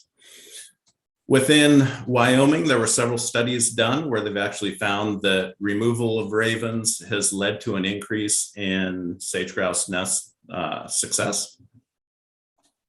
And in one of those studies, they saw sage grouse, daily sage grouse nest survival go from 15% to approximately 40% after removal of ravens. So within our group, what we're trying to do is we're putting together a lot of tools to try to figure out where ravens are and where these issues might be occurring. So we have 19 study areas that we've been looking at here in the Great Basin. 50 years of, site year combination there. We've investigated more than 700 sage grouse nests. And at this point, we're well above 10,000 raven point counts. We're probably creeping up closer to the 20,000 mark on that. And so in some of the studies that we've conducted, what we've noticed is that at sites where raven densities really start to move above this 0.4 ravens per kilometer, that we're seeing a direct impact on the nest survival in those areas. And that does represent what we would call an ecological threshold of impact. So it's a good measure to determine whether or not you're going to see an impact of ravens on those populations. Within the Great Basin area, we've kind of calculated out what the average is, and that actually comes out to 0.51. So in most areas here in the Great Basin, sage grouse are being affected and impacted by raven populations. We've also done some analyses looking at the different factors, including raven densities, see which are impacting sage grouse nest survival. And as you can see there, that raven density is one of the strongest negative correlations with sage grouse nest survival, which is concerning when we're trying to conserve species such as sage grouse. Some of the products that we've been able to put together are maps of raven density across the entire Great Basin region. We can take some of those maps and overlay those with areas that we know are breeding habitat for greater sage grouse and come up with areas of potential impact, which could also be considered areas where management might be most appropriate. So we found that raven densities are highly correlated with different anthropogenic activities, this subsidization issue. So we can map those out. And then, like I said, overlay that with the breeding areas of sage grouse to figure out and identify those areas of concern. And those areas that are higher than the 0.4 threshold, we can pretty much, well, we imagine those are the areas where you're going to see the greatest impact of ravens. We're trying to take those and develop additional tools. So going to a finer scale, here's an example of work that was being done out in the Desitoya Mountains. So rather than mapping densities across the entire Great Basin, now we've taken it down to site level here. And we're just going to walk through the differences in raven densities across years. So we can start here in 2012, and this is all modeled off of anthropogenic resource availability, and then we layer that with all the raven surveys that we have done out in the field to verify that data, and we can get at a much better idea of what's happening in any given year and how those raven densities and populations are changing across the landscape. We can then take additional tools like those density maps and overlay those with models of sage grouse nest survival at the site level. And then just by subtracting those two layers, we can kind of get an estimated impact for each area at the site level. And this is what we see as being useful for managers to understand where within any given site management options might be best applied. Now, just to change gears a little bit, we have started developing a manuscript that's actually under review right now for release in the Journal of Human-Wildlife Interaction for a special release on ravens, where we've kind of developed a hierarchical model for making decisions for managers. And that's just a 5-step process that's outlaid here pretty quickly, just walking you through it. For that first step, you would use tools like those that I've kind of shown, those density maps, to kind of get ideas of where you might have potential issues with ravens. You would then just conduct a field assessment where you would go out and do surveys to verify the density of ravens at each of those sites. Then after that, you could compare those raven densities to the ecological threshold for sage grouse. We've found that to be 0.4 ravens, as I said previously. And then using that interaction, you can determine within what we have as a 3-tier process, but those tiers could represent any category of management action. For the example here, that lowest tier would be just improvements to habitat. Then you would move up into doing subsidy reductions. And at the highest tier, or those areas that have the highest impact where there are immediate issues with conservation of species, you may want to do more direct actions Again, these are all left to the manager to decide what might be most appropriate. And then finally, you just want to do some amount of post-management monitoring so that we can understand if our management actions are effective. And like I said, this will be coming out this fall. So anybody interested, keep your eyes peeled for that. But more interestingly, what we've been able to do is to convert that into a tool that we call the SMART tool, that science-based management of ravens tool. What we want to do at USGS is really get the science to the manager at the way that is easiest to be able to use, so that we know that the science is getting implemented within these decisions. And so the SMART tool basically just takes you through the entire process that I said, except that all the tools are already in there. So just an easier way to interact with all of that. Again, that will be released this fall. And then finally, I did talk about sage grouse today, but the reality is that that ravens are causing impact to species across the entire West. There's multiple sensitive species that are being impacted by ravens. And I just want to applaud the state of Nevada for being on the forefront of this and helping support this research, because this is it's a big issue across the entire West. And Nevada is really one of the only states tackling this head on. And I think it's going to be of huge benefit to many species, not only within the state, but across the entire West. And so I definitely appreciate the state of Nevada stepping up and doing what they can to help conserve species. And with that, I just want to thank you for your time. And if there's any questions, I'm happy to do that. Take any. Okay, let me see if I can get my There. up. Did I give it back to you? Yep, you did. Thank you. All right, you're And I welcome. figured it all out too. Okay, Commissioner McNinch has a question. Thank you, Madam Chair. Seth, there was a lot of information in there. I was kind of jotting down questions to ask, but as we went along, you answered pretty much all of them. And but I do have, so with these improvements, if we identify areas where we have these high densities and negative impacts to sensitive species, is the thought that if we have habitat improvements, for example, making better nesting habitat so that the nests are harder to find and makes it more difficult on them to impact the nest directly, that over time that those raven numbers, is it anticipated that those raven numbers might come down with that type of habitat improvement? The subsidies are becoming less, therefore there's, or are there other bigger, more important factors driving increases in the raven population?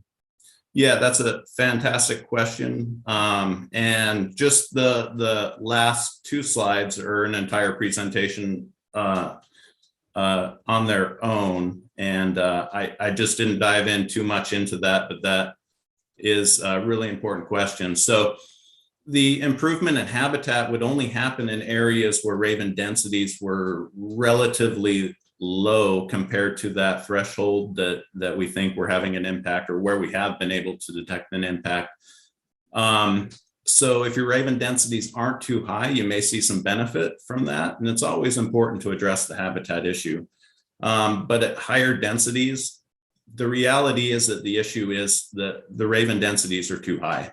And changes in habitat are not likely to drive a change in raven densities. What is addressing those higher two tiers, which in my example were the subsidies. And I didn't even talk about those, but those would be stuff like closing landfills, or implementing practices at landfills where they would be burying trash daily, so that those subsidies wouldn't be available to help support raven populations. Others would be ranchers or livestock producers burying dead livestock, reducing access to that, reducing access to water. So those things are really important to actually address the problem that's occurring. So I appreciate that. You know, we've struggled with it. You know, the management of ravens. You know, it's just like anything else. There's a limit. There's a point where it becomes controversial, and you know, and managing them. It can be like pulling weeds at times. You know, we talk about trying to be efficient with our management, and you know, there's a point where maybe we need to get back to looking at those subsidies, recognizing them as a problem, and it's probably going to take, it's just going to take a bigger effort to get those things turned. You know, we talk about the roadkill on the, you know, that kind of stuff, but the landfills, we know that they impact. And I appreciate that. I guess it makes a lot of sense to me that, you know, it's a tool to help out, but it's not the solution to our the challenges ravens provide. They're resourceful. They got strong survival instincts. There's no doubt about it. And I really enjoyed your presentation. There's a lot of info there, and I know you just skimmed the surface, but it made me think about a lot of things. So I appreciate it. yeah, I certainly don't envy you guys on your end having to do the management. So yeah, it is a huge issue to be addressed, and definitely a really important one to get addressed. It does cause a lot of issues, not only with the conservation of sensitive species, but as you know, just across the board, there's a lot of impact of ravens on different industries, and yeah, it's important to address. Any other questions? We did have a comment from, in the chat box, just asked if we could get a copy of this presentation and make it available, Mr. Jackson. Pat Jackson, staff specialist for the record. That PowerPoint presentation will be available to the cabs and the public after this meeting. Okay, thank you. And I think Commissioner Keel raised his hand. Yeah, I was just going to have a quick comment that the presentation was really good. It's nice to see, you know, these projects as they get developed, predator management plan, and then seeing the results. The resolution on this presentation was really good, and certainly highlighting a big challenge that we have in front of us. But appreciate your work. Thank you. Okay, any comments? Madam Chairwoman, if I may, I'd like to thank the commission. The products you've seen today are results from Project 41 and the Predator Plan. It's a collaboration with the U.S. Geological Survey, and this was funded with $3 predator fee and Pittman Robertson funds. It's allowing us, the department, to be more surgical and precise in our removal efforts and where we do target raven removals, as well as giving us fodder to go to the U.S. Fish and Wildlife Service to request an increase in take of ravens. And I'd also like to take this opportunity to plug the upcoming Raven workshop in Elko, August 31st. We've transitioned to an entirely outside venue, and I'm really passionate that our COVID situation won't overshadow our Corbett situation. And the main core purpose of this workshop is that tier 2, and to focus on and discuss the various subsidies on the landscape. We have so many ravens because of us humans and how we use the landscape. And I want everybody to try to take ownership and brainstorm ideas and how we can turn the faucet off as much as possible. So I hope folks can attend. Registration will be open until the last minute. And I think we can have a safe and productive time. Thank you, Mr. Jackson. All right, if there aren't any other questions, I think we'll break for lunch. It's 12:30. We'll come back at 1:15. Does that work for everyone? All right. We'll see you shortly.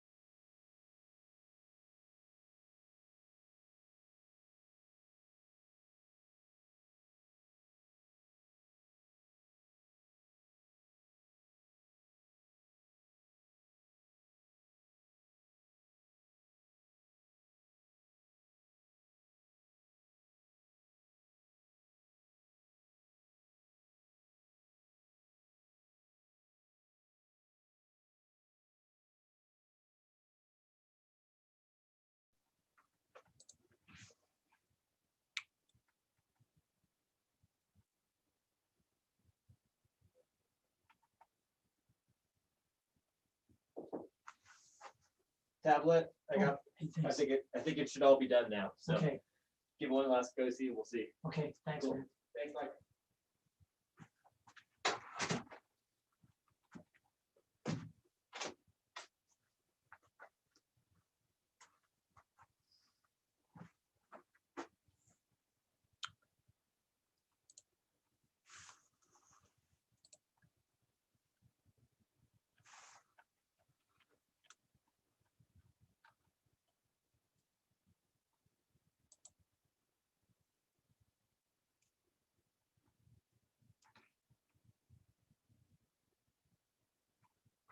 Hey, Missy, can you hear me fine?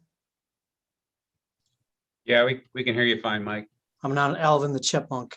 Nope, sound good.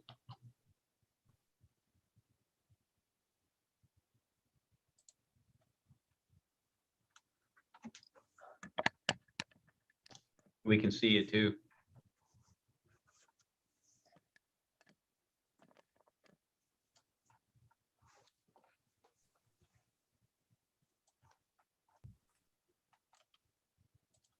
Okay, we're back at 1:15. I've got everyone back. Have everybody, we're getting there. Okay.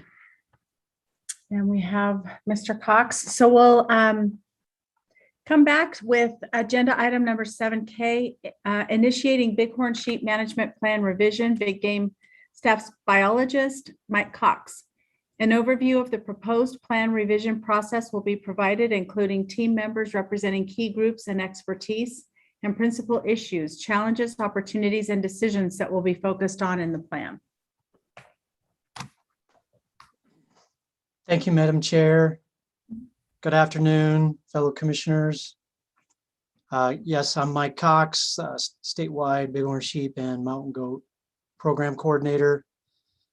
And want to give an overview of our revision to our Bighorn Sheep Management Plan. The existing one was first and the only plan was completed in 2001. And I've been around a while, so I led that effort with an incredible group of team members. And I'm excited to do it again with another great team. So we are looking for the team members to include a commissioner, and we would like to invite Commissioner Cavilla to fill that role. We will be selecting a couple representatives from Bighorn Sheep conservation NGOs here in the state. We really want to have a current Bighorn sheep hunting guide, as we did before. We'll have a few of our game division field biologists that span management across desert California, Rocky Mountain, Bighorn sheep. We'll have a regional game supervisor, and also a critical member will be habitat staff biologist, since we all know that habitat resources are a critical component to Bighorn sheep management. So one little twist I want to add is I'd like to make the plan to include mountain goats. So many of the states that have both typically have their plan that covers both. We have never written a mountain goat plan, so it would probably be a separate section for the most part, but so that's what I am envisioning to develop that. And I would work closely with Scott Roberts, our current biologist for Area 10 that manages all of our mountain goat herds. So the key topics that we want to expand on and provide more detail than the current plan does, just a broad topics are habitat management, population management. We want to get into various management hunts that we are hoping to implement here shortly. Talk those through. Pathogen and disease management. Obviously, you heard Nate's presentation earlier this morning. There's still a lot of issues, and that's the number one issue of controlling and reducing herds. We're going to talk more about subspecies management across the state. And we're going to engage and collaborate with Nevada wool growers. I think it's a critical component to the future of bighorn sheep in Nevada. So we'll be reaching out to them. Another part of that we're going to infuse into the plan is we've had an internal bighorn sheep working group, which has been made up of biologists, supervisors, and our wildlife vet. And we've developed several decision protocols that we'll add, we'll overview, and they'll ultimately be added to the appendix. Timeline, I'm going to try to have the first meeting later this month. But I realize that hunting season is upon us, and we may have a light meeting schedule during the hunting season, but we're still going to have tasks that we're going to ask members to work on their own time. And so hopefully once we get an idea of people's availability, we'll jump back in and have more consistent meetings once we know we've got most of the people available. And I'm going to continue to flow just for a few more minutes on other current topics in the bighorn world that certainly will be part of the plan. We had met with the commission last year regarding our bighorn sheep hunting seminar, and we wanted to get your support for a mandatory attendance to that seminar. Well, we've reevaluated that idea internally. We've had several meetings with several of our biologists, with hunting guides, with our leadership, and we've discussed the pros and cons.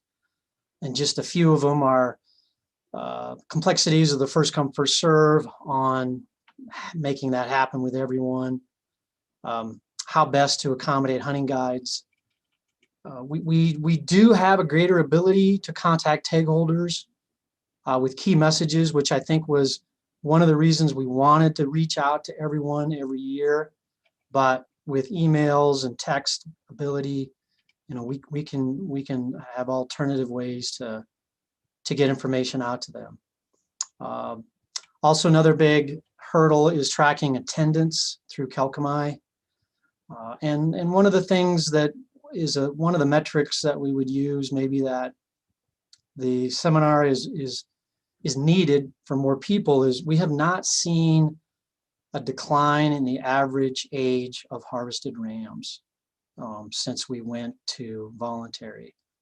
So I think for the most part, hunters know what they're looking at and are pursuing those mature rams, which is one of our big messages in the seminar. So that's kind of, I wanted to give that to you all today. We will likely be seeing, and we'll be putting it on the agenda for the September meeting, a request from the Utah Division of Wildlife Resources for desert bighorn sheep for this fall. So I just wanted to give that heads up. Last week, our southern region conducted a recon aerial survey for guzzler status, water levels, and really great news from the most recent monsoonal rains, which have not been everywhere, but they've been in a lot of mountain ranges. And we're in pretty good shape with good water levels, except for the bears, specters, and the Hyco range. As Dr. Nate LeHue had shared in his presentation, we have initiated a test and remove in the Santa Rosas. It's going to be a big challenge. Many of the test and remove projects that have been done previously in the West have been focused on a single herd where we have multiple subherds in the Santa Rosas, along with they interact with Oregon and form an interstate herd. But I think one of the big reasons why we need to move forward is, as he said, we detected the snowstorm Mycoplasma strain in the Santa Rosas. And as we've told you before, just because a herd has been exposed to a previous strain of Mycoplasma does not provide immunity to any new strains. And the snowstorm, strain is probably more virulent than the current Santa Rosa. So it's really important for us to jump on that. We've had an initial capture, and as Nate said, we're poised to capture in the next few weeks to do some more capture and sampling and remove those that are positive. And then on kind of associated with that, we just had a meeting this week with Department of Defense and the Nevada Test and Training Range folks, our liaisons with DOD. And we've asked them to consider helping us conduct a test and remove on the NTTR North Range and the associated BLM lands. That has been since 2014, since we've had pretty much single-digit lamb ratios throughout that North Range, including places like the Bears and Stonewall Mountain. So another big lift, but I think we've got to try something to pull that entire meta population out of the death spiral that it's in now. So that's what I have today, and definitely would love to answer any of your questions.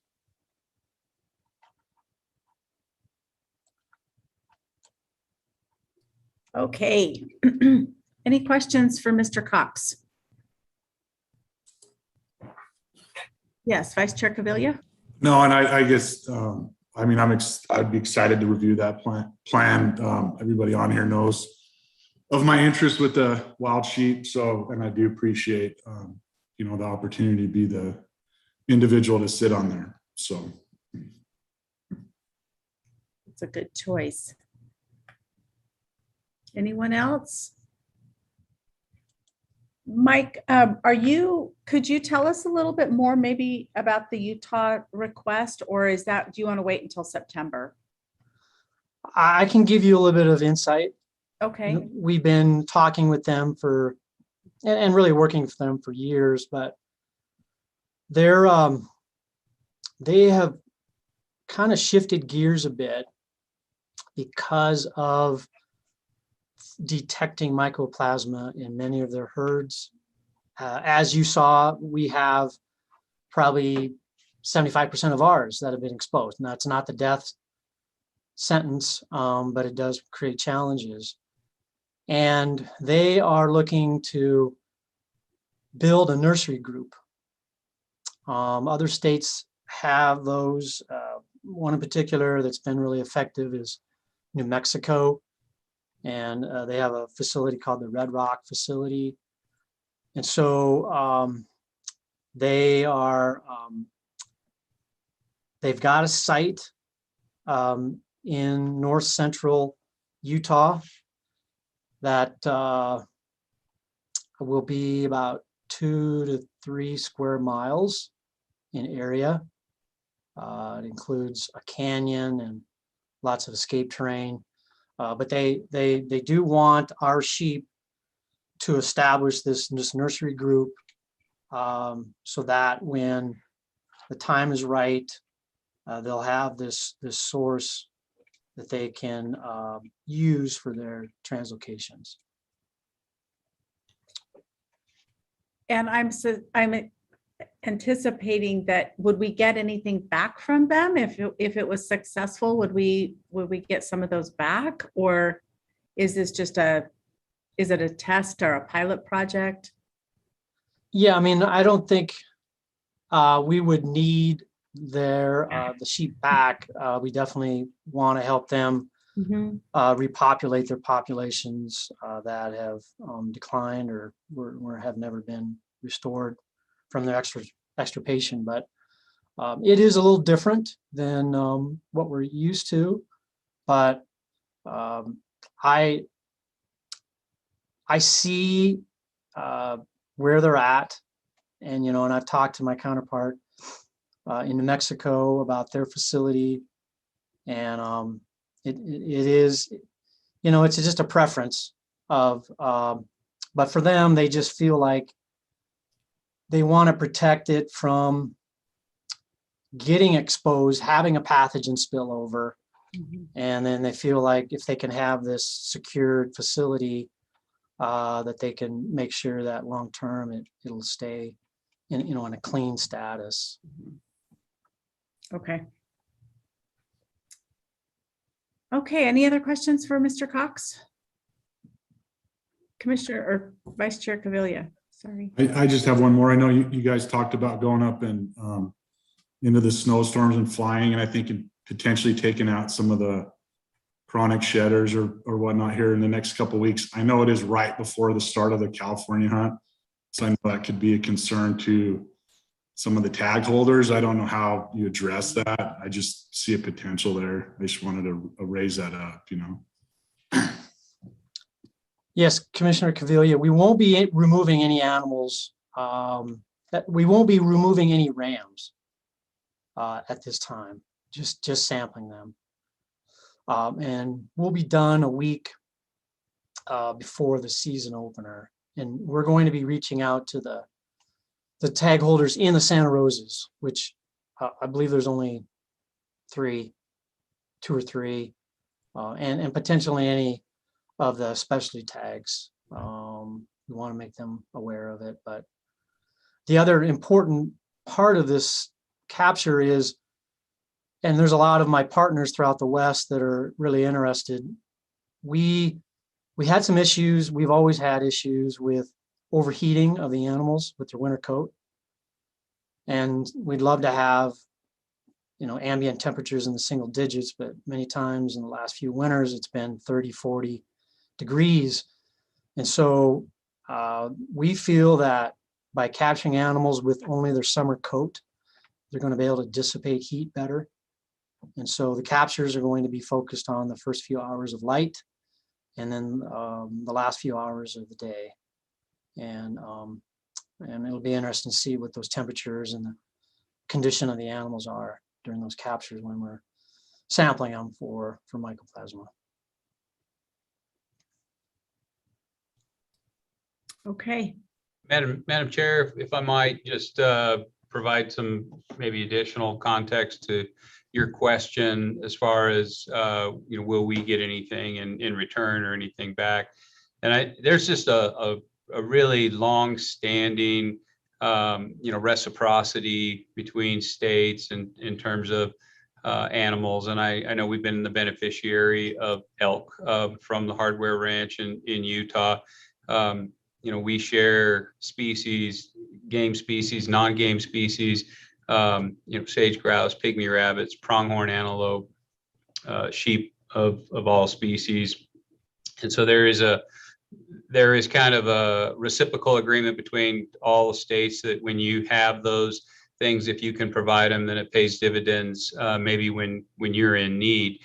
Also, it provides us an off-ramp for sheep in areas where we know we have population challenges and issues of carrying capacity. And we've heard, I think, from this body as well as some of our sportsmen that they prefer us to explore other alternatives that don't result in, hunted sheep or dead sheep. And so this would be another off-ramp where those sheep could be used to establish a clean source population that could pay dividends in the future back to Nevada, but would pay dividends in the short term to Utah to have a clean source stock. So the more stable any population is throughout its range, the more the states benefit from having that potential source. So there typically aren't, as many immediate and obvious tangible benefits to the kind of reciprocity that's exhibited in sharing animals.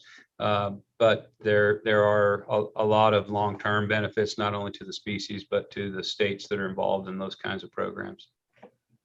Thank you. And I didn't mean it like we're going to get paid for them, or I didn't mean it that. I just meant long-term. Would we maybe get, I love this idea. As I'm sure you remember, I don't love the U hunts. And when you say nursery to me, I get all warm inside, because I think this is just such a great opportunity for us to do something for these animals that, we haven't been quite sure what to do. And so we've been harvesting, and I love this idea. I meant long-term.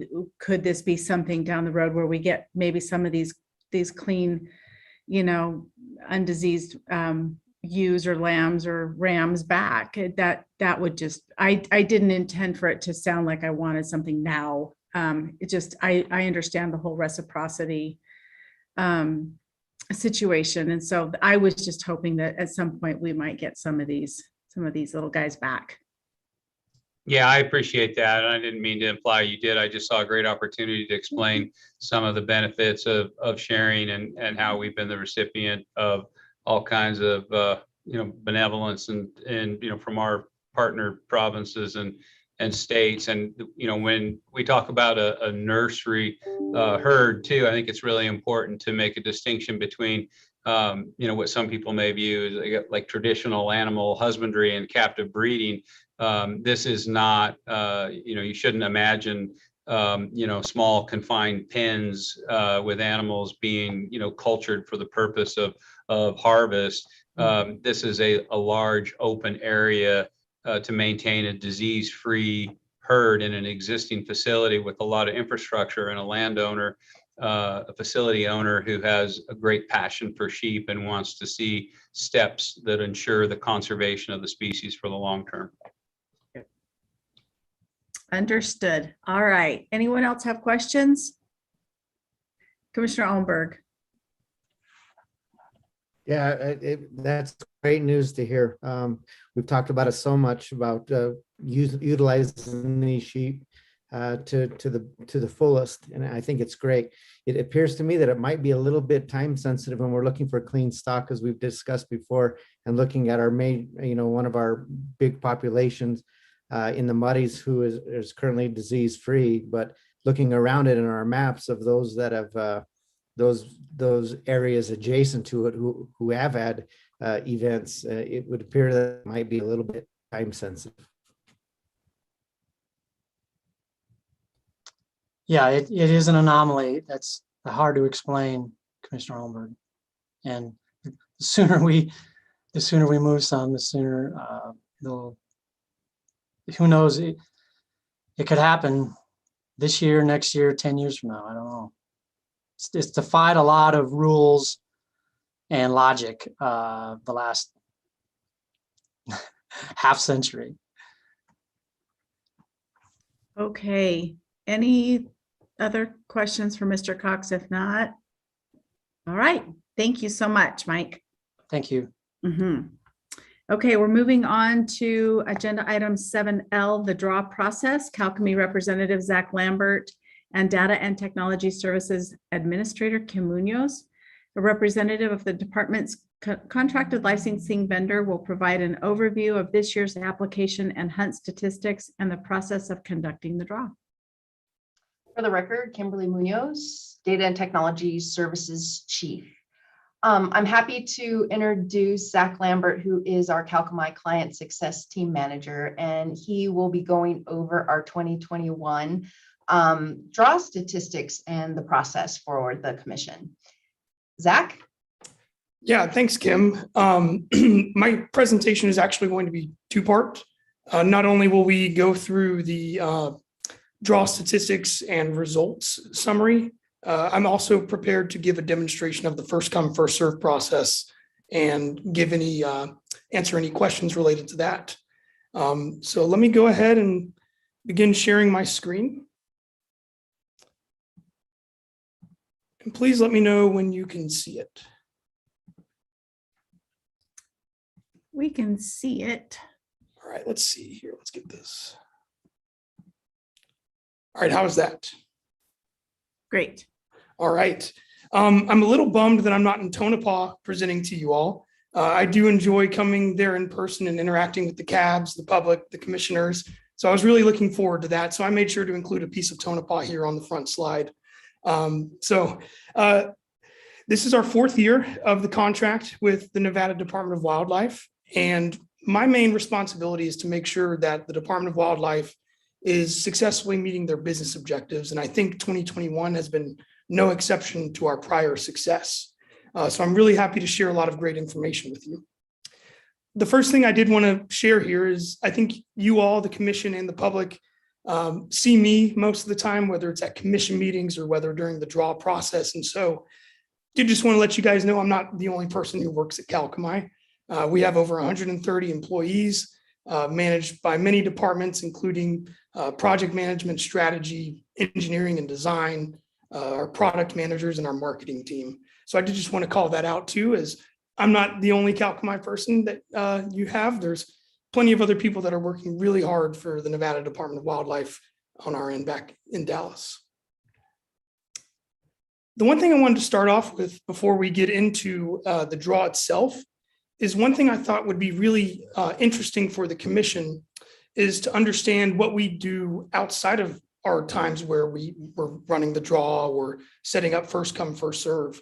A lot of decisions made in this commission impact and translate directly to our work that we do on a day-to-day basis. 2021 was a busy year for us with NDOW.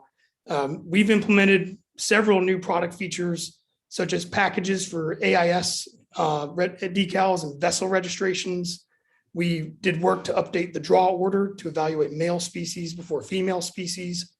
We've improved harvest reporting validation tools that give NDOW biologists better insight into hunter submitted data. We've implemented new donation workflows to make it easier for customers to buy an RES stamp. We've made improvements to the application process to make it more clear as to what it means to be an alternate in party selection. This year, we also implemented a new residency declaration and a new regulation for party bonus points. Last but not least, certainly first come, first serve was a large new feature that we built as well. So I did just want to call that out so that you guys know we're paying attention to these meetings when regulations are set. We understand that we need to go off and execute on that. And I think we've done a good job of that this year, working with the department as our partner. So there are some key highlights I would like to point out from this year's big game draw. Right now, we are at 33% more applications than our first year of the contract. So we took 393,913 big game applications. Throughout the course of the contract, we've also increased our number of people applying by 21%. This year, we saw a record of 85,056 clients applying for big game tags. And we're also seeing a 12% increase in applications per client. I think a lot of that has to do with some things that are set by the commission, including things like draw order and allowing folks to apply for like cow and bull tags. The other thing you'll notice I did include here is a 60% increase in average order value. So we see people are spending more money when they go to apply. And I wanted to include that not because of the fact that NDOW is getting more money, but to me, with that, I read that statistic and I see that the sportsmen and women in Nevada are willing to invest more into the wildlife resource, 60% so. And that's even over hard economic times in 2020 to 21. We still see that increasing the amount that sportsmen are willing to invest. I do also want to point out sales support volume. So NDOW and Calcami maintain a call center for customers to call in for assistance with the website. Our support volume this year has been down 44% from 2020. This is even with an increase in clients and people submitting applications. So what that tells us is people are becoming more familiar with the application process. They're becoming comfortable with it, and less people are requiring help in order to submit their applications, 44% less. That's a trend we'll continue to look at and report on. That results in direct cost savings and support for everybody. And so we're proud of that statistic.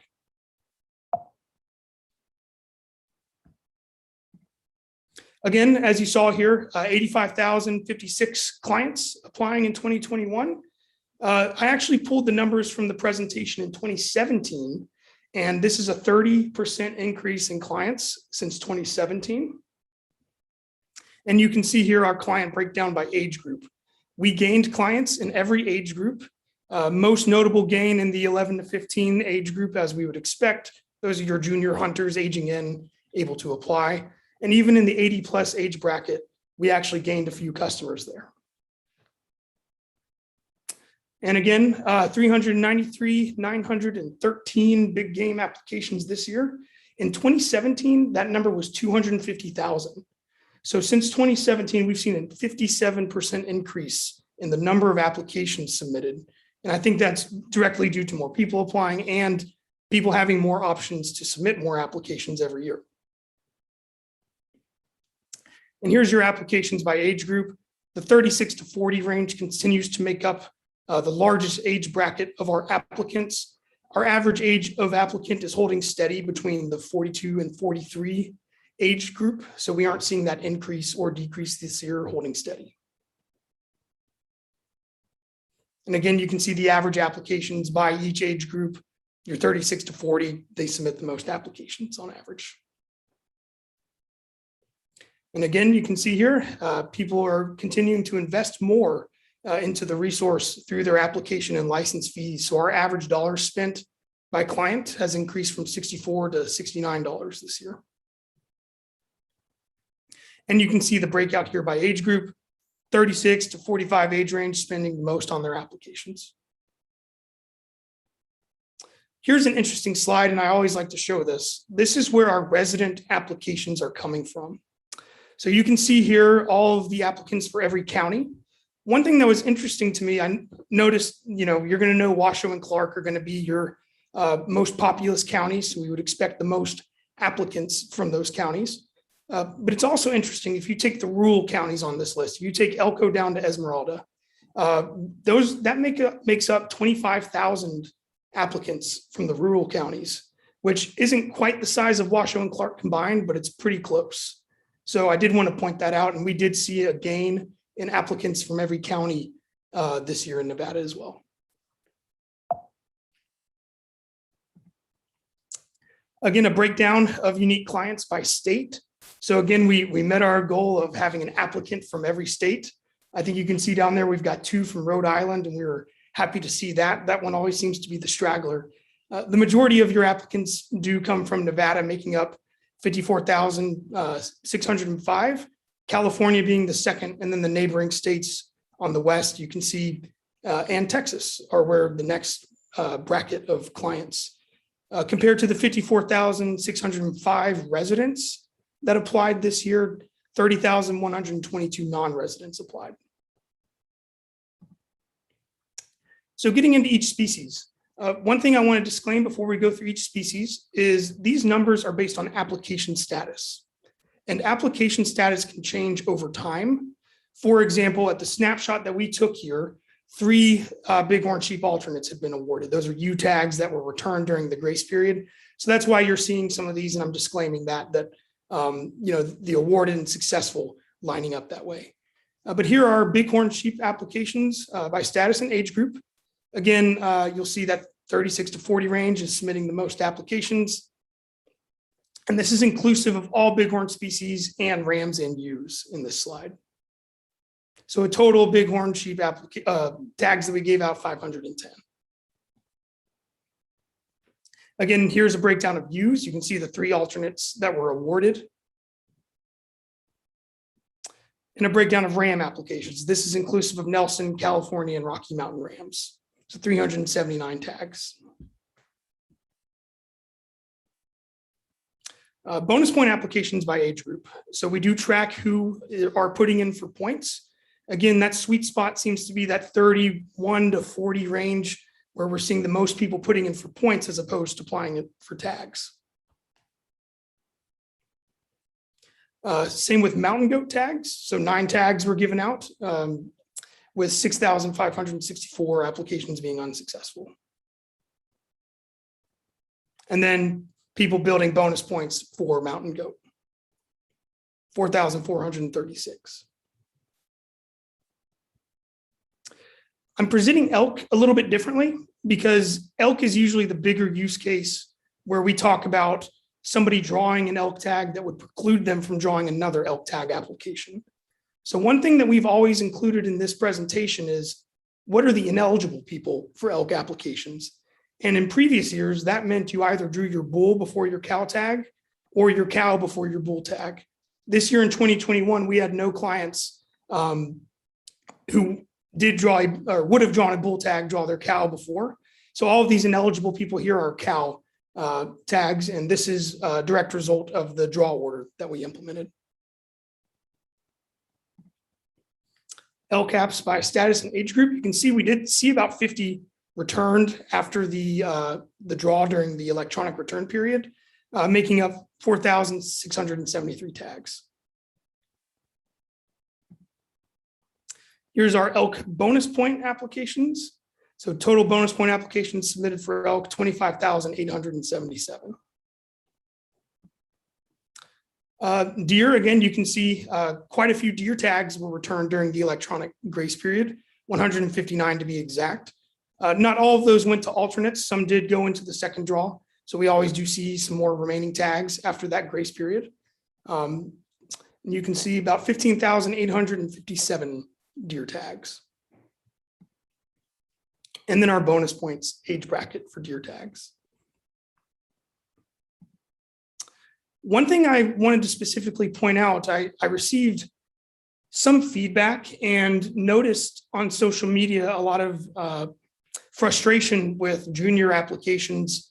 I don't know if some folks are under the impression that junior tags are guaranteed or understand how that process works. But I did want to point out, we do have unsuccessful junior applicants, and here's an overview of that. So in total, 4,571 youth apply for the junior deer draw.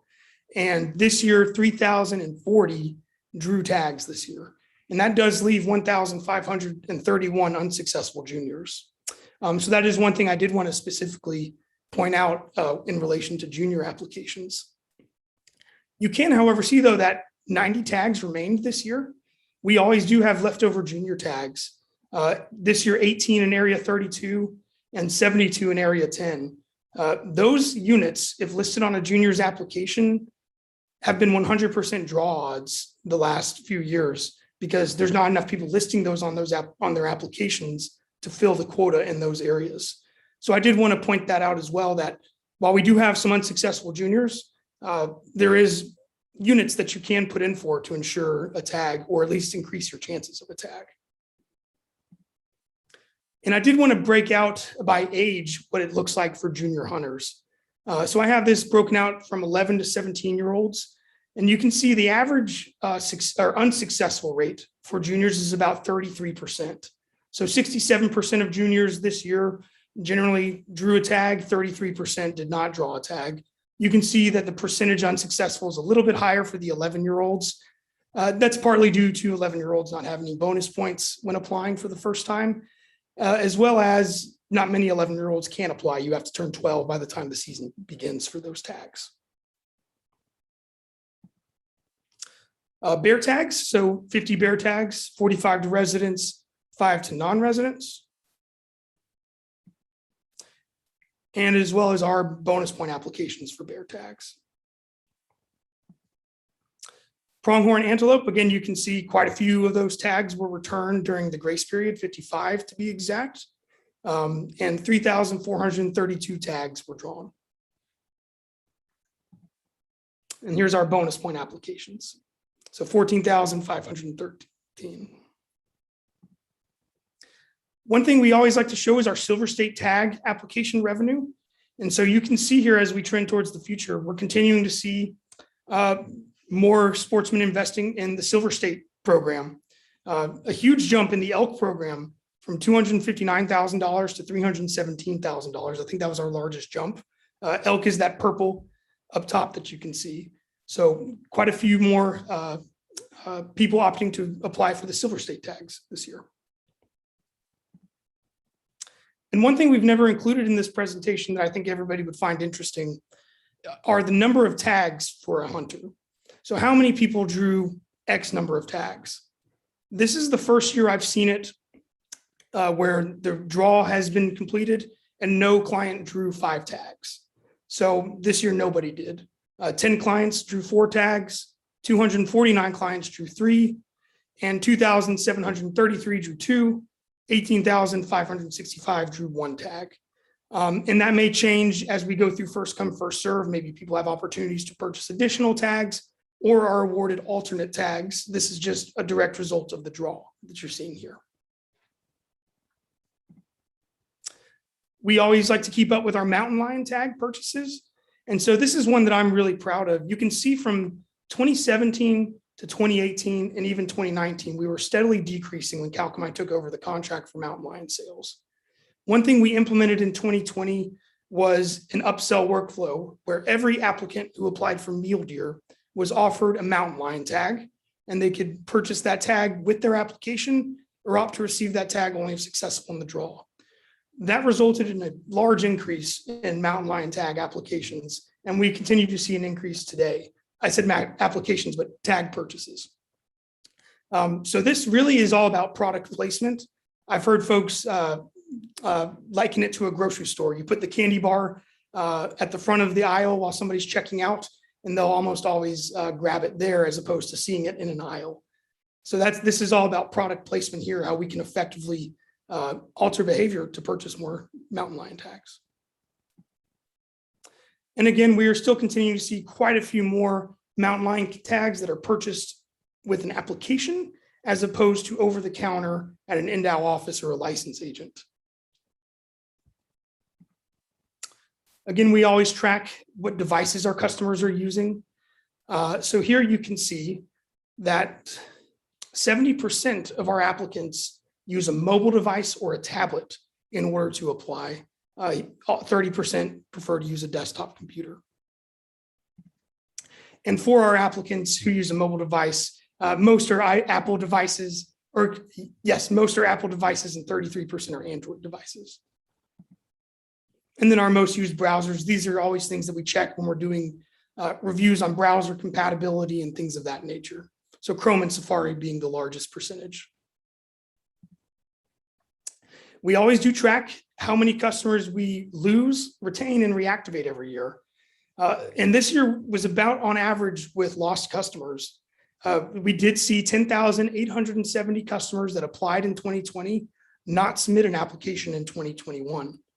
When you think about the increase we had in customers and applications, this is a really interesting statistic. A lot of this is probably due to non-residents. Maybe a non-resident draws that tag they've been wanting to put in for a while. And then they no longer apply. But this is one that we're tracking closely and looking to see how we can reduce that number in the future. And your lost customers are made up of 81% males, 19% females. Now, new customers, we had 4,226 new people apply for the first time in Nevada this year. Obviously, the new column is coming from our junior bracket and some newness in the 31 to 35 bracket. New customers, we actually see more females coming in than what we're losing, so 22% there and 78% male. And then our loyal customers. So these are people who applied in 2020 and applied in 21, 70,023. And then our reactivated customers. So we also track people who did not apply in 2020 and applied in 21, not for the first time. Maybe they applied in 19, sat out, then come back in 21. So we reactivated 10,805 customers. And then I just have 2 more slides on the draw results. I always find that these are interesting for the commission to look at. So this is our information sharing preference. This is the switch that can be changed on your online account about your information being shared by the department. Currently, at the time of this report, 95% of clients have asked to keep their information private, and 5% of clients have asked to have their information be shared. Now, on the flip side of that, we also have the draw results delivery preference, and we're almost split down the middle. 52% of applicants ask that their draw results be included on the list, and 48% of the applicants asked that they keep their draw results private. And I believe that's the end of my presentation. I'm not sure what the appropriate thing to do is to go right into my demonstration of first come, first serve, and then take questions, or take questions on the content you just saw, and then go to first come, first serve. If you don't mind, Zach, let's do some questions here. Yep. Because I know I have a few, and so others may as well. Does anyone have questions for Zach? Okay, I'll ask mine then first. In the multiple tags, does that include party tags? This is just looking at individual people and the number of tags they drew this year, regardless whether they drew that tag as a member of a party or as an individual applicant. Okay. And I had one other. Can you go back to the slide that shows the breakdown of gender?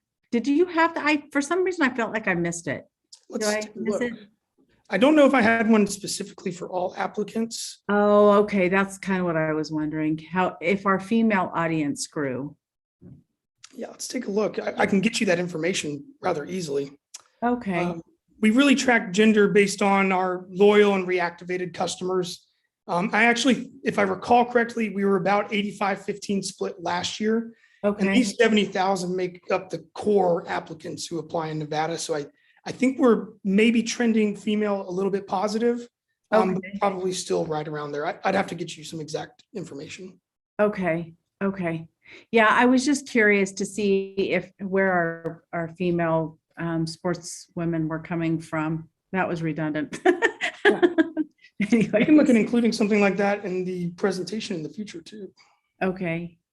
Yeah, I think last year it felt like things jumped from COVID, and I know a number of women who took the Hunter Ed class and then applied. So I was just curious where we had maybe an increase. Does anyone else have questions for Zach? I can't see you, so you're welcome to. Oh, there we go. Anyone else have questions? Commissioner Keel. Yeah, thank you, Madam Chair. Thanks, Mr. Lambert. Is there a way to reach out to the lost customers and survey them to drill down into why they didn't necessarily apply? That's an excellent idea. We do a lot of chasing of those customers during the application period. People get emails. We let you know if you're going to lose your bonus points. We reached out to quite a few customers to drive that down. One thing we've never done is actually survey to get the reason for that. And I think that would be a fantastic idea. I'd love to see what our marketing team could do there and maybe provide some information like that in an upcoming commission meeting. Perfect, thanks. And I think you'll probably likely get to it in the next presentation, but when you mentioned the remaining junior tags, I'm suspecting that those will be coming available in the first come, first serve, but is that accurate? Yes. Well, those remaining junior tags that you saw, those went into the second draw. And so from the second draw, we had no remaining tags. There was one junior tag that was returned that did go first come, first serve and was purchased. That was purchased last week. I'm not sure how many more will come up. Those tags are generally your lower rate of return on those. Sure. Thanks. So far, one junior tag has been sold first come, first serve. Perfect. Anyone else questions for Mr. Lambert? Okay, why don't you go ahead with first come, first serve? Let's do it. You look excited. I am. I love talking about it. So for first come, first serve, the best way that I've had the concept of the why is when Nevada Department of Wildlife sets their quotas, a lot of people think of that as a speed limit, when really it's a target.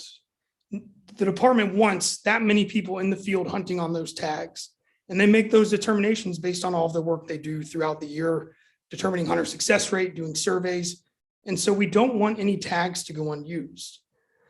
So the only time tags would go unused is if they were returned and had no eligible alternate. And that really happens one of two ways: whether enough people return that tag that there are no more alternates to go through, or that tag was returned within 2 weeks prior to the season start. it is entirely possible that a tag with plenty of eligible alternates could be returned several days before the season starts. And historically, those would go unused. In 2020, we had around 1,100 tags that went unused. So the real goal of this program, my understanding, is utilization of tags, ensuring that all of our tags are being utilized and giving more opportunity to people to get out in the field. So what I have here is the website. I do need to disclaim, this is the test site, so tags displayed in this demonstration do not reflect actual live data. And I'm sure everybody's been familiar and curious and gotten onto the site already, but I'm just going to go through it rather quickly. So you'll notice now here at the top right, we have our first come, first served tags, navigation item.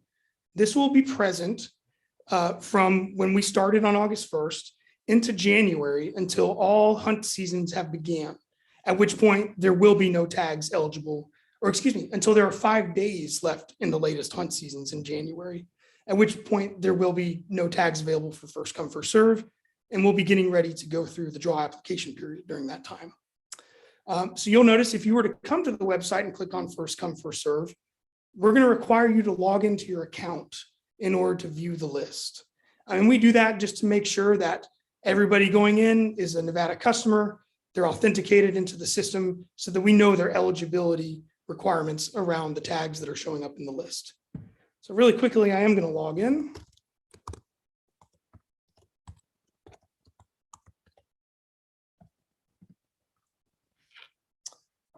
All right, and so the first thing we'll do is we will do a residency declaration for the customer. I'm a non-resident, so I'm just going to go ahead and do that. And then we bring everybody to the first come, first served page. So there's a couple of things going on this page. There's actually a lot happening when it doesn't look like there is. This page is constantly refreshing, and it is evaluating multiple business rules at the time this comes on. And these are things like your age, your residency, your current tag holdings, your waiting periods, and what tags you currently have on file. So for the most part, this list is going to be pretty empty. We've been seeing tags last maybe 5 seconds when they come onto this list and then disappearing. So this is actually not super conducive to a live situation, but I did just want to show out what it would look like if multiple tags were available. You'll notice that we do show you every tag that you're eligible for, except non-residents will not be able to purchase mountain goat, Rocky Mountain sheep tags, or junior tags. So those are reserved only for residents should they become available. I think the odds of a Rocky Mountain sheep or mountain goat tag being turned in are rather low, but those would only be offered to residents and not non-residents. The other thing to keep in mind is if you are in a waiting period for a tag, we're going to show this for you, but if you attempt to purchase it, we're going to let you know you're not eligible because you're in a waiting period. So the same eligibility rules apply to purchase a tag as they do to buy a tag or to apply for a tag, excuse me. Tags are available to each residency, just the price that you pay is different. And the one thing people should be aware of is if you already own a tag for a particular species, you are not going to see those tags on the list. If you own a deer tag this year, you're not going to see any other deer tags on the list. If you own a bull elk tag, you're not going to see a cow elk tag on the list. So everything is based off of your eligibility to obtain that tag based on several factors. Again, we'll group many tags all available here. 25 is a bit excessive, but I did just want to point that out. So if there are multiples of the same tag available, we show us 2 available here. So let's go ahead and just buy a mule deer tag. So I'll add this to my cart. And the first thing we'll do is we'll make sure that the client has their license good through all of the possible season dates of that hunt. If not, it'll be like when you apply, you'll be asked to buy a license to complete your checkout. Now, at the time the item is added to my cart, we do start a 5-minute countdown. And this 5-minute countdown is your time limit to purchase the tag. Once this tag is either removed from your cart by yourself or through the 5-minute countdown, it comes off the list and is randomized over the course of 24 hours when it reappears. We've purposefully done that to ensure that people can't hold tags for other people and game the system. So every time a tag is removed from the cart, goes back on, within 24 hours, it'll come on. The checkout workflow is actually going to be pretty familiar to everybody. Same with, you have the opportunity to donate. to the Resource Enhancement Fund, and you can say how you would wish to receive your license. I would encourage Nevada residents to do pickup at NDOW office because USPS shipping times are rather expensive or not expensive, excuse me, but delayed. We can do FedEx for an increased rate, or you can just pick up at an NDOW office for free. Like Kim said, we've seen a lot of people not selecting the pickup at NDOW office, asking for the tag to be shipped to them. And then CalComI has already printed the tag and mailed it. They show up at NDOW asking for a print, and NDOW can't do anything for them because the tag's already been mailed. So that is the one thing that we're looking to improve this workflow here, to make it more clear that you do have an option to pick up at an NDOW office. So I'll just click continue, and then we'll go through the payment page. And if I already have a saved credit card on file for my previous applications, I can just use that, agree to the terms and conditions, and that's it.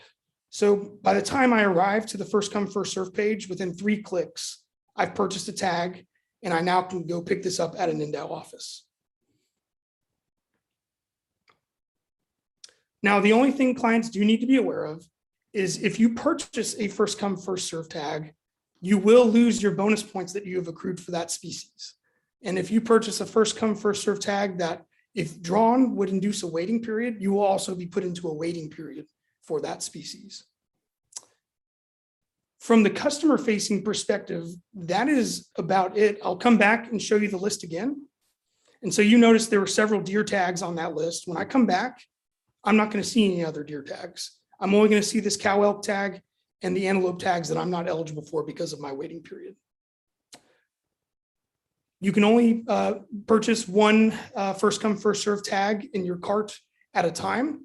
You can purchase multiples, but they have to be through separate transactions. And we do that to give everybody as much of a chance as possible to purchase the tag. I'm sure there's a lot of questions. The demonstration from the website perspective is rather simple, but there is a lot going on. So I would be more than happy to take anybody's questions. Okay, thank you, Zach. That was really interesting to see. Commissioner Olmberg. Yeah, Zach, I just had a quick question here. I didn't notice if there was a notice or a warning that there would be a 5-minute period in which they had to complete the transaction. Did I miss it, or is there none? Let me show you really quick. So there is a countdown clock that starts. So let's come back here and let's grab this cow elk tag. So up here, I see that my item is reserved for 5 minutes. Here I see my item is reserved for 5 minutes. And here I see the item is reserved for 5 minutes. And then throughout the rest of the process, I think this one and this one persist to where it's always clear how much time you have left. Okay. Other questions for Zach? Vice Chair Cavilla. I've been on there looking for tags, like everybody, but that little green bar that's up there that says you see all available tags, that auto updates. So you could just leave that running in the background. You don't have to, it'll just constantly, how often does it auto update if you're leaving that running in the background? Every 20 to 30 seconds, depending on your internet connection.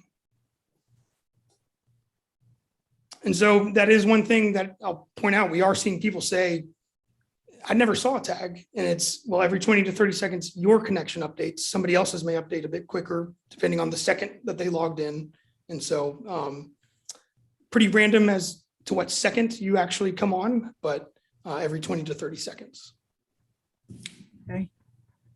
I did see a cow elk tag come up there the other day, and it disappeared pretty quick. Yeah. I will admit, I think with the newness of the program, we went through 117 tags that first day and maybe sold 14. A lot of people were just curious coming to the site, putting one in their cart and saying, oh, that's cool, and then removing it. That then spins that 24-hour clock again as to when it can come back on. Not 24 hours exactly. It could be 14 seconds. It could be 23 hours and 37 minutes. It's all randomly determined there. But that is one thing we've seen is quite a few people are interested in putting things in their cart and either changing their mind or just letting their cart expire. Commissioner Rogers, I saw your hand. Yes, okay. Yes, thank you, Madam Chair.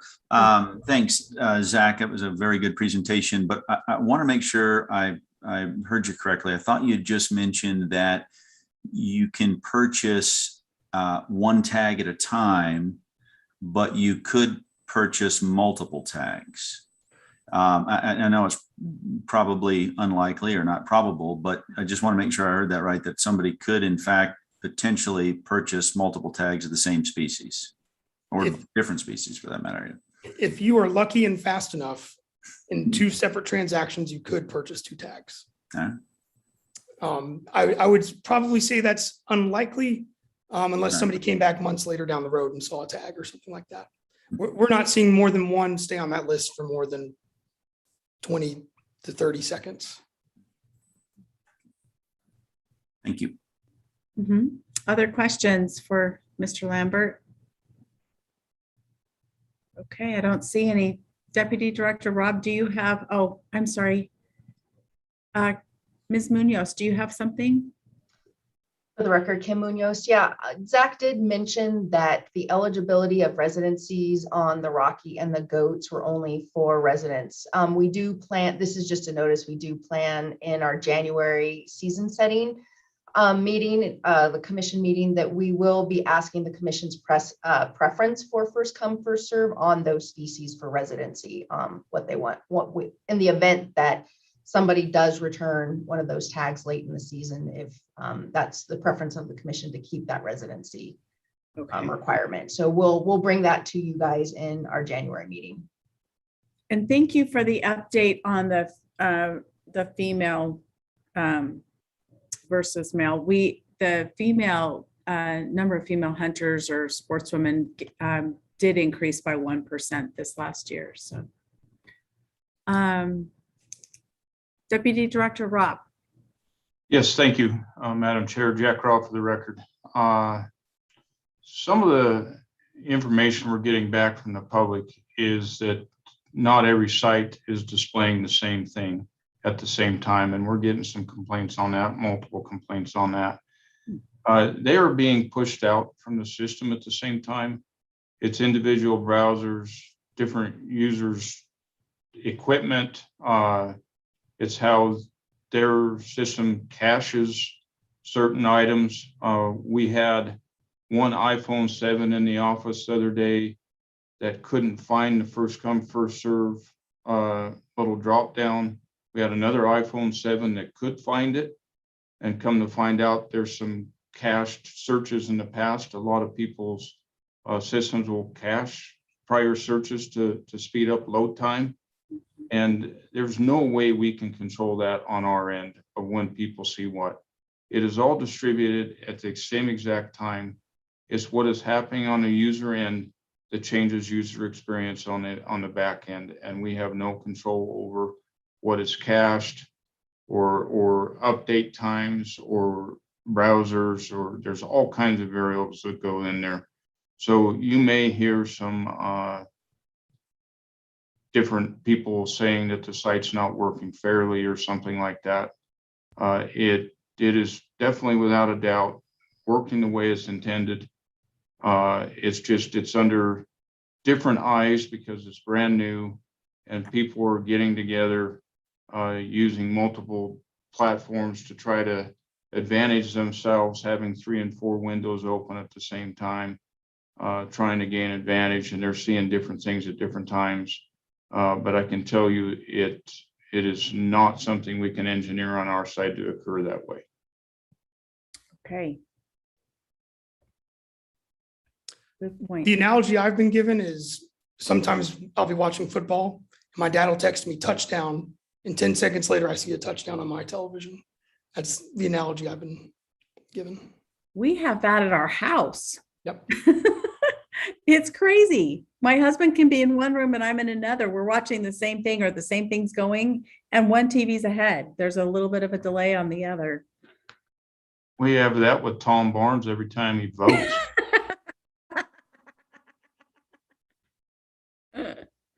I was just going to make that same comment, Jack. All right. Thank you so much, Zach, for that. Really, really fascinating and good information. Oh, Commissioner Allenberg, one more. Yeah, I like this stuff as reference material. We usually have a copy of it. Is it going to be posted somewhere where we can get a copy of it? The presentation file I'll provide to NDOW to put on NDOW.org as a reference material for this. If it would help, I'd be more than happy to record a similar demonstration for first come, first serve, like what I've done as well. We do all of the YouTube videos that you see for application tutorials and everything. Would be more than happy to do that. I just would work with Kim and Jack on getting that on the list of work to do. My intent, mine was the draw report. Okay. Not so much the demonstration, and that'd be a little bit difficult, but the draw report itself with all the statistics there. I like to look back that as on that for reference. Absolutely. Thank you. Perfect. All right. Thank you. It's always a privilege. Good to see you, even though we weren't in Tonopah. I was looking forward to it. Darn it, I was too. All right. Good day. Thank you. Okay. Moving along, commission agenda number 8, I'm sorry, Commission General Regulations Adoption Public Comment Allowed. 8A, Commission General Regulation 489, NAC 503.172, Shed Antler Season, NAC 501.200, Management Analyst Kaylee Musso and Chief Game Warden Mike Maynard for possible action. The Board of Wildlife Commissioners will hold a workshop to consider amending Nevada Administrative Code 501.200 and 503.172 to change the demerits for violation of the shed antler closure, increase the demerits for a violation of that regulation, and require an online class in order to collect or possess shed antlers in the field.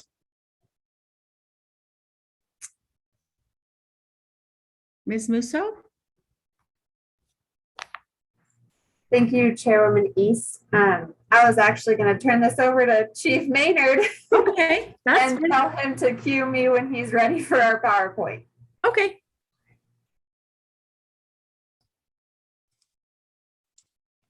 Madam Chairwoman, members of the commission, Chief Game Warden Mike Maynard for the record. Today we are going over the shed antler reg to help the process, as there are many people here who may not have been here when this first started. We were going to start off with a PowerPoint that gives a brief lesson in history of where this came from, where we've been, and where we're at now. So with my thanks to Kaylee, we can begin the PowerPoint show and we'll go through it one slide at a time. It's only about 25 slides. It should be fairly brief, and then I will entertain any questions. All right. This is a warehouse filled with shed antlers. As many of you know, shed antlers have an intrinsic value for many different reasons. Everything from trophy mounts to Chinese medicine and various other uses along the spectrum. Next slide.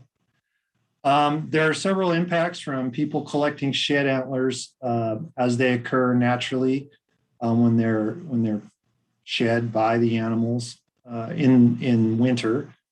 And when humans are out collecting those to try and get there first so that they can get that shed, there are some impacts on the animals that have been observed biologically. I'll run through those real quickly. There's displacement or harassment of animals on the winter range. So typically animals are going to, and this is, again, Mike Scott can jump in at any point and give his 2 cents on biology. You may wish to ask him questions on that as well. But typically they're going to go to where there's still some forage during the winter months when times are hard and the temperature is, and the weather is difficult for the animals to survive. If there's a lot of human activity while they're on their winter range, that can push them to a less desirable forage area. And it would preclude them potentially from using that critical winter habitat. When they force wildlife to move, it depletes energy reserves, moving away from people during their vulnerable time. Obviously, if they have to run away, because there's people either walking, using ATVs or vehicles in a given winter range that can cause an excess use of calories that they don't have in surplus at that time. This is one of the potential aggravators of this is off-road travel. And there are occasions where people will actually purposefully push animals with vehicles, potentially even horses, to get them to go through brush areas where they would potentially snag antlers and lose them sooner if they haven't shed them already. This is a video. I don't know if this will play. This is somebody on an ATV basically doing a grid collection on an area. So what they can do with potentially with ATVs is they'll just do a grid pattern. They'll just go back and forth across a given area to see where any sheds may have dropped in that particular area to make sure to ensure they get the widest coverage. So they'll just go back and forth over the entire area. Doesn't look like the video is going. Anyway, you can see on this picture, if you look really closely, some tracks that are running through the low brush or ground cover that have left marks on the landscape. And this is something that would be accentuated potentially by people seeking sheds. And again, this is, I'm taking these things as object lessons out of context. There are a lot of people who are completely ethical, don't push animals, and do not create stress on the herds or cause problems. I'm pointing out some of the potential issues. I'm not trying to paint a broad brush and overgeneralize shed hunters as a group, because that is not accurate. Again, these are some photos of some tracks, obviously off-road. So in 2011, just as a synopsis, the legislature passed a bill which resulted in statute stating the commission shall adopt regulations for the taking of shed antlers. As to be used in this section, shed antlers means antlers which have been naturally shed by any big game mammal in the state. And for those of you who are unfamiliar that may be listening, that doesn't count deadheads. So if an animal dies in a natural death, that is not considered a shed antler. So there are various laws that we looked at back then and since. This is a synopsis of some of those, such as Montana, where basically they closed areas to human activity from January 1st to May 15th to protect them. Colorado, they closed antler collection on public lands in a certain area from January 1st through April 30th.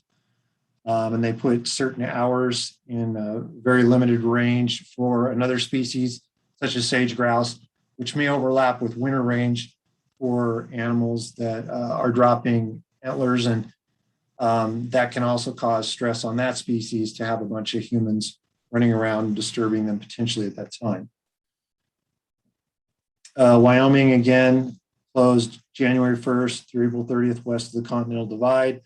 Utah, shed collectors are required to take an online shed antler gathering class yearly of collecting sheds from February 1st to April 15th. The statistic was 19,000 people, I believe, taking the class in 2017. There was an emergency closure enacted on February 3rd, 2017 to last through the end of March 2017. Again, this is Utah. There was a 7-year process to develop a regulation. There were issues presented on several occasions with various language options between 2008 and 2012. January 2014, a workshop was held before the Nevada Board of Wildlife Commissioners and changes were made. March 21st, 2014, a second workshop was held before the National Board or the Nevada Board of Wildlife Commissioners. March 22nd, 2014, an adoption hearing was held before NDOW passed regulation prohibiting collection of shed antlers statewide from January 1st through April 14th. June 2014, the Legislative Commission deferred back to the Nevada Board of Wildlife Commissioners to add a private property exemption. November 2014, there was this third workshop held before the Nevada Board of Wildlife Commissioners. December 2014, the decision to hold until after the legislative session occurred, and summer 2015 regulation expired. Winter of 2016-2017 brought record snowfall in many areas across the West. Utah instituted an emergency prohibition of shed antler collection to protect stressed big game herds trying to survive the harsh winter. This pushed hundreds, if not thousands, of shed hunters into Nevada. 19,000 people had taken Utah's online shed antler test for their annual shed hunting license. And this put extreme pressure on the eastern Nevada deer and elk herds during a harsh winter, which renewed the urgency for an antler regulation in Nevada. Lincoln, White Pine, and Elko County Wildlife Advisory Boards again asked for a regulation. 2014, the draft was resubmitted in October of 2017 to prohibit collecting of antlers statewide from January 1st to April 15th. November 3rd, 2017, Wildlife Commission amended proposal to prohibit collecting antlers from January 1st through March 31st with daylight hours of 10 a.m. to sunset from April 1st through May 31st. Also amended to just 6 eastern counties. January 26th, 2018, amended again to drop the daily hours portion and just prohibit collection in the 6 eastern counties from January 1st through April 30th. Motion passed 7-0. So that's catching us up to kind of our current time. And these are some successes and challenges. This is one of our wardens and some antlers, I believe, related to a seizure. So these are some of the things we encounter from a law enforcement perspective, irrespective of what the intent of the law may be. There are impacts that are unanticipated, potentially, that we try and accommodate when a law or regulation is passed. We did several saturation patrols in heavily collected areas. We did surveillance on some individuals suspected of violating season closure. And the big issue back then, and as even in now, is that it appeared the GPSing and cash hoarding look to be the biggest issues that we currently are facing in the shed collection and area closure enforcement. Reports of greatly reduced traffic and disturbance in most of eastern Nevada have appeared. There's been numerous conversations about potential changes. Modifications were made to the regulation by the Nevada Board of Wildlife Commissioners, and the final version was sent to LCB. So this is our current regulation. Current regulation, NAC 503-172, prohibition on taking or gathering shed antlers on public land in Elko, Eureka, Lander, Lincoln, Nye, or White Pine counties during a certain period. And it references the statutes that give the authority.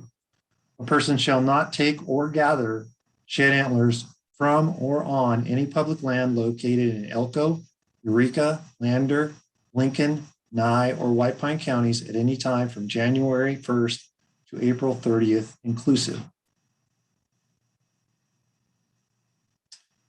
So the version that is before you now, which was in the source material, we'll cover real briefly, and then I'll be available for any questions.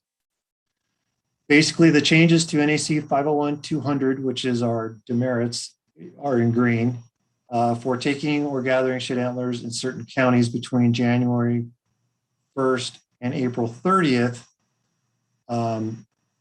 in violation of NRS 503-655 and NAC 503-172 results in 9 demerits. The taking or gathering of shed antlers in certain counties between May 1st and June 30th without a certificate. So this is the part where you can legally collect sheds, but you have to get a certificate first so that you don't violate 503-172. There's going to be 6 demerits. So again, the changes in green, persons shall not take or gather shed antlers from or on any public land located in those 6 counties at any time from January 1st, April 30th, and then from May 1st, June 30th, inclusive, unless the person is 12 years of age or older and has in her possession a certificate issued by the department or an agent designated by the department as proof that at any time from January 1st to April 30th, inclusive of the current calendar year, the person successfully completed the course of instruction in the responsible collection of shed antlers offered pursuant to subsection 2, or is under 12 years of age and is accompanied by a person who, one, is at least 18 years of age and has in his or her possession a certificate issued by the department or an agent designated by the department as proof that at any time from January 1st to April 30th, inclusive of that current calendar year, the person successfully completed the course of instruction in the responsible collection of shed antlers offered pursuant to subsection 2. The department shall offer without charge an online course of instruction in the responsible collection of shed antlers and issue a certificate of completion from the department to a person who successfully completes the course, or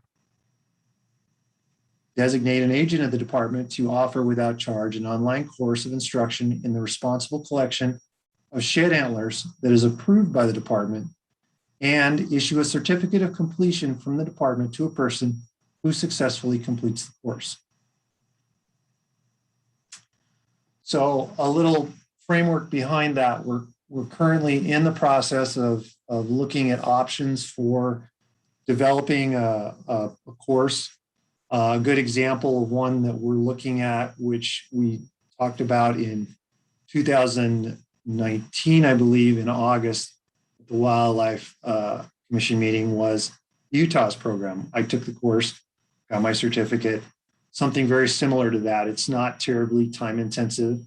It looks to be fairly, although programming is a lot different than just going, oh, look, all you do is click and it takes you through it.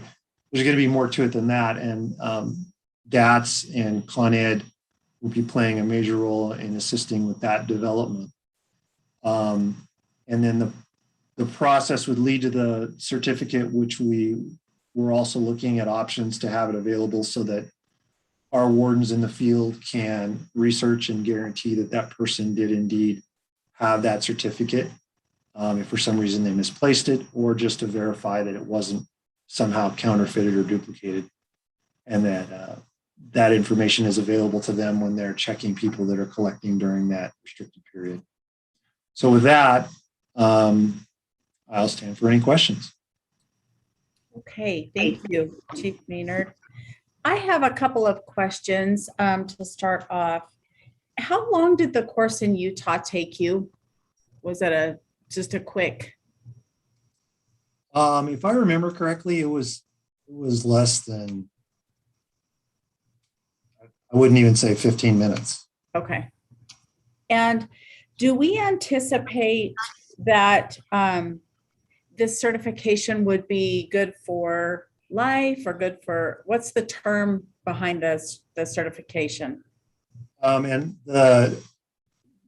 Craig Burkett, the Deputy Attorney General, could probably speak to this, but I believe according to the wording that's in there, it's something you would need to refresh every year.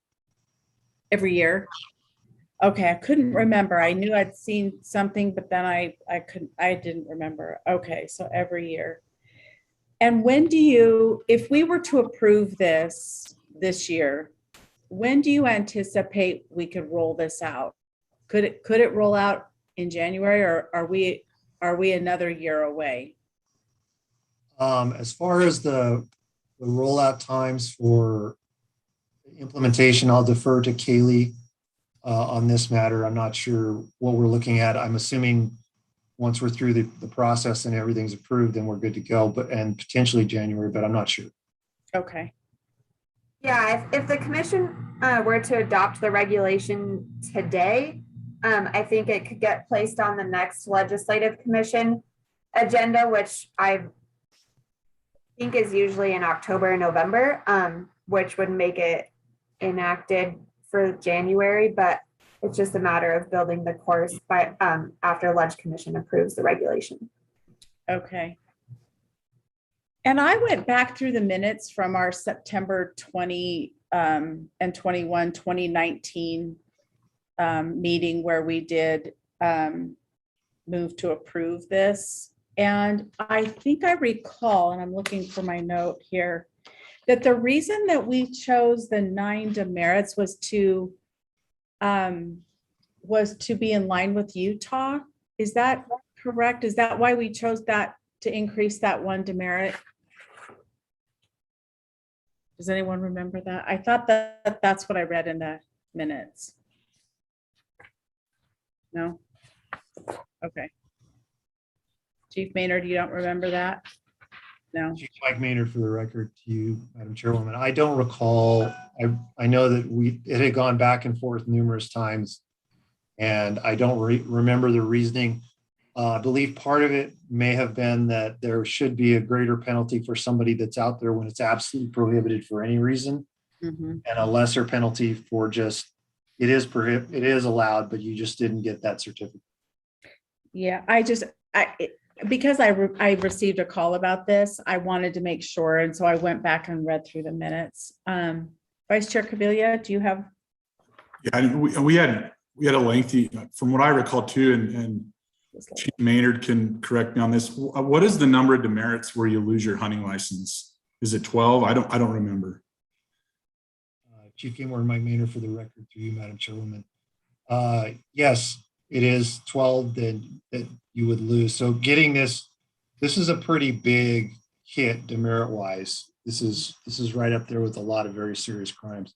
So it would, a fishing ticket would kick you over into the revocation area.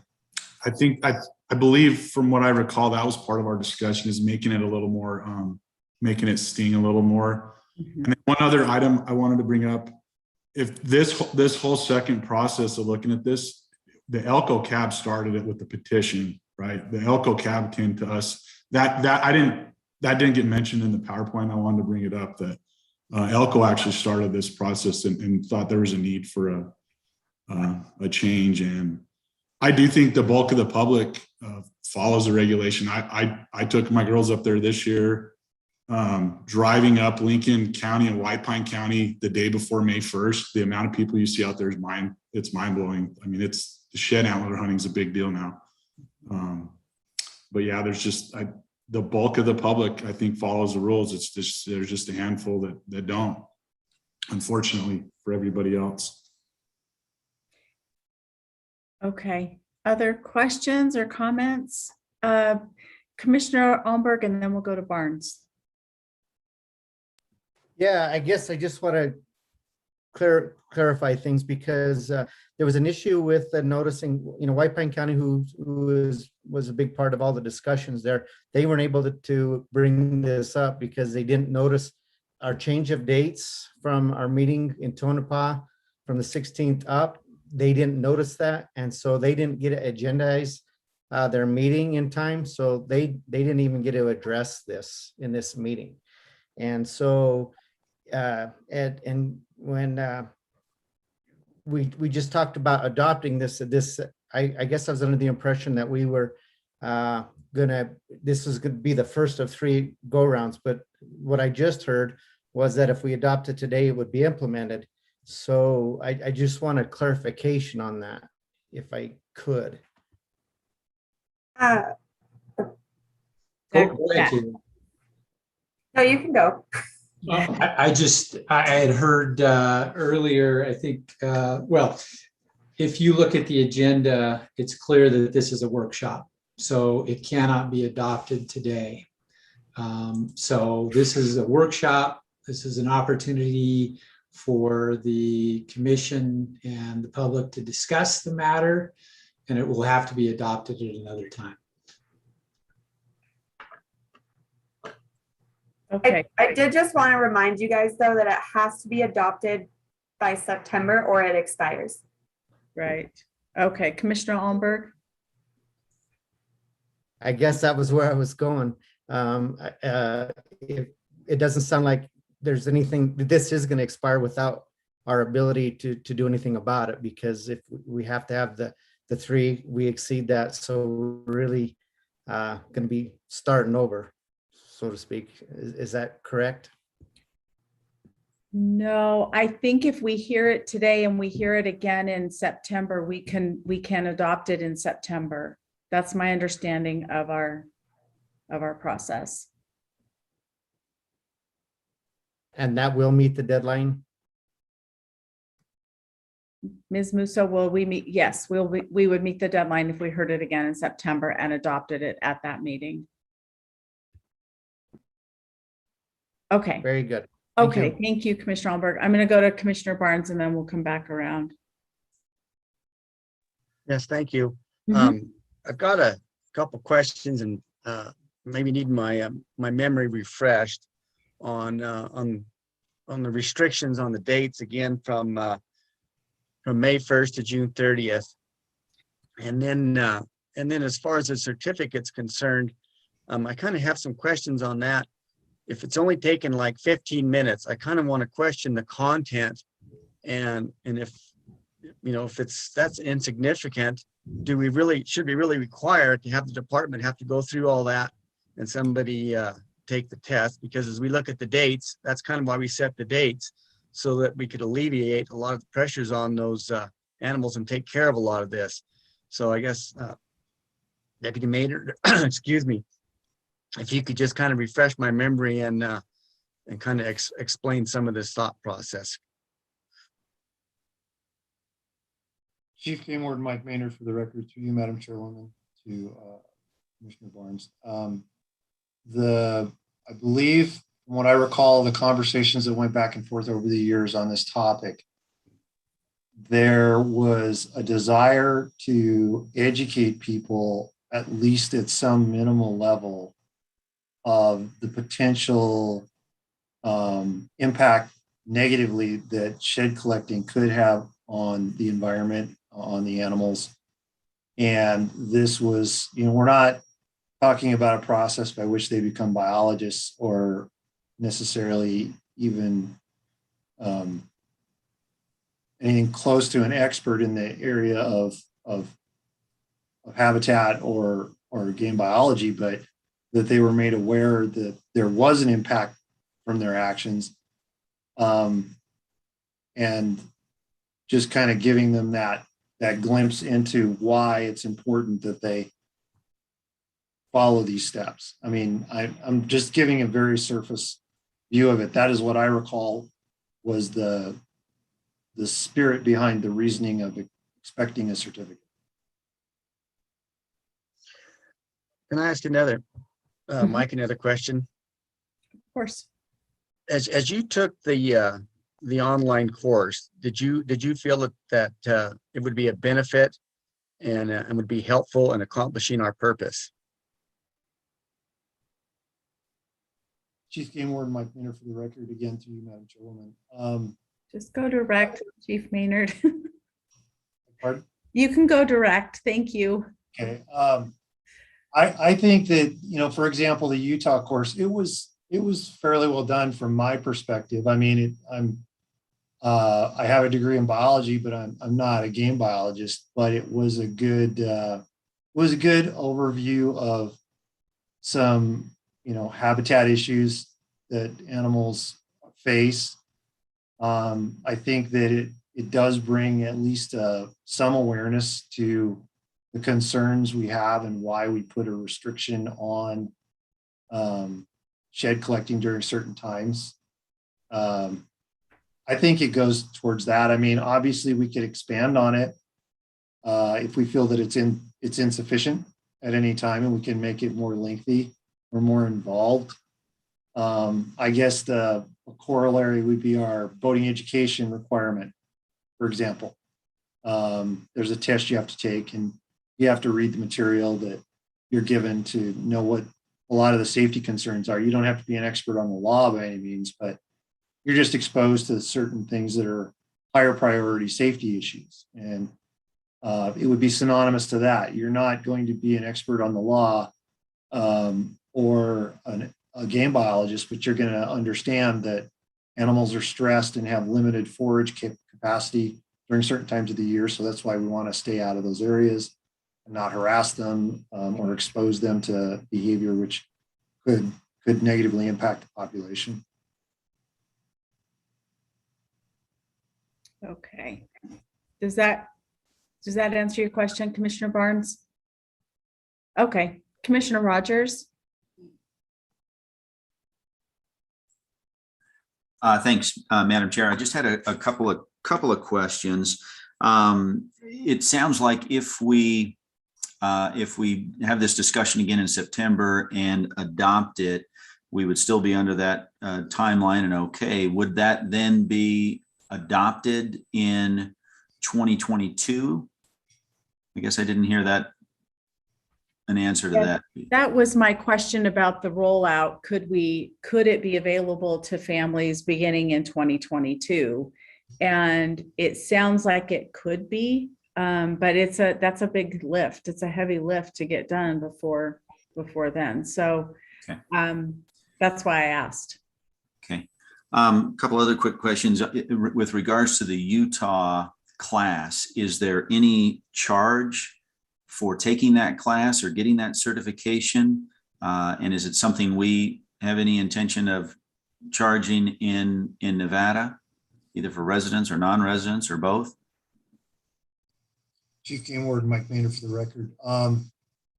This is a little outside of my wheelhouse directly.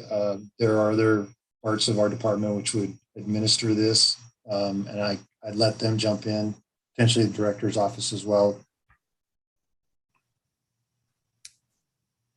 Jack Rowe for the record. The way this is currently proposed, there is no charge to take the class. It would be a free class at this point. As far as timing, we have seen the shed regulation adopted in the past, make it down to legislative commission and not be allowed to go forward as law. This is something that has been brought forward by the cabs to make a change from what is currently in process. If there is no change, we're going to stay with the dates that many of the cabs have trouble with, and we will not have the class. So if we do nothing, we're still where we're at, and that's where people weren't happy. So that's what I'm trying to put out there is, even though you may adopt it in September, us being able to get it through Led's commission and rolled out in time to get regulations out in time to slow down what may be happening in the field, it will be a push on multiple ends, not just the technology end of the class. And then just real quickly also, just curious, does Utah require a hunting license for either residents or non-residents for shed collection? Is that a thing at all in Utah? I believe it is, but I don't want to answer that as far as gospel. Does anybody know? Jack Rowe for the record. I'm not familiar with that, but I believe if we wanted to require a license, that would take some type of legislative change to bring it into a fold. The commission would have purview over it, and all license structure and dollars are under NRS, not NAC. So we would be limited what we could do with this body. Okay. And then the last question I have, I promise, and I'll be quiet, and that is, in addition to the demerits, is there also a monetary fine as well? There, Chief Game Warden Mike Maynard for the record, and in our bail schedule, there's set down costs for each type of offense. So that's in our bail schedule on what they would be, what financial burdens they would face. Okay. Any other questions for Chief Maynard, Commissioner Almberg, and then Commissioner McNinch? Not a question for Chief Maynard, but just in a comment and in regards to my memory of the discussions in terms of the doctrination course, I think some of the discussion was certainly the benefit of gathering data just trying to quantify exactly how many people or what is this, the popularity of and monitoring that over the time. What are the changes in the numbers? I mean, clearly this is all relatively new. Shed hunting hasn't been, people pick them up, but it's nothing to where we're at now. And so we have this constant growth in the popularity of it. It's a legitimate recreation, and it's getting more and more popular. And so that starts to quantify that, and it also starts to quantify the impact of the non-residents. And so again, and so this comes to my question there. And I was waiting to hear this from the Waffler report, because we have been talking about the cooperation of states, that issues that impact us all. And I didn't hear back of our fellow states still being interested in common discussion over the shed issue and how we impact each other. Could it maybe Director Wasley or could he maybe address, did it get discussed, or is it something that's still in the works, or did it die on the vine? Thanks for the question, Commissioner Allenberg. And I didn't hear any further discussion on it. And again, as Commissioner McNinch mentioned, WAFWA has 2 meetings per year. They have the summer meeting and the midwinter meeting. And one of the things that the commissioners have done, and WAFWA is unique amongst the 4 regional associations in having such strong commissioner participation and commissioner engagement.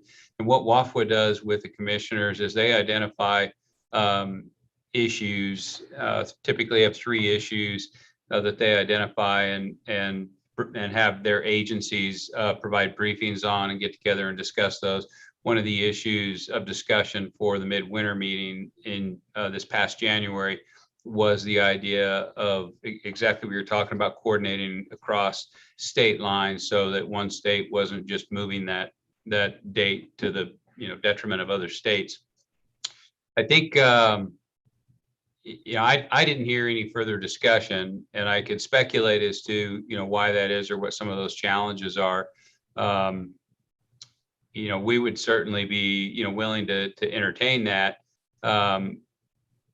I think there would be some very real challenges in trying to all get on the same page, and we've had some success working with those other states and having overlapping elk hunts so that we weren't chasing the same elk from state to state to state.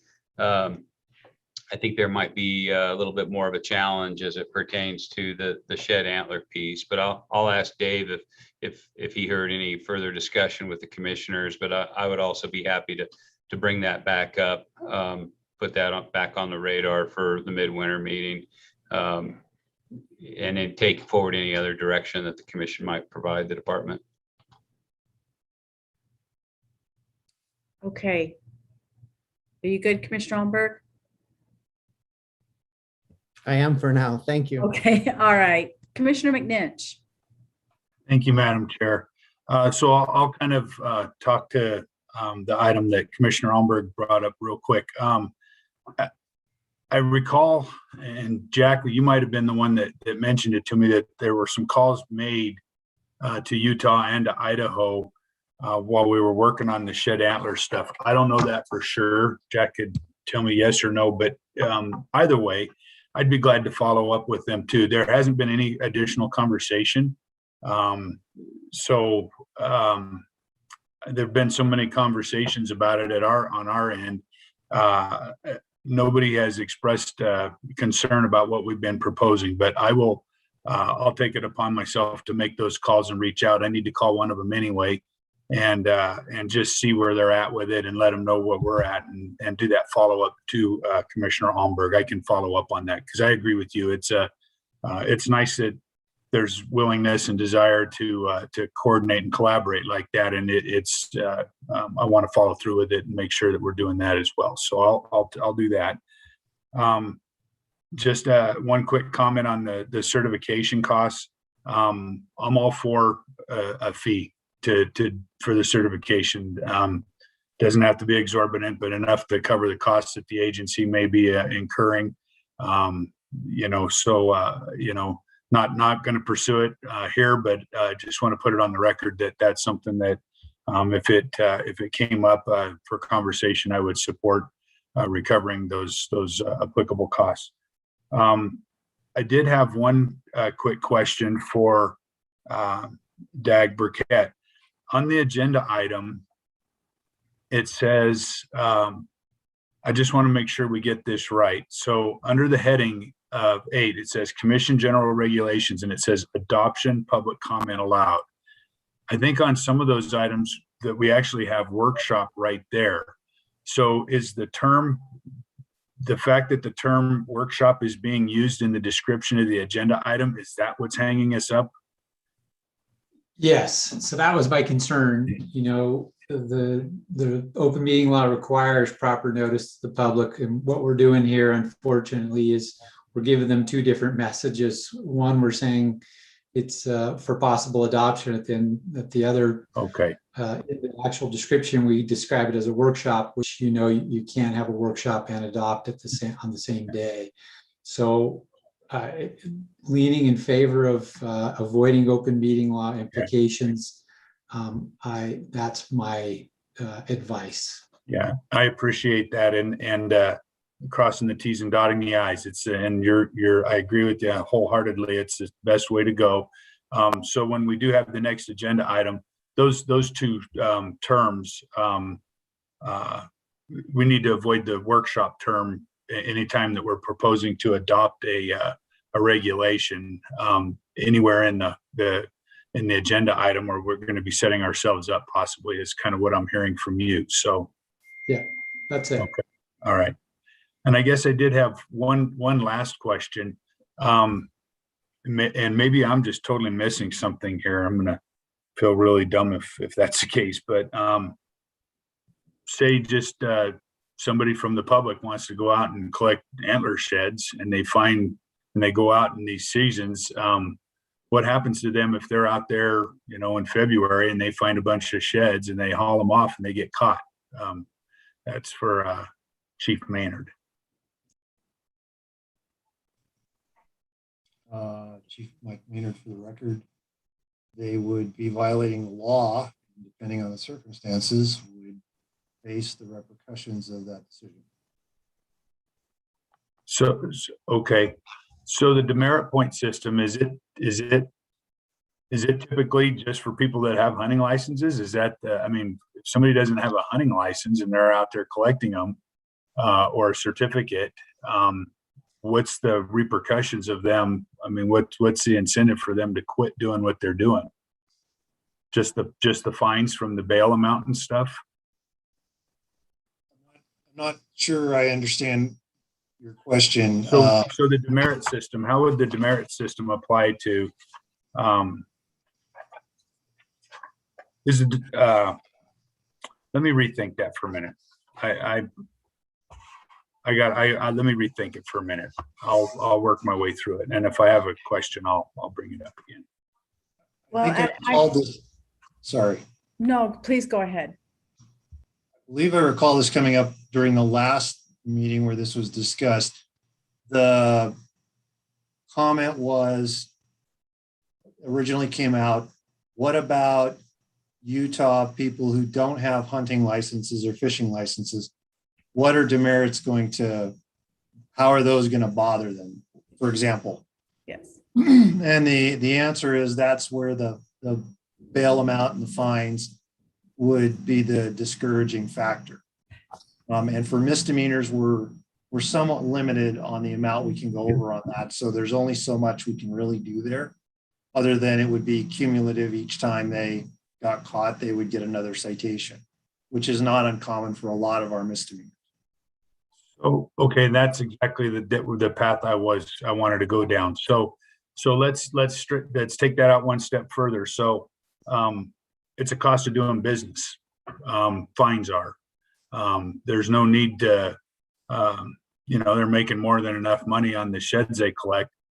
Can those violations be assessed per rack or antler?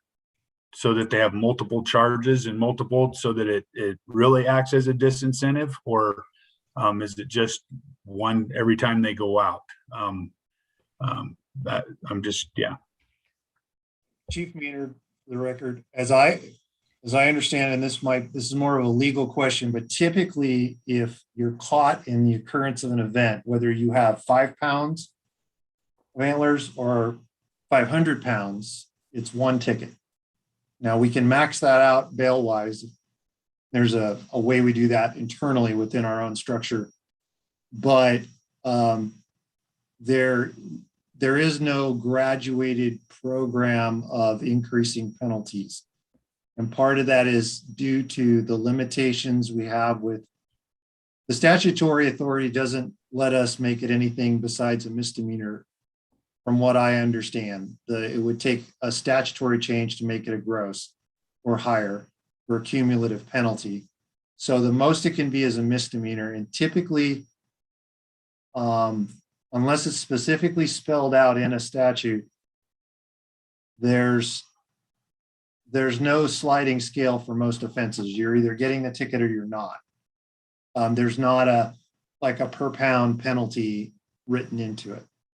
So it would be just, you'd be getting another ticket. And you're correct, there are people that violate numerous laws we have and other laws in society because they realize there is no cumulative penalty. Like, for example, our OUIs, there's no cumulative penalty. They can get 100 of them a year and they won't face any restrictions. They can go out and vote the next day. Whereas a DUI, there's a graduated penalty. So it depends on how the statute is structured. I'm pretty sure that's a statutory change that would rest solely with the legislature. Dag Burkett could probably weigh in on that, but I don't know that there's much we can do on that at our level. So you would not be able to issue multiple misdemeanor charges for one incident. One incident is kind of the question. Likely no. That would be like me stopping a boat and they're short life jackets, and I write that for each one. That's a good analogy. I appreciate that. That's why I'm asking the question. That's a good analogy. I can see that. So it's not really practical to do that, and the courts don't like it, quite honestly. Judges, it's called stacking, and sometimes it's, for certain things you can, if it's a different enough offense, you can get away with it. And it looks punitive versus just enforcement. Our job is not to punish. Our job is just to enforce the law, and the courts dictate ultimately what that penalty will be. Okay, I appreciate it. And at the same time, we want our regulations, our laws to be incentives for compliance. So it's a balance. I understand that. So I appreciate the response.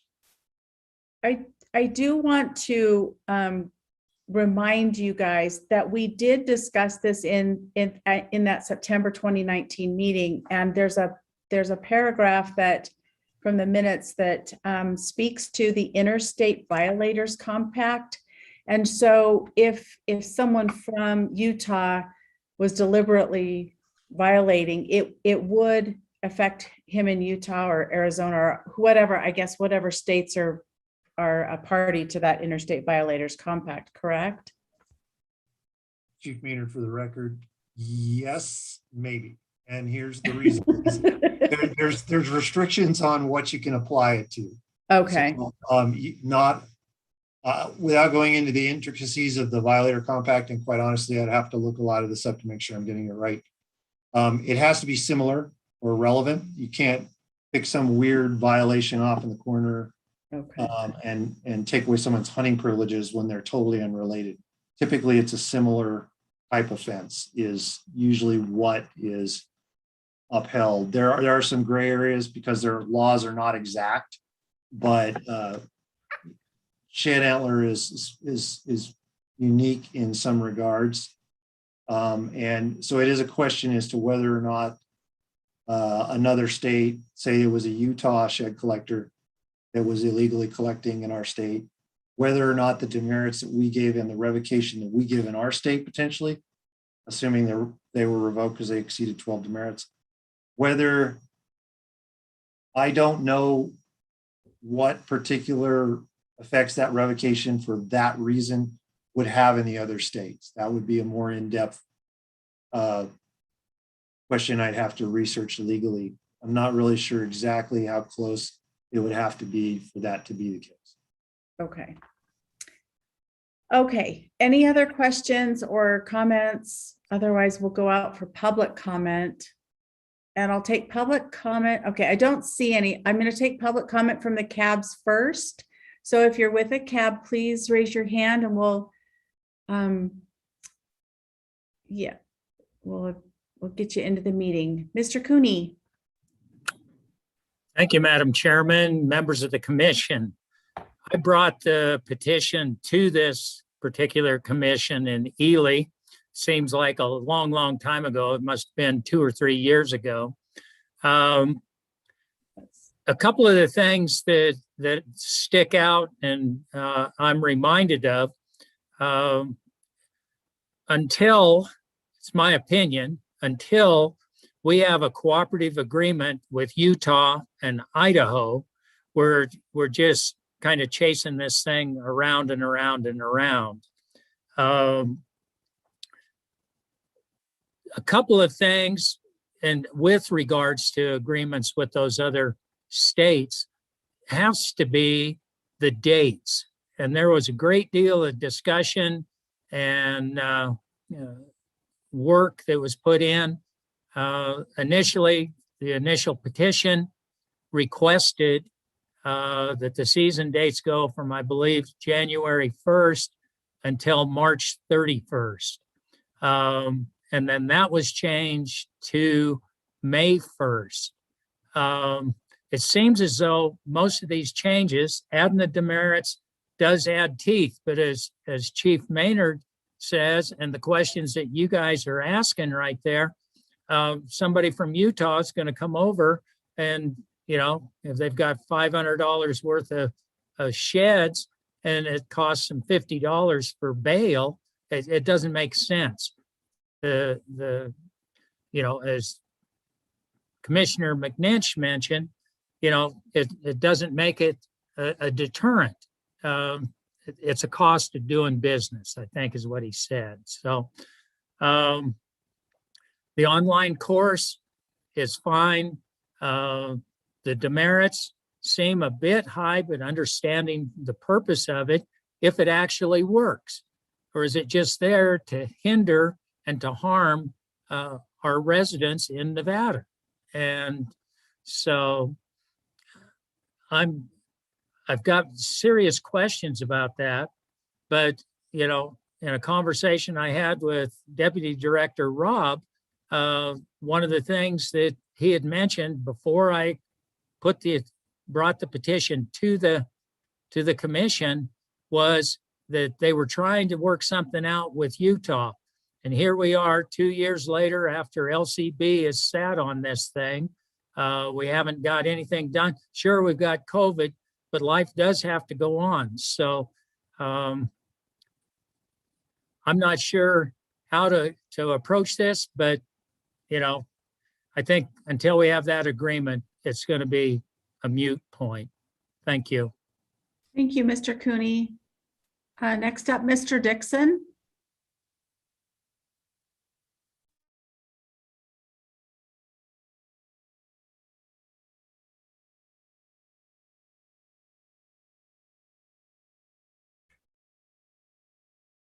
Go ahead, Mr. Dixon. There, can you hear me now? I can, yes, thank you. Right. I get a little, you have to not only unmute at the top, but I get an unmute screen and I wasn't looking because I was opening my other computer so I could read something. So, okay. What I was going to say, Chair East and Commissioners, is that the Clark Cab first off supported the changes that were made, but we feel that those changes only get us part of the way there. And I think Commissioner McNish brought it up, and it really comes down to if you don't have a hunting license, and I think that Chief Maynard pointed out very quickly, a gross misdemeanor, not gross, but a misdemeanor max fine is $999 in bail. And if you're collecting a couple of sheds, that's a deterrent. But if you got 500 pounds of sheds in your truck, that's not a deterrent. I mean, and for commercial, I mean, this really does nothing for commercial collectors and people who are collecting commercially right now. And so I would like to see, Jack, you said it would take a legislative change. And I think that at this point, we should require a hunting license. It's going to take a while to get this thing through LCB and other things with the changes. We should put back in, we require a hunting or fishing license in Nevada, plus the course. And then once you've done that, we could always look at the fact that we're going to have commercial people who are going to violate here. And I'm not sure how we deal with that, because I know from a personal friend that I have here in Vegas, on Mount Grafton 2 years ago, there were people driving with the quad through the wilderness on Mount Grafton. When they got stopped by that person, they said, "Hey, we're collecting sheds." And they said, "Well, this is a wilderness. You can't drive here." And he says, "Look, if we collect sheds, we're going to more than pay for the fine. And by the way, we collect on the north rim of the Grand Canyon too, and we pay the fine there when we get stopped." So if you got people that are commercial, I think there has to be a greater deterrent than a $999 misdemeanor. And I don't know if we can ever address it here, but if you're really going to change what's going on as far as rule breakers, I mean, it was pointed out by one of the commissioners, I think it was you, Tommy, that by and large, everybody is honest here and is doing it right. But for those that aren't, they find a loophole of the system and they're abusing it right now. And, you know, the tracks that you see where people are gritting and going off road, they're by the people that are going to continue to violate because there's not a punishment great enough to stop them. Thank you. Thank you, Mr. Dixon. Do we have any more other cab comment?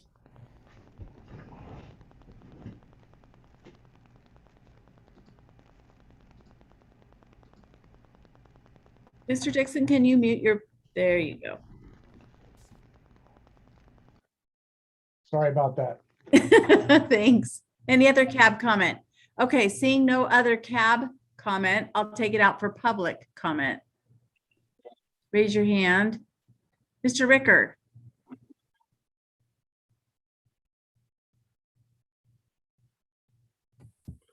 Hello, can you hear me?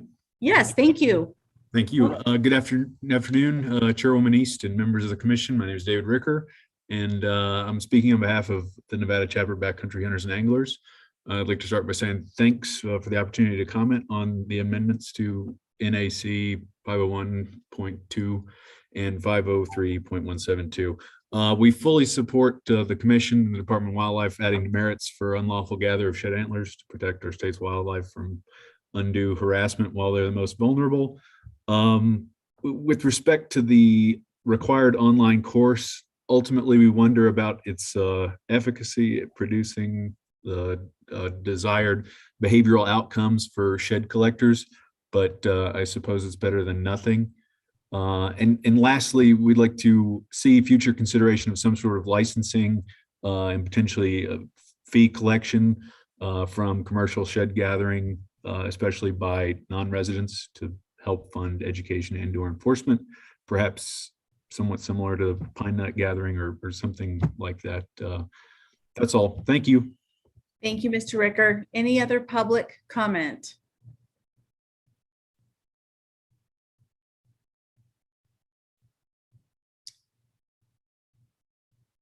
Okay, seeing none, I'm going to bring it back to the commission for comments, thoughts, movement. Vice Chair Cavilla, then I'll go to Commissioner Allenberg and Barnes. I do think it's important to look at this again, let White Pine County have the chance to look at it. They're a big one in this. Lincoln County's CAB had a lot of comments, and a lot of those I thought were legit. So if we can hear from Lincoln County. And then I just wanted to back up what Commissioner Allenberg said. What I recalled about the class when we had that discussion is we kind of heard the same things about how effective it would be, but it would give us numbers, right? And that was a big deal. You would get because most of the general public is going to abide by that, and they are going to go take that class, and then you are going to have a better idea of the numbers of people that are out there doing it. And that is what I recall. I also recall that same thing from those past discussions we had. Okay, thank you. Commissioner Allenberg? Yeah, I guess just for information, what caused the reg to come back because of the closure in Utah. With the dates being separate, and this is just highlighting the importance of the cooperation of the states. With Utah not having a closure, they're basically done collecting. They're the bulk of or at least the majority of the people doing the collection the pressure will be eased off by the time we ever start. So in fairness to our residents there, we've been sitting here waiting, and again, the date's pushed back because of the impact to other species, other wildlife species. So we wait this period, and basically our neighbors are done collecting, and now they're still coming over. So we're almost back to the same numbers as what we were when we started, the pressure that caused this. So it really emphasizes the importance of our ability to have something in common. And there's always steps that we can take if they don't want to come to the table to protect the situation. But the preferable method would be absolutely the states, to get together and try to come up with something common. Okay, thank you, Commissioner Omberg. Commissioner Barnes? Yes, as we kind of had some of these discussions, there's kind of some things that come to the front of my mind. And part of it is that it seems like whenever we have this, the discussion always refers back to the out-of-state shedhorn hunters, Utah. It's not so much our Nevada residents, it's the Utah residents that are coming in, and that seems to be the issue. So I'm thinking as we go on, is there any way that we could address this? And I don't know if we set more requirements for the commercial hunters or the out-of-state hunters. I don't know if we could. I mean, we'd almost be discriminating against the out-of-staters. I don't know if we could do it, but I think at some point we need to discourage these out-of-state guys that are coming in, and not penalize our in-state guys. A couple examples. My crew here at the ranch anymore, when we ride, everybody stops and picks up a horn anymore except me, so that when we get back together, they can see who got the biggest horn. It's something fun that my crew does. And then even this summer when I was out doing some range stuff, I came across a couple of young guys that were out hiking along looking for horns. I don't want to penalize those guys, but I do think we have some other issues, and if we're doing this, I'd like to address it all at once. So those are just kind of, I threw more questions out really maybe than anything, but those are the questions that I have. Okay, thank you. Anyone else? Commissioner McNinch? Thank you, Madam Chair. So that kind of leaves, so what I'm hearing is that, do we want to discuss hunting license requirements and certification, the fees for the certificates and coordination with other states? Are those the three main things, or is there more, or is that too many, or? Did you bring up the commercials aspect? I'm remembering something about my very first meeting on this commission and the commercial collection of reptiles. Well, that's a good point. So, am I missing something? Because I'll walk out of here right now. Like I said, I'll make the phone calls and I'll coordinate with the department to come bring something back for conversation, regardless of what that is at the next meeting, just to provide an update and let everybody know what we discussed and stuff, just to close that loop. I do remember some conversations occurred and that there was some thought and discussion, but to be quite honest with you, I just don't remember where it ended up. So it's been a while. This gap has really kind of affected the whole thing on this one. So I'll be glad to do that at least. Where did okay, Jack, can you jump in here on a couple of these? Jack Rowe for the record. There's one question to take to the cabs next time.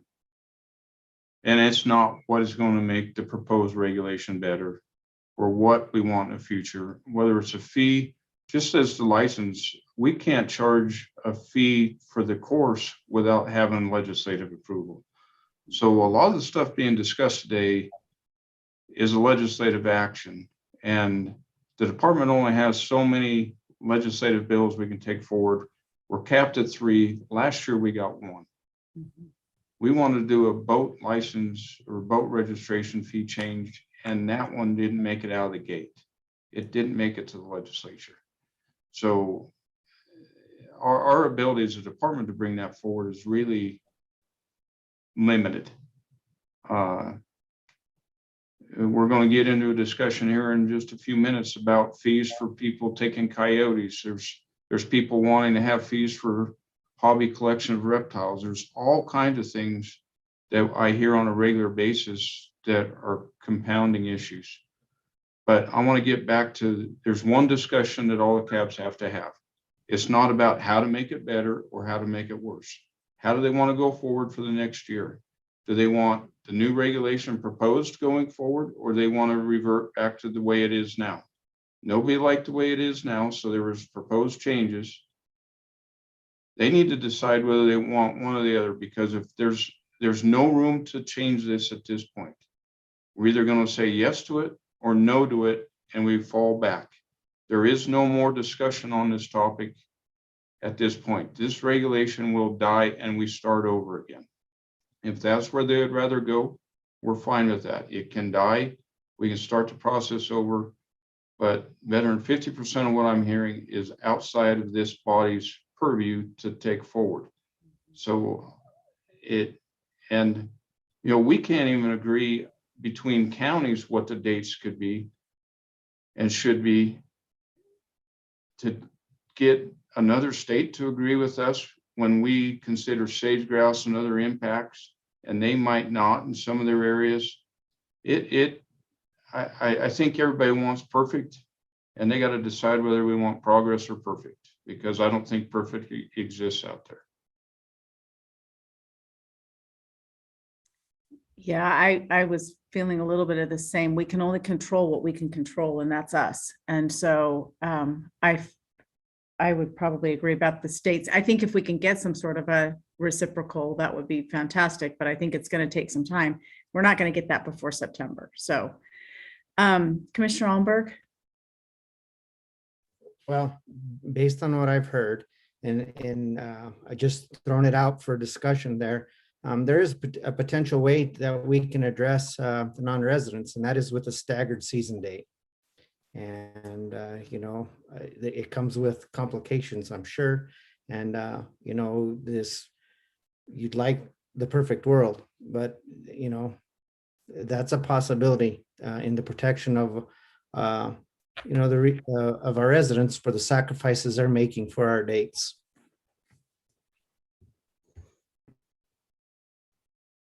Do you have a proposal that you'd like to throw out there, Commissioner Allenberg, on dates? I just thought that a 2-week, between when the residents could go and non-residents could go would be sufficient to allow, again,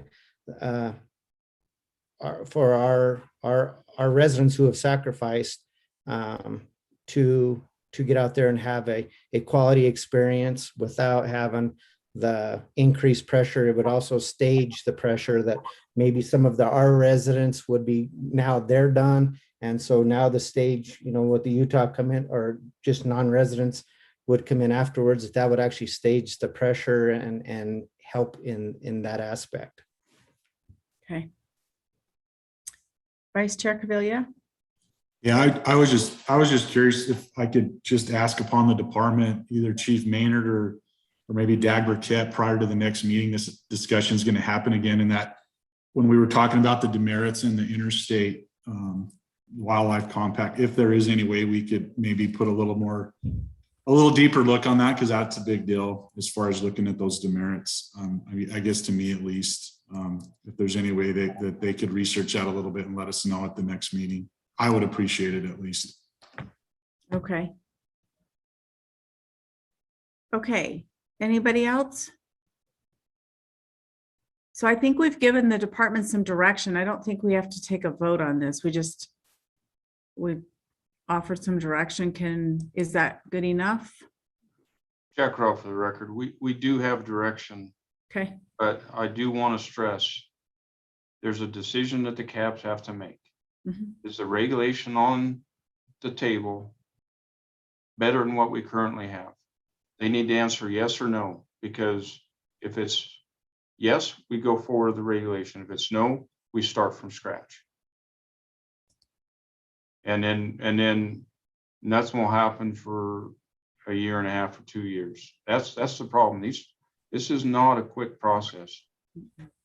So, and if we get to no, and we stay with regulation on the books, we need to do something fairly timely before we get into another blackout situation where we can't bring regulations forward that are permanent.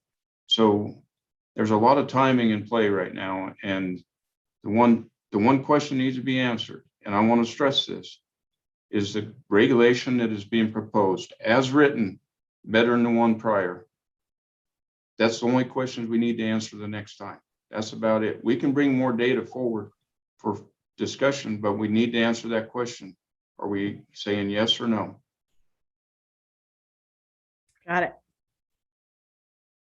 Director Wasley, did you have something to add?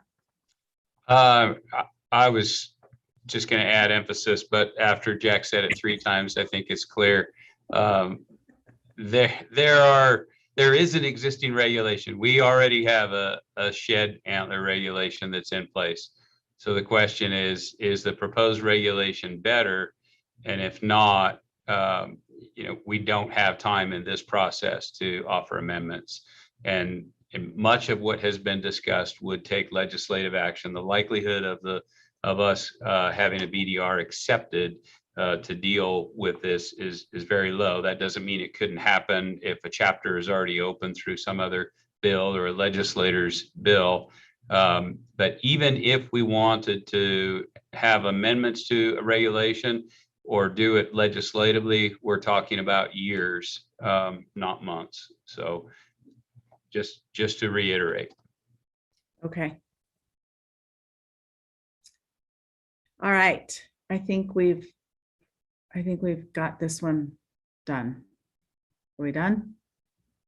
We're done. All right. It is 3:30 and we've been doing this for a couple of hours. Before we jump into agenda item number 9, let's take a 15-minute break. So we'll be back at 3:45.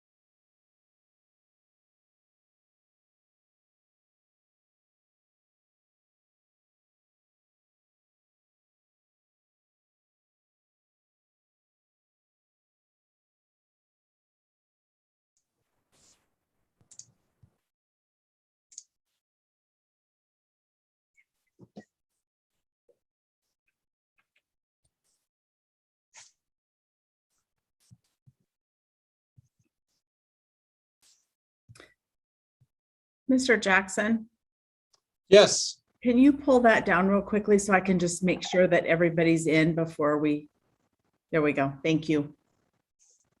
Okay, it's 3:45. I just want to make sure we've got everybody back.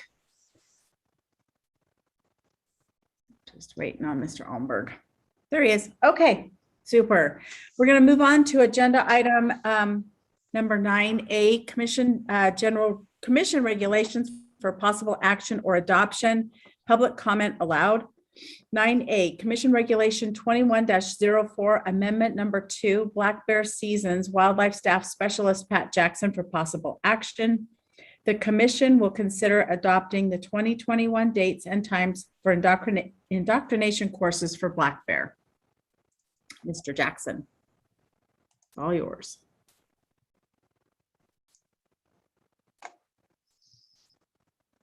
Pat Jackson, staff specialist for the record. As we all know, the Olympics are going on, and I have a feeling that I'm about to win the gold for Team NDOW for the shortest PowerPoint presentation. So here we go. So I'm here to present Amendment 2 for CR 2104. The first come, first serve tag situation has created an addition to situation. So we are now proposing that we record a bear indoctrination course. And if somebody purchases a black bear tag in that first come, first serve, that would be after the physical indoctrination course. And we would like to allow them to watch that Zoom recording, which is how all normal tag holders will be digesting that indoctrination course this year. And this is the language included in that CR. And with that, I'll entertain questions. Okay, any questions for Mr. Jackson? And I need to be able to see everybody, so can you pull that down? Absolutely. I love your short presentation. Okay, any questions for Mr. Jackson? Short and simple. Okay, Vice Chair Cavilla. I'm curious. So when you guys do the Zoom indoctrination course, is that through Calcami, and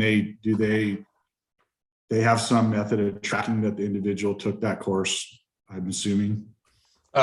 Pat Jackson, staff specialist for the record. We offer that course and maintain who attended in-house. We do it. Calcami does not. Okay. Other questions? Okay, I don't see any. So we'll take this out for public comment. Do we have any public comment on agenda item number 9A? I'll take cab comment first. Is there any cab comment on 9A? Okay, I don't see any. How about any public comment on agenda item 9A? Okay, seeing none, I'll bring it back to the commission for a motion to approve or not. Commissioner Rogers. Yes, thank you, Madam Chair. I'd like to go ahead and make a motion to approve CR 21-04 Amendment Number 2 as presented. Okay, I have a motion. Do I have a second? Second that. Okay, I've got a motion and a second.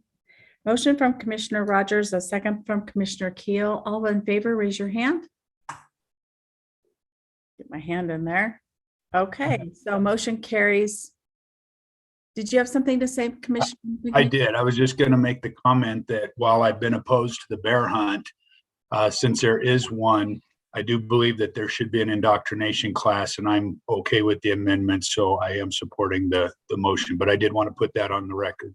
Okay, thank you. So motion carries 7-0 with Commissioners Weiss and Perini absent. All right, we're going to move on to 9B, Commission Regulation 20-12, Amendment Number 2, 2021-2022 Upland Game and Fur Bear Season and Bag Limits. Wildlife Staff Specialist Shauna Espinoza for possible action. The commission will review and may take action to modify Commission Regulation 20-12 for upland game seasons and bag limits for certain upland game species. Mr. Espinoza. Thank you, Madam Chair East, and good afternoon, rest of commission members. This should be rather brief, and my apologies for having to bring this back to you guys, but there was an error on the third season of the Mason Valley Wildlife Management Area only hunt for Unit 203. And so we need to fix that third season date from the first Saturday in May through the second Sunday in May, which would have only been a 2-day season, to the last Saturday in April through the second Sunday in May, because there was in fact 5 Saturdays in April in 2022. So just a brief cleanup for the spring hunt of 2022 for the Mason Valley Wildlife Management Area, third season. Okay. I have a question on the agenda because the agendized item says 2021-2022 seasons and bag limits, and this says 2022 to 2023. Are we okay to move forward? On the regulation notice, we noted that the season dates may change upon commission discussion. So as long as it's noted on the record, it should be okay. I agree. Okay. I just caught that. So my apologies on that one. Okay, super. Any questions for Mr. Espinoza? Seems pretty straightforward. We'll take it out for cab comment. Any cab comment on agenda item 9B? Okay, I don't see any cab comment, any public comment on 9B. Okay, we'll bring it back to the commission for further discussion or a motion. Don't have a motion. I'll move to approve Commission Regulation 20-12 Amendment Number 2 for the 2022-2023 upland game and fur bear season and bag limits for the wild turkey as presented by the department. Do I have a second? I have a second from Commissioner Rogers. So we have a motion and a second. All in favor, raise your hand. Okay, and no opposed. So motion carries 7-0 with Commissioners Weiss and Perini absent. Okay, moving on to agenda item number 10. Wildlife contests. Commissioner McNinch for possible action. The commission may discuss wildlife contests. The commission may provide direction to the department regarding wildlife contests for consideration by the commission at a future date.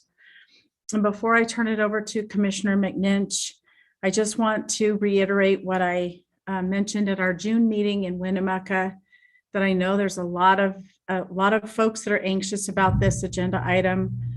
We've had a lot of correspondence outlining the reasons why we should make a swift decision. I just want to reiterate that we've outlined some framework for moving forward, and that just calls for everyone's patience so that we can get through a lot of information and data that I think and I believe the commission will feel that it's important to get through, and the public too, before we make a decision. So with that, I just ask for your patience and your engagement on this issue, because I think that's what we need is the engagement. So Commissioner McNinch.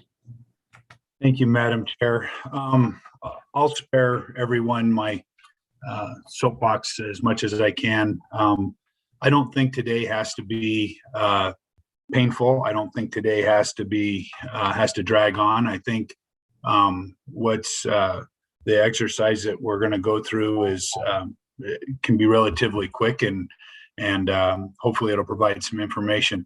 What I'm really hoping for, I'm continuing to push the information that I'm getting and I'm hearing from other commissions um, kind of the foundation of my actions on this commission. You know, I'm trying to learn from others' mistakes. I hear their concerns, I hear their suggestions. I'm trying to bring it back here. I'm trying to operate in that fashion. And so what I'm really hoping for today is that as people participate in this, I hope people do, that they try to boil down what their concerns are with wildlife contests. What is the real issue? Instead of running through a bunch of talking points, breaking down others' concerns and ideas, going into their corner and hunkering down. I'm really hopeful that people will evaluate what is bothering you about calling contests, or the potential of getting rid of them. What is it that bothers you about having them or not having them?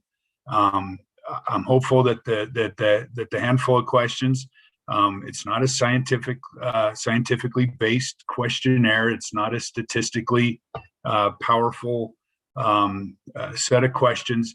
It's just simply to try to boil down and ask people, if you had to pick some priorities, some major issues, the things that are really bothering you, what would those be? And I'm hoping that it allows us as a commission to kind of digest a smaller amount of information at one time. And I continue to hold out hope that there's a path forward. I had a conversation with a CAB member in between our meetings. It took me about an hour to get that CAB member to really engage with me. And by the time we were done, we had really pushed each other in a lot of different directions. I really appreciated the conversation, and it really opened my eyes to some perspective and some thoughts. I've come into this with people, I've heard a lot from people that are wanting a ban. And I'll be honest with you, I made some assumptions as to why, even though I talked to people and tried to dig around. And having refined some of the questions that I ask and push into more critical thinking aspect, I've kind of practiced those on a couple folks, and my assumptions in some cases were wrong. I would have missed the mark. So I'm hoping that what we go through here allows us to better understand what the issues are, and maybe it shines a path for us to go down that is productive and might work for everybody. So I can tell you there were some pretty innovative ideas in my conversation with the CAB member, avid sportsman for his whole life, and we really challenged our thoughts, and it just kind of told me that there, you know, if we continue the conversation, maybe there's a path forward. So with that, Tony, are we turning this over to Kaylee and or Madam Chair, or what's the next step here? I'm going to step aside and. Hang on a second. Yeah, I think we'll turn it over to either if Director Wasley has anything to add. And actually, I have a question before maybe we get started. Director Wasley, can you explain what a wildlife contest is and is not? Yeah, I don't know that I really can explain what a contest is or isn't, but I think that you know, where we find ourselves as a department and trying to provide support to the commission and wade through arguably one of the more challenging issues that's been before us.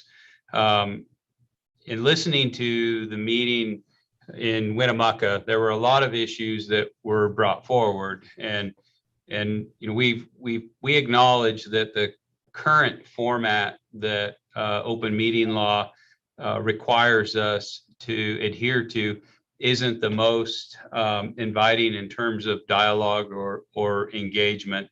And when individuals or organizations are relegated to 3 or 6 minute windows at a podium, it's an opportunity to preach your views or values or prosecute the views and values of others, and it doesn't lend itself to really exploring the aspects But through some of that prosecution of views and values of others and preaching of personal views and values, we hear a lot about what contests are and the benefits that they potentially provide and the potential impacts to populations. And so in the sense of what in particular coyote contests are or aren't, or what they do or don't provide, I think it's important to make some clarifications from the department's perspective and based on some of the perspectives that have been shared. And are we as a department worried about the stability of coyote populations as a result of contests? No, we aren't concerned about the viability of the populations.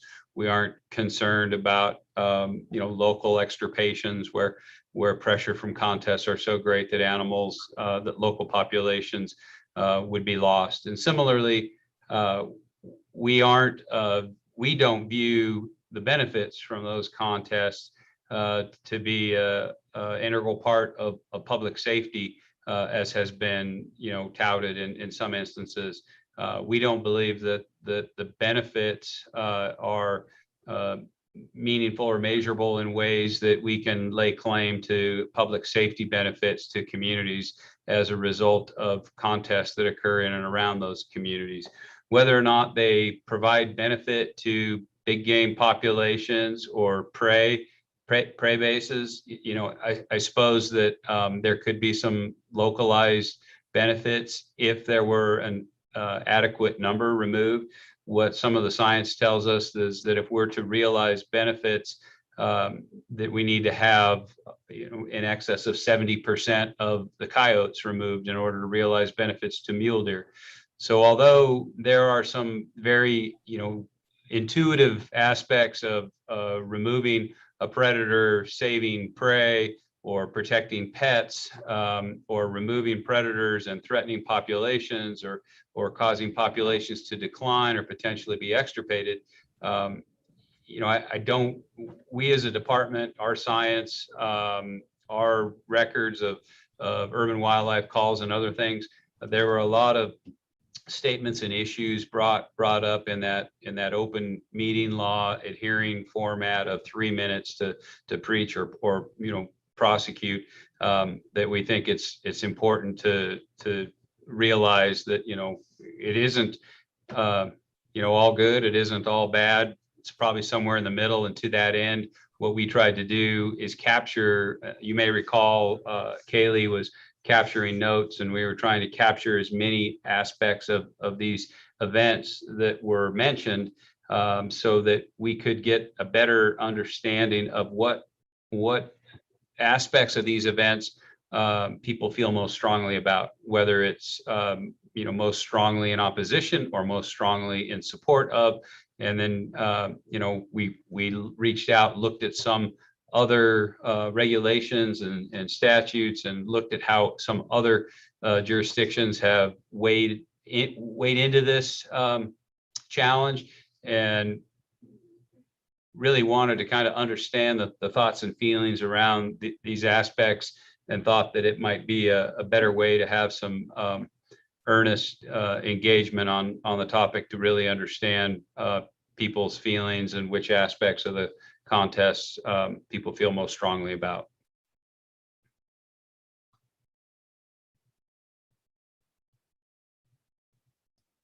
My mouse stops working periodically. Okay. With that, Ms. Taylor, would you like to walk us through the exercise that we're going to ask our audience to assist us with today? Yes, thank you, Chairwoman East. So as Director Wassley just stated, I took the 10 most common aspects from the last commission meeting and developed a poll using those. We did have a different exercise planned, but when the meeting was changed to virtual, we quickly had to shift. So I did the best I could with the notes that I came up with, and I developed a poll. As Director Wassley stated, we wanted to gauge people's most important aspects, or the ones they felt most passionately about, and then So those are the first 3 questions on the poll, and then the next 7 questions have to do with maybe some sort of regulations we can put in place or things that other states are doing, and we wanted to gauge where people were on those. So once you tell me how long you want the poll open for, Chairwoman East, we'll go ahead and open that. And it will just be going out to the attendees. Right, yeah, commissioners, we won't be participating in the poll. So I think we'll give everyone 15 minutes, and that should be plenty of time for them to read through these questions. And I think, you know, the determinations are probably at the top of their minds anyway. So if you've got other comments that you don't see something listed, you can always send us an email with those other comments. And once we get everything done, we'll aggregate all of that into the final outcome. But so it's 4:05. Why don't we give everyone until 4:20 to participate in the poll, and then we'll take public comment after that. Thank you. And again, it is just going to attendees. We tried to move all department staff in as panelists so that they can answer, but if we missed anyone from the department and the attendee list, please do not answer the poll. Did you have something, Dag Burkett? Well, how do they participate in the poll? I don't know if it was clear. Okay. Yes, once we launch the poll, all of the attendees will see a pop-up screen with multiple choice options. Thank you. Okay, we'll be back at 4:20.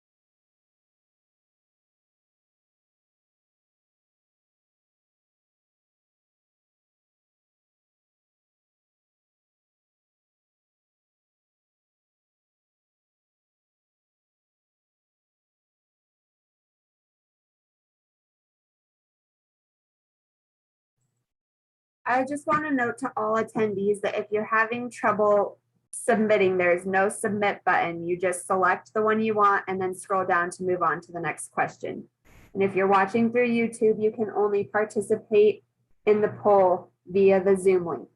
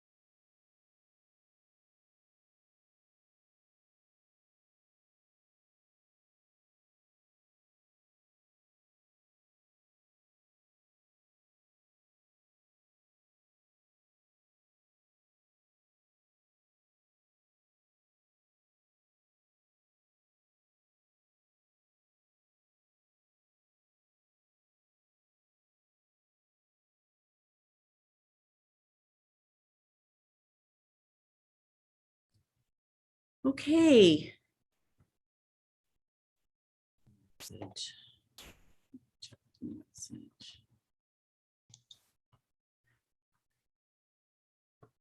All right. I think everyone is pretty much finished up with the poll, correct, Kaylee?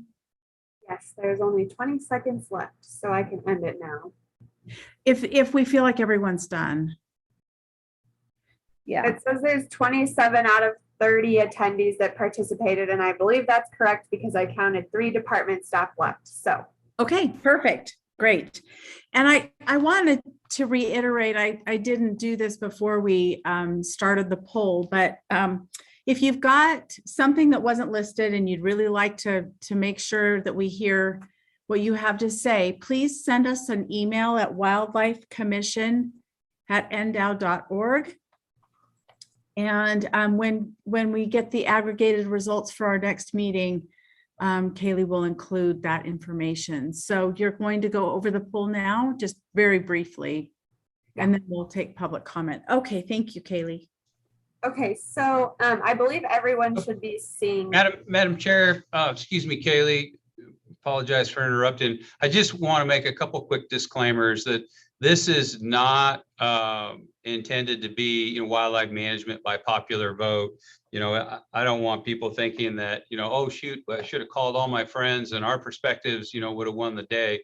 This is simply about a better understanding of which aspects of this issue people feel most strongly about, regardless of the side of the issue that they are on, for an opportunity to kind of learn a little bit more and engage in a unique way that we haven't tried before. So thank you, Kaylee. Again, apologize for interrupting.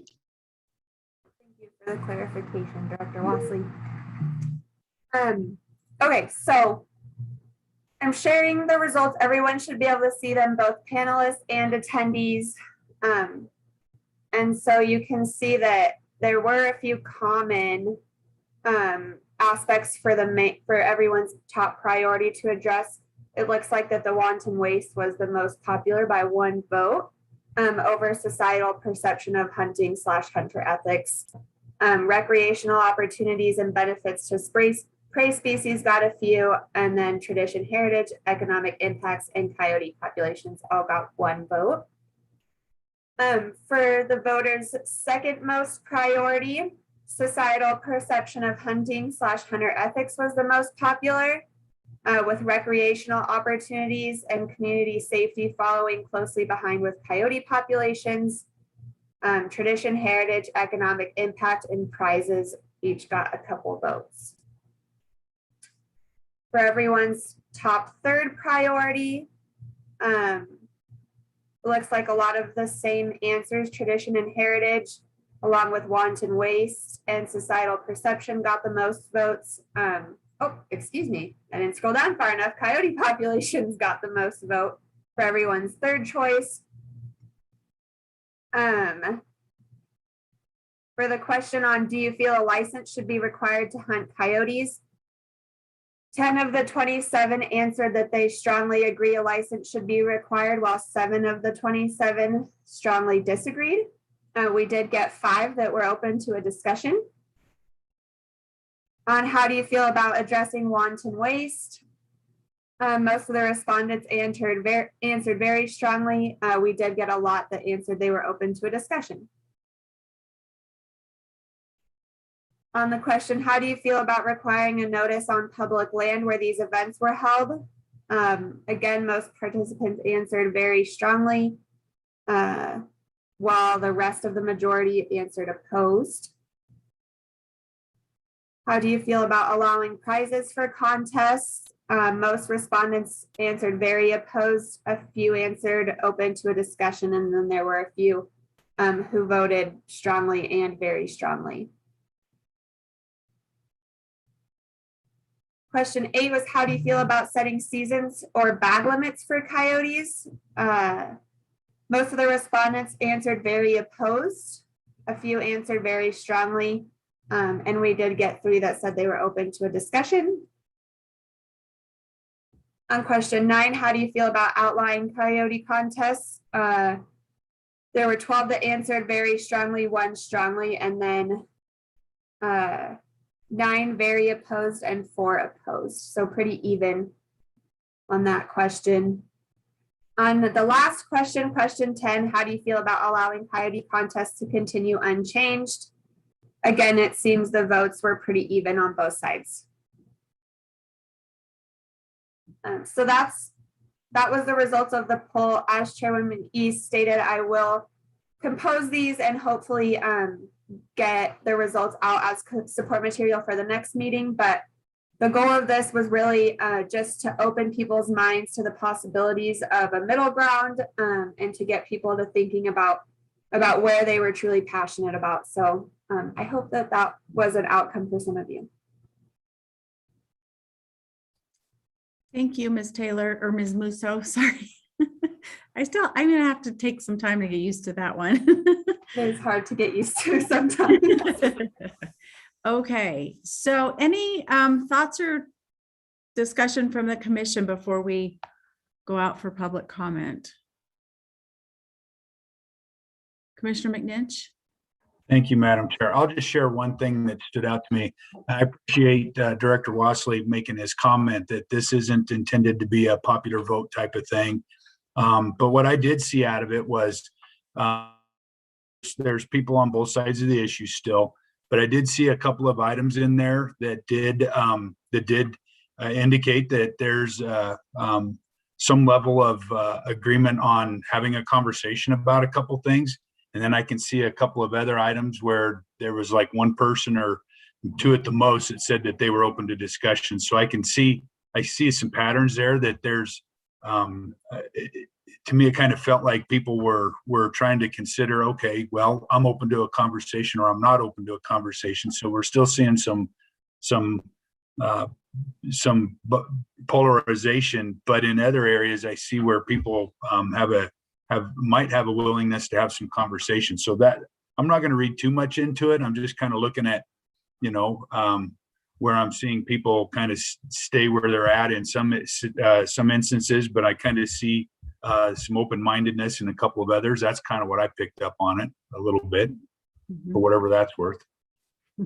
Okay, thank you. Any other comments? Okay. I'm going to take it out for public comment. We'll go cabs first.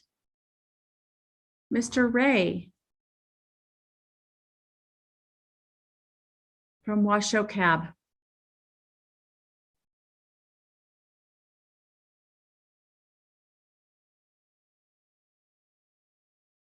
Are we allowing Mr. Ray into the meeting? There he is.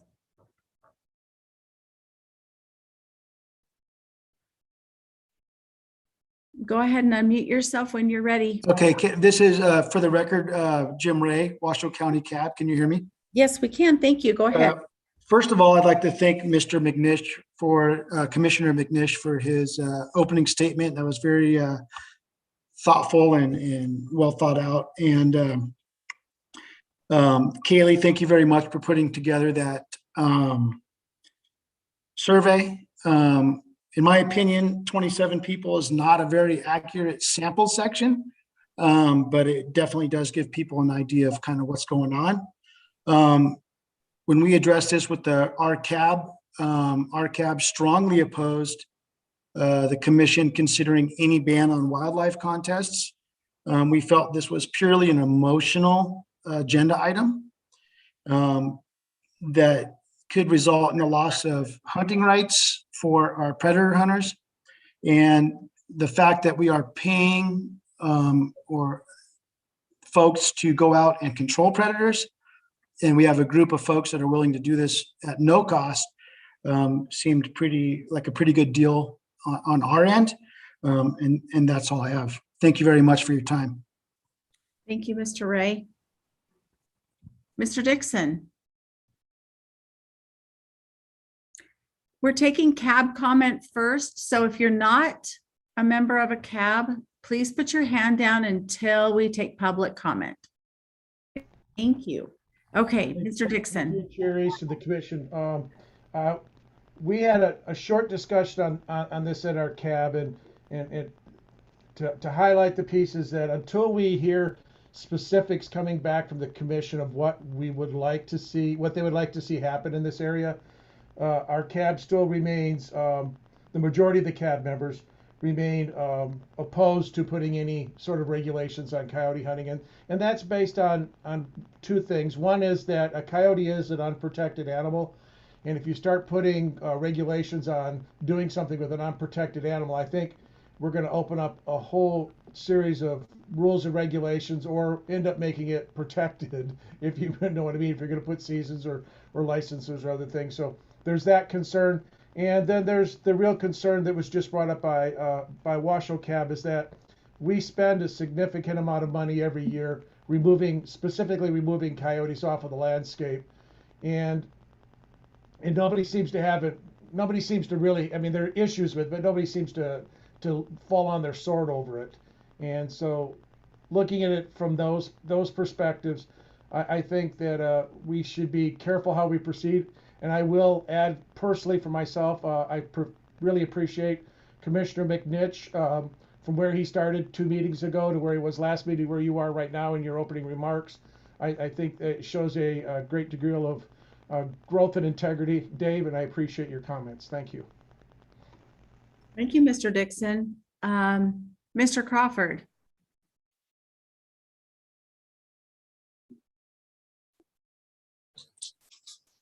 Hi, for the record, this is Joe Crawford with the Lyon County Cab. We had a unanimous vote to oppose any type of restriction for the calling contests.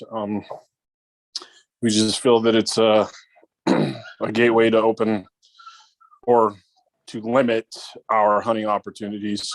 And I agree with the preceding cab members that said that we're using hunters' money to control the coyote populations when there's individuals out there that will do it for free. That's it. Thank you. Thank you, Mr. Crawford. Next up is Mr. Cooney.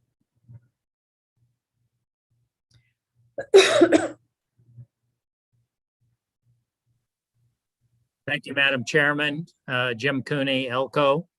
Elko strongly opposes this particular outlawing of the contest, and ditto with regards to all the other items that the other cab members have presented. Thank you. Thank you, Mr. Cooney. I'm taking cab comment right now. I'm only taking cab comment. If you're not with a cab, please wait for public comment. Mr. Pitts.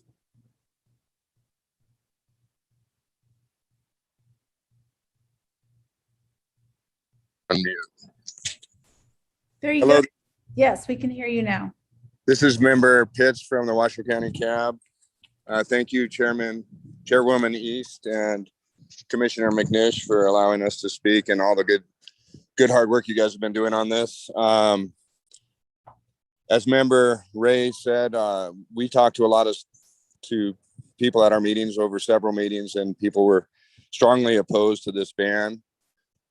Personally, I grew up doing wildlife contests through the Nevada Department of Wildlife, such as fishing contests, and I think I won a gold medal buckle for a large sheep one year. But I feel that contests in general bring people together and bring sportsmen together, and we heard this a lot from our members that attended our meetings.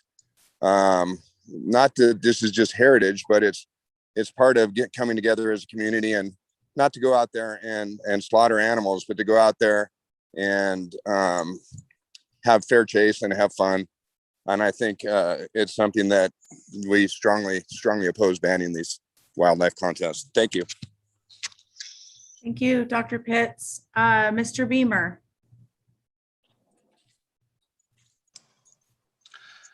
Hi, members of the commission. Thank you, Kaylee.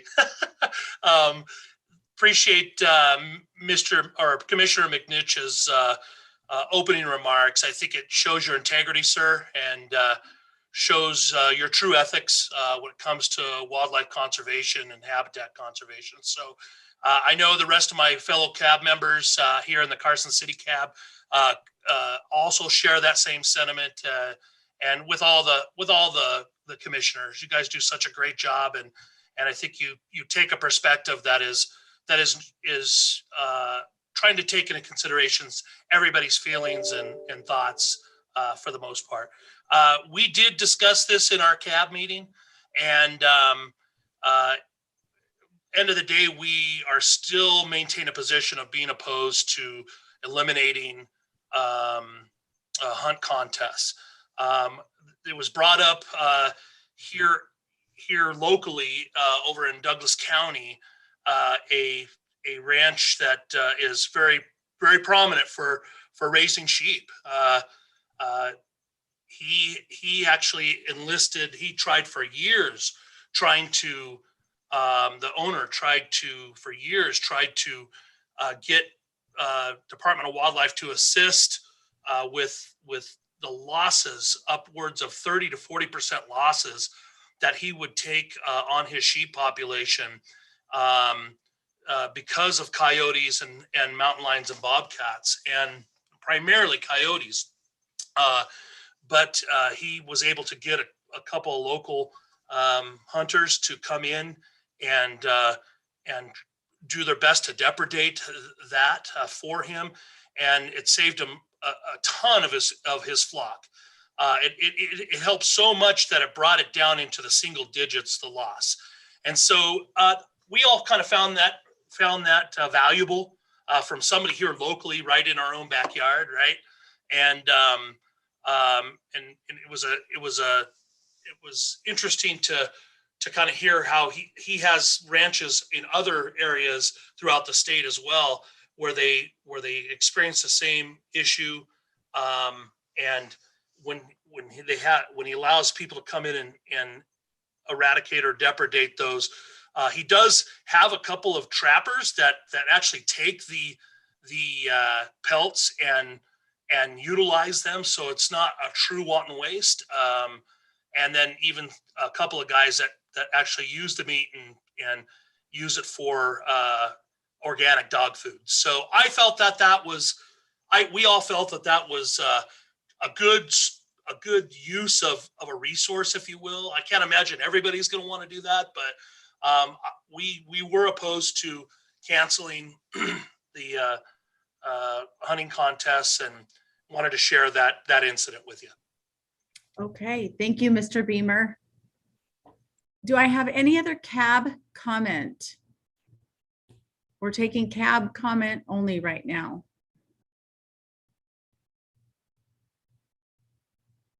Okay, Dr. Baker, are you with a CAB? I don't recognize your name.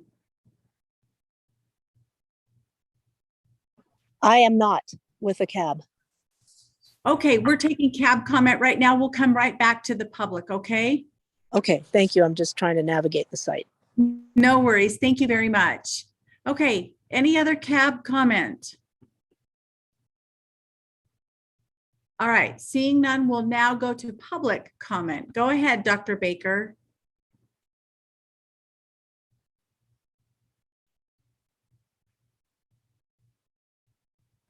I'm sorry. I'm sorry. Do you have me? I do have you. Thank you. Go ahead. Good afternoon, Chair and committee members. I'm Dr. Stacy Baker, a licensed Nevada veterinarian and one of the first 1,000 licensed veterinarians in the state of Nevada.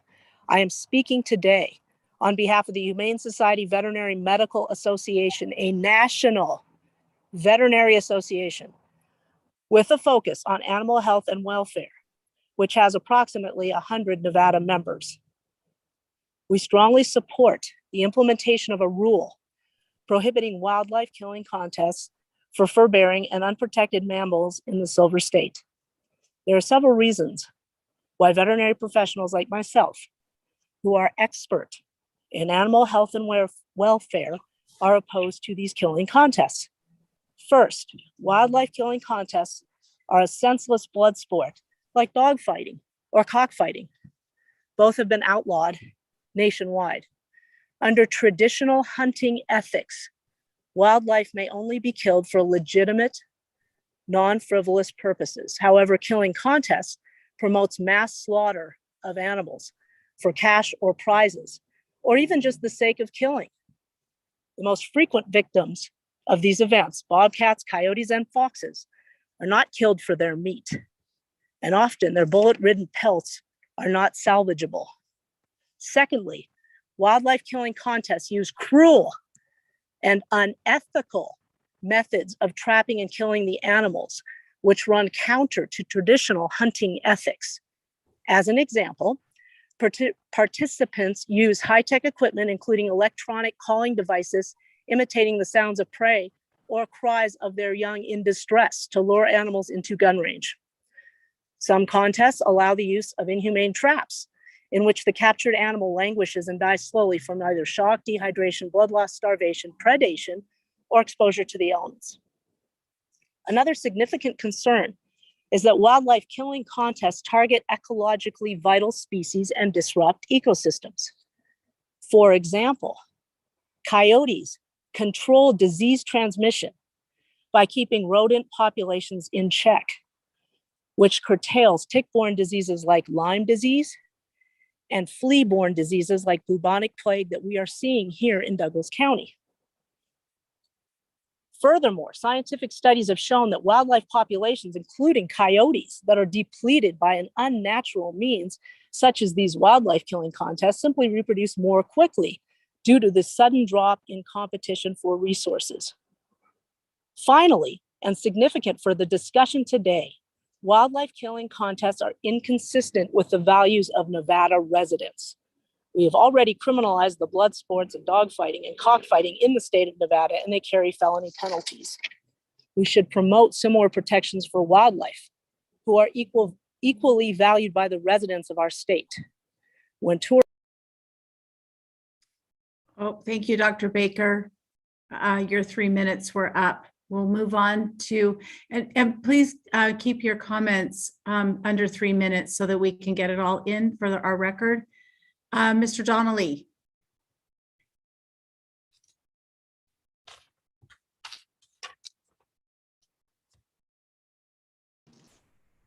Yes, thank you. Can you hear me? Yes, we can.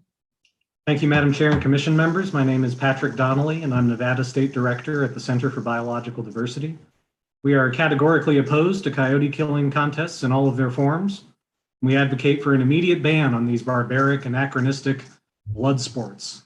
There is abundant scientific literature showing that they do not accomplish any of these supposedly virtuous outcomes their proponents proclaim. Indeed, they serve only to satiate the bloodlust of a few. This is not legitimate hunting. This is an ethical issue, and having a blood sport to kill as many animals as you can is unethical. I would also add that we strenuously oppose any sort of regulation of these contests. Right now, the state at least has the plausible deniability of saying there is no specific rule against them, even if the state doesn't specifically sanction them. Regulating these sick contests would give them the sanction of the state, a seal of approval from the people of the state of Nevada. If your intent is to put this issue to bed, regulating these contests will have the exact opposite effect, as we will redouble our efforts should the commission choose to efficiently sanction these brutal slaughters. There is no middle ground on this issue. There is no way to make a coyote killing contest less bad, and we will fight any attempt to regulate these gruesome spectacles. I also want to say that we've all sort of collectively decided to revise the English language here. These aren't coyote killing contests. That's what they are. They kill the coyote. They're not inviting it for tea. They kill it. It's a coyote killing contest. Please ban them. Thank you. Thank you, Mr. Donnelly. Mr. Dixon.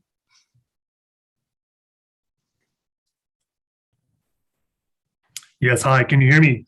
Yes, we can. Thank you. Go ahead. Yes, hi, everybody. Madam Chair, members of the commission, Jeff Dixon, for the record, I'm the Nevada State Director for the Humane Society of the United States. Thanks for continuing this conversation in a considered manner where we're all thinking about what we don't like or don't mind about these. To piggyback on what Mr. Donnelly said, we would not support a regulation. In fact, Washington State had tried a regulation. It didn't work out. They ended up giving it up and they banned it. I think, a regulated contest is still a contest. The department would have more work. So in terms of the enforcement effects, it would be a greater strain on the game warden's office. You would have to set up a regime to, permit them and then oversee them and monitor them and things. So it'd create a lot of work for the department, much more than would a ban. And hunters, to the extent that, there's a reputational effect, there would still be the spectacle, the knowledge that these are out there happening in our state. So you would still have that kind of albatross around you, because deer hunting as we traditionally conceive of it, has pretty high public support. And to keep it that way, I think, you cut weight where you can. You get, and this is what hunters have done way before animal advocates came along, which was to find ethical dilemmas and address them and set some ground rules so that you stayed within that area of the public accepting or at least tolerating the practice of hunting.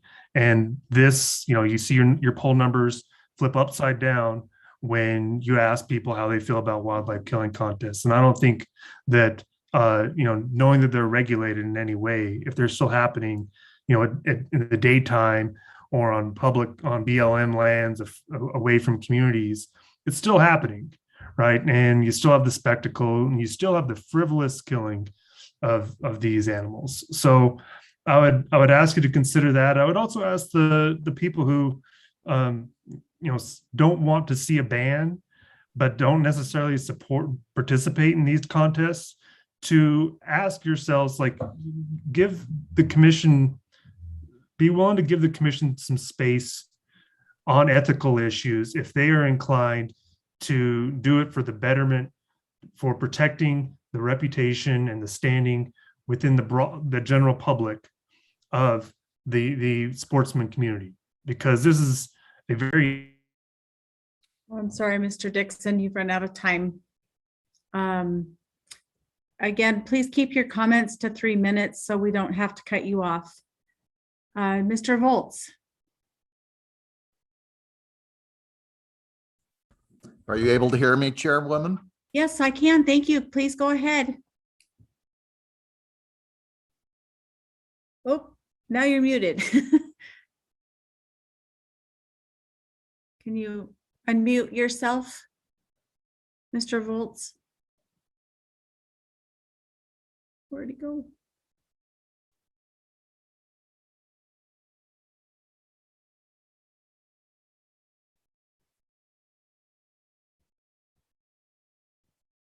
Mr. Volz, you're muted. Can you? There you go. Can you hear me now? Yes, I can. Thank you. Please go ahead. Great. Yes, for the record, Fred Volz. I'd like to react to a few things that I've heard this afternoon, as well as previous comments that have been made. First of all, I'd like to see a public workshop where there is a back and forth ability to ask questions and converse about this issue. We had it with the bear hunt. We had it with trapping, but it hasn't been established here. And I think that would be a very constructive step going forward to get everything out on the table. It would also be useful to know what other states have done. And I was kind of disappointed that staff didn't go through that today in their preamble to the commission's conversation. Regarding public safety, a stray bullet, the tear up of the desert by people racing around as fast as they can to kill as much as they can, is a public safety problem. We didn't hear today about tradition or the social aspects very much, but slavery was a tradition as well, which we've done away with. And as far as the social aspects go, people can get together at a bar, help a senior citizen repair their home. There are all sorts of other ways for gathering rather than going out to try and kill as many animals as possible in the shortest time span. Regarding biological disruption, it's very serious because there is a survival mechanism in all wildlife species. They reproduce. They don't have the family structure from the indiscriminate killing. And effectively, there are juvenile delinquents that will cause even more problems than the coyotes that have been demonized so far. Wildlife Commission, it has a responsibility, as does the department, to responsibly protect and manage all wildlife species, protected or non-protected, it doesn't matter. So I would certainly look for the commission and the department to step up on that. Fishing contests are not the same thing. There is not the mass killing. There's not the stacking of the dead animals like cordwood, which we've seen in countless photographs, where the killers have chosen to chronicle what they consider to be their huge victory over wildlife by killing it indiscriminately. Ranchers should be protecting their property by using non-lethal methods rather than a mass killing of any species. And finally, I would say this commission needs to have more discussion about this. And while I appreciate the 10 questions, the sample sizes are very small and not necessarily indicative of the public at large that you are to be representing. Thank you. Thank you, Mr. Volz. Next, I have Kathy.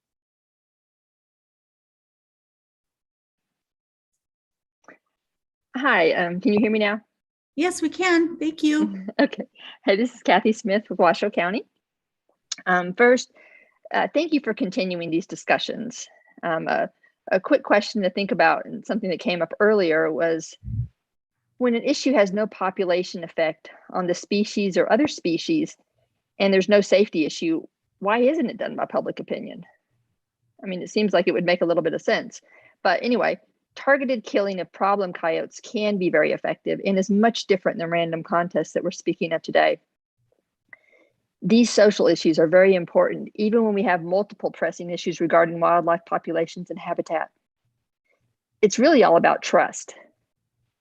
How can I trust an agency and a commission that doesn't care how wildlife is killed? How can I trust a commission that doesn't care how Nevada's wildlife is treated? Of course, broad decisions should be population and habitat based.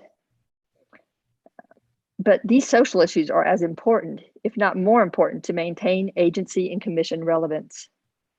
Why do some get so upset when sheep die of thirst, which is admittedly very upsetting, but not seem to care how other wildlife is treated? How can we trust with such flexible morality? Issues such as this lay bare the secret heart of hunters. When wildlife across the country was being decimated, hunters stood up and defined limits to ensure wildlife existed for future generations.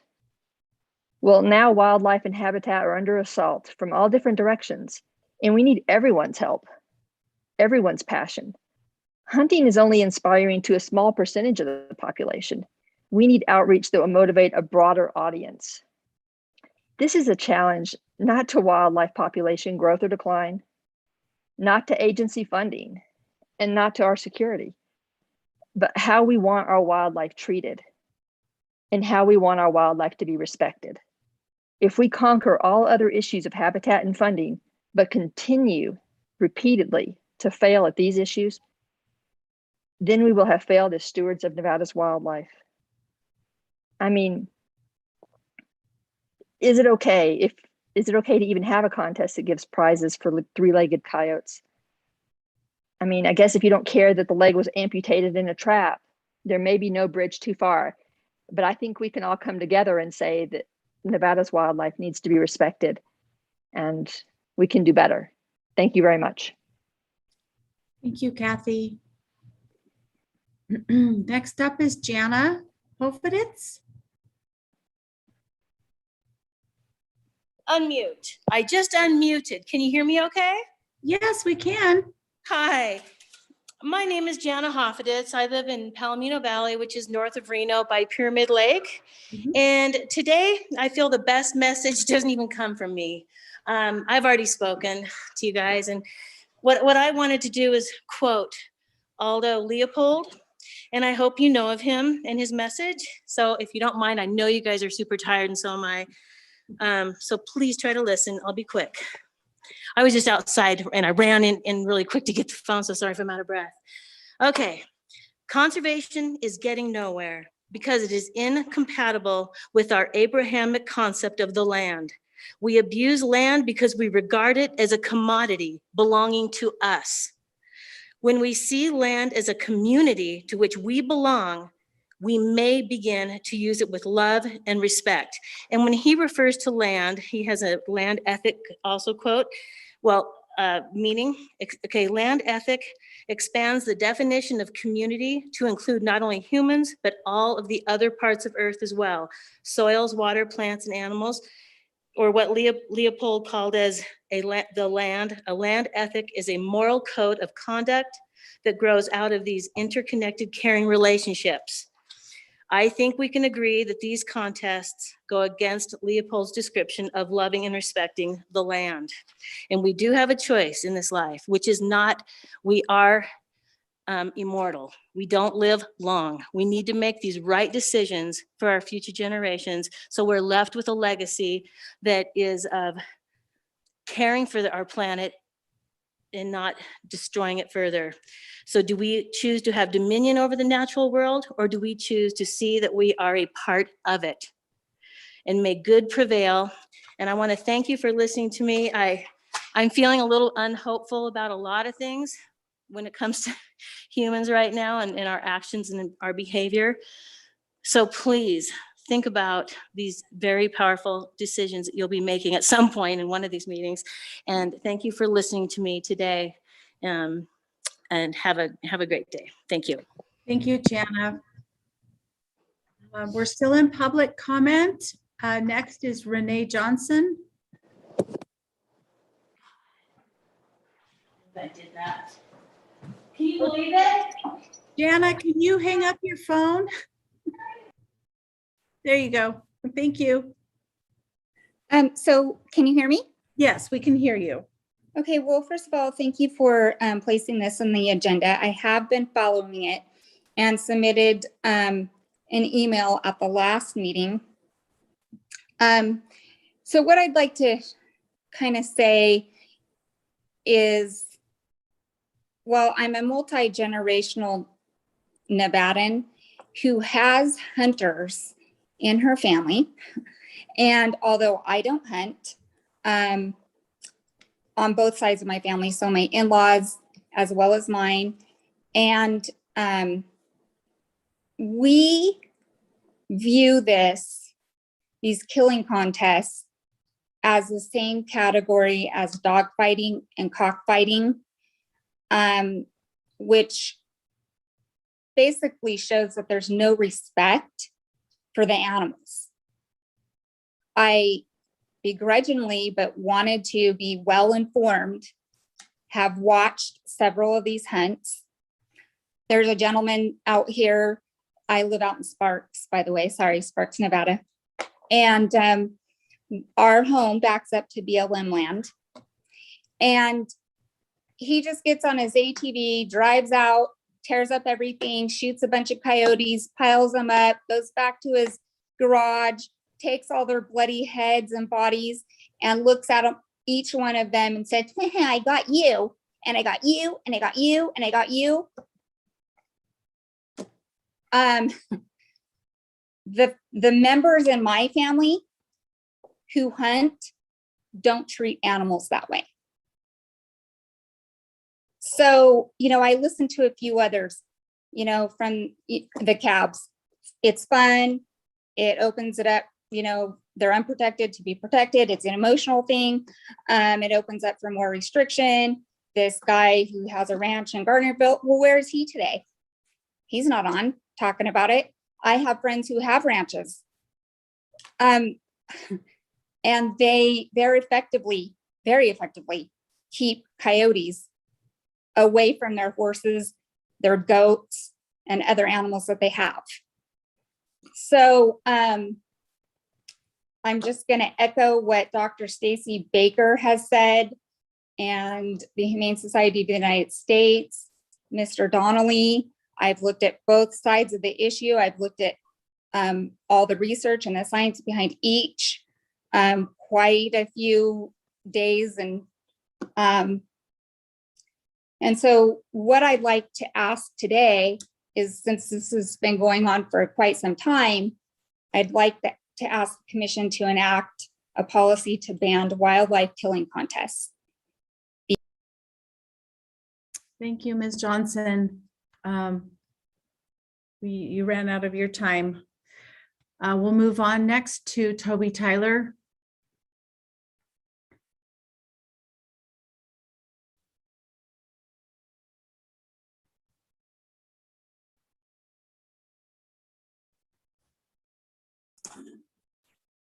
Can you hear me? Yes, we can. Thank you. Please go ahead. My name is Toby Tyler. On behalf of the Sierra Club Toyabe chapter's 40,000 members and supporters in Nevada, I'm speaking today to recommend that you ban wildlife killing contests in Nevada, as our members oppose this abhorrent, cruel practice. I can assure you that this is not a trivial matter to our members. Killing contests are a stain on this state that the majority of people in this state find disgusting. These contests are antithetical to fair, chaste hunting practices, and they serve no purpose as a wildlife management tool. The fact that those defending this practice claim that it's a fun, family-oriented activity should make you all shudder at what this morally vacant practice says about their values. There's nothing wrong with gathering. All we ask is that you stop the wanton killing. Slaughtering animals for the sake of slaughter shouldn't be a family value, and it certainly shouldn't be condoned by NDOW or the Commission. Maybe discussing this in terms of property rights is something more digestible for you. These animals are not private property.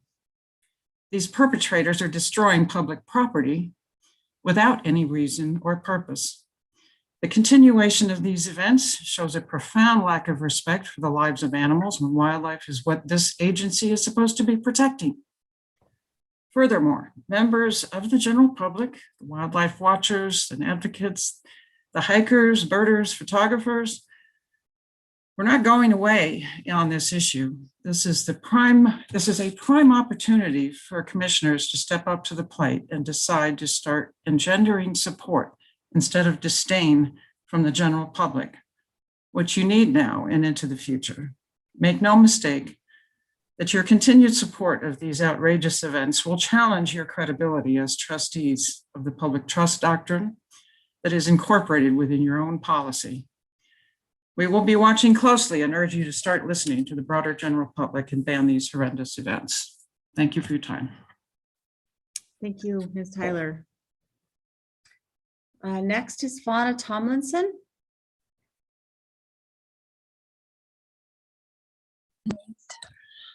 Hi, Chairman East and Commissioners. Well, I have some good news. After listening to the 4 CAB members reel off why they oppose banning of killing contests, I realized none of them were actually talking about killing contests.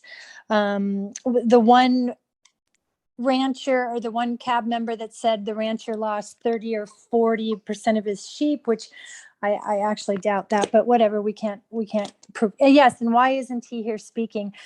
All he had to do was bring on 2 coyote hunters to take the population down, and those were problem coyotes. And then he even admitted it wasn't a killing contest that eliminated the amount of coyotes to help his sheep get into single digits. So that rancher did not use a coyote killing contest. He just used coyote hunters, which we're not banning coyote hunters. Mike Reese also used the word coyote hunting. We're banning coyote hunting. That's not true. It's just wildlife calling contests. It is easy to ban wildlife calling contests successfully. 8 states have done it, entire states, without any increase in law enforcement, not one increase in law enforcement. So even though coyotes are not protected, you can ban wildlife calling contests without any issues. Dr. Pitts said that when he was a kid, he did fishing derbies and sheep derbies and big buck contests. Those are all still very legal, so those have nothing to do with wildlife calling contests. So all in all, it seemed like the 4 CAB members that had reasons that the commission should not end wildlife calling contests actually weren't on point. And if we ended them, they could still do all the things that they talk about. And Madam Chair, I just wanted you to know that one of the 1% of the women that got a hunting license in Nevada was me. So I did join up to be a conservationist and see what it's all about. So I think that's it. Ranchers can still protect their herd. Coyote hunters can still shoot coyotes. We can still have fishing derbies. 8 states have done it successfully. So yeah, it's time for Nevada. Thank you so much. Thank you, Ms. Tomlinson. Okay, I'm gonna not be able to say this last name very well. I don't want to say crucify it, but Delene Duplessis. Hi, it's Delene Duplessis. Thank you so much, Madam Chair, and thank you to everybody else. I would like to just support and endorse what Patrick Donnelly, Stacy, Dr. Baker, Jeff Dixon, Fred Waltz, Kathy Smith, Jenna Hofferditch, and I'm probably also butchering some last names, so sorry about that. Renee Johnson, Toby Tyler, and Fauna Tomlinson said, and strongly oppose this contest for 2 reasons mainly. And you can Google it and see the evidence for yourself. But the most obvious result of the removal of the top predators in an ecosystem is a population explosion in the prey species. When prey becomes more scarce, the predator population declines until prey is again more abundant. Therefore, the two balance each other. When the predators are removed, prey populations explode. There's ample evidence in the United States and around the world what happens if you indiscriminately destroy and remove top predators. And in the case of coyotes, bobcats, anything else that is just indiscriminately slaughtered here, there is a concern with explosion of prey that will then explode. And the last quote that I want to leave you with to support also what Jenna Hofferditch said around Elder Leopold is what Gandhi said, and that is the greatness of a nation and its moral progress can be judged by the way animals are treated. And I'll leave the meeting at that. Thank you. I'm strongly opposed to any indiscriminate slaughter of the animals. Okay, thank you so much for participating today. That's a pleasure. Mr. Robinson.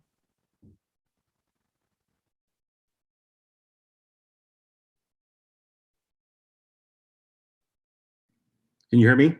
Yes, we can. Thank you. Please go ahead. Chairwoman Easton Commission, this is Steve Robinson, Washoe Cab. At the Washoe Cab meeting in June, we unanimously rejected this proposal and asked for it to be removed from all future agendas. We would also like clarification on the title. Is this a ban on wildlife killing contests or just coyote killing contest? These are 2 very different discussions. I'm assuming we're only discussing coyote calling contests. As Chairman McNish asked at the beginning of this item, he wanted to find some common ground. I have not heard any common ground from people that are rejecting this, so I don't think we're going to get too far with that.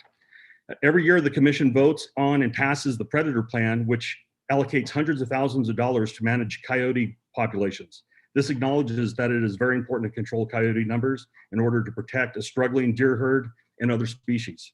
These coyote calling contests, often called Save the Fawn contest or Save Our Deer contests, have the same goal in mind, but they are doing it at no cost to the state. And only due to the fact that they are having fun doing so, we want to ban it. In light of the desperate state of our mule deer population, I cannot think of a more ill-conceived and ill-timed proposal. Please reject this proposal and remove it from future agendas. Thank you. Thank you, Mr. Robinson. Okay, I don't see anyone else with their hand up. Oh, Mr. Flowers.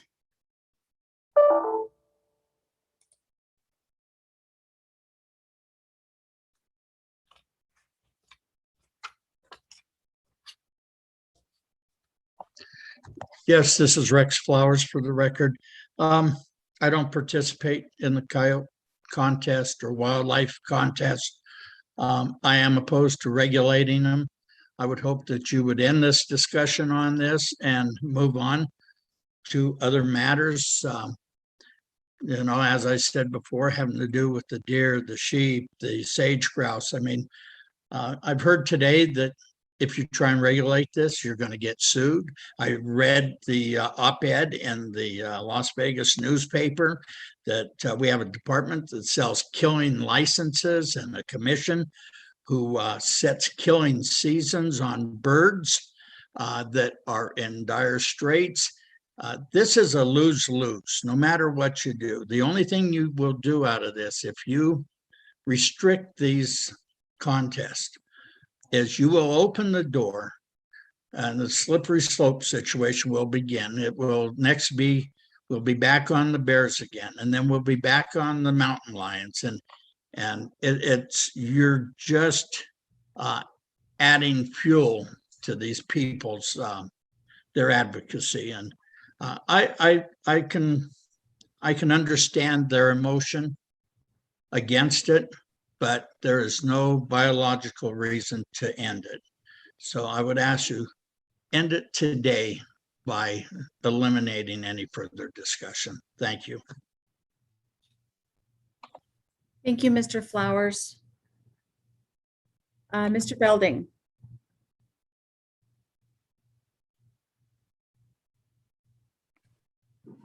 Guy, I can't believe I'm going to be in disagreement with Rex Flowers, but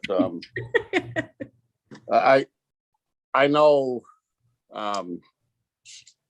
in my heart that we are going to continue to yearly, twice a year, 3 times a year. I know we're going to hear about mountain lions. I know we're going to hear about trapping. I know we're going to hear about bears, no matter what this outcome is. I don't think this is an end all by any means. I believe it is just a start, and we're going to knock the foundation out here. I support those that participate in a coyote calling contest. We can all make it sound bad. We can all threaten like you've been threatened today. But in the end, this isn't going to be the end all. And I guess I'll keep standing up for those who actually are concerned about wildlife and have put most of their life into projects and their money, their sweat, their blood in keeping wildlife in Nevada wild. So I support the coyote callers. So thanks very much. Thank you, Mr. Belding. Okay, any other public comment? All right, seeing none, I'm going to bring it back to the commission. Commissioner McNinch, do you have anything you'd like to discuss? I'm trying really hard to not engage. You know, my tendency is what others has demonstrated today. I get it. I get the passion. I get the core value issue. I get the concern. I really do. And it's really hard. Here's where I'm at. I'm going to just kind of speak. I appreciate the comments from some of the cabs early on. They know that I'm not here to make friends with everybody. I hope everybody understands that. Here's where I'm at. I've been on this commission for a long time. Maybe too long in a lot of people's minds. I don't know. But here's the bottom line. Times are changing. And we have to find a way to have civil discourse, to sit here and listen, to go through an exercise, trying to engage in a different, maybe a more productive way, just something that was kind of inert. I'm the first one to admit it's not scientifically based. It's not statistical. I get it. But there's some really super broad generalities that you might be able to pull out of there, just something to work with, just anything, any indication. I heard at the WAFO meeting that skepticism is a lived experience. Somebody made that comment. And I appreciate that. I get it. There's skepticism, there's fear, there's a lot of things going on. But optimism is a lived experience too. Okay. I've been through a sage grouse planning activity as a commissioner with dozens of different interests just in the state of Nevada in the same room. And it took us 8 days to come up with a mission statement about sage grouse. It didn't even have sage grouse in it. It basically said, we want to enhance sagebrush ecosystems. That's all it said. It's the only thing we could agree to. Months and months go by, a lot of working, trust is built up. Remember, 50 different interests or better, world-renowned facilitator helping out. What we got out of it was some production, but we got some trust. We got some ability to respect the engagement process. People on polar opposites of the issue protected each other and defended each other when people attacked. Okay, what I'm witnessing right now is this point counterpoint, trying to convince everybody why you're right and why we're wrong. I mean, I'm guilty of it. We've all been there. We have to change. We can't continue to preach at each other. We have to find a way to deal with it. This is not a small issue, and I agree with Rex. But from a different perspective, if we don't work on this stuff and find a productive way to work through these really difficult issues, it is going to be a lose. Everybody's going to lose. We're going to become irrelevant in all respects. Nobody's going to believe us. People are going to take up our issues, probably at the legislature. They're going to deal with things. Nobody's going to get what they want or what they like. There's not going to be a lot of input in the process. And what we get at the end of the day is irrelevancy. Nobody who wants to listen to the commission or to advocates for or advocates against. If all we do is sit here and preach and just continue to attack each other, and we have to find a way. How do we proceed? How do we go through this? How do we work through this? We're going to be forced to, as a commission. We will be. We're going to have to deal with it somehow. Everybody has something to lose here, and I'm really advocating for how to move forward with conversations. Who knows what it'll bear? I don't know. I don't know if it'll bear fruit or not. Maybe it's just a big old fat rotten apple. I have no idea. But if we don't try, then we fail, and I'm not willing to do that. I've been on the wrong end of a lot of votes in this commission. I don't give up. I continue to make my case. I continue to express my concerns, but I don't stomp my feet.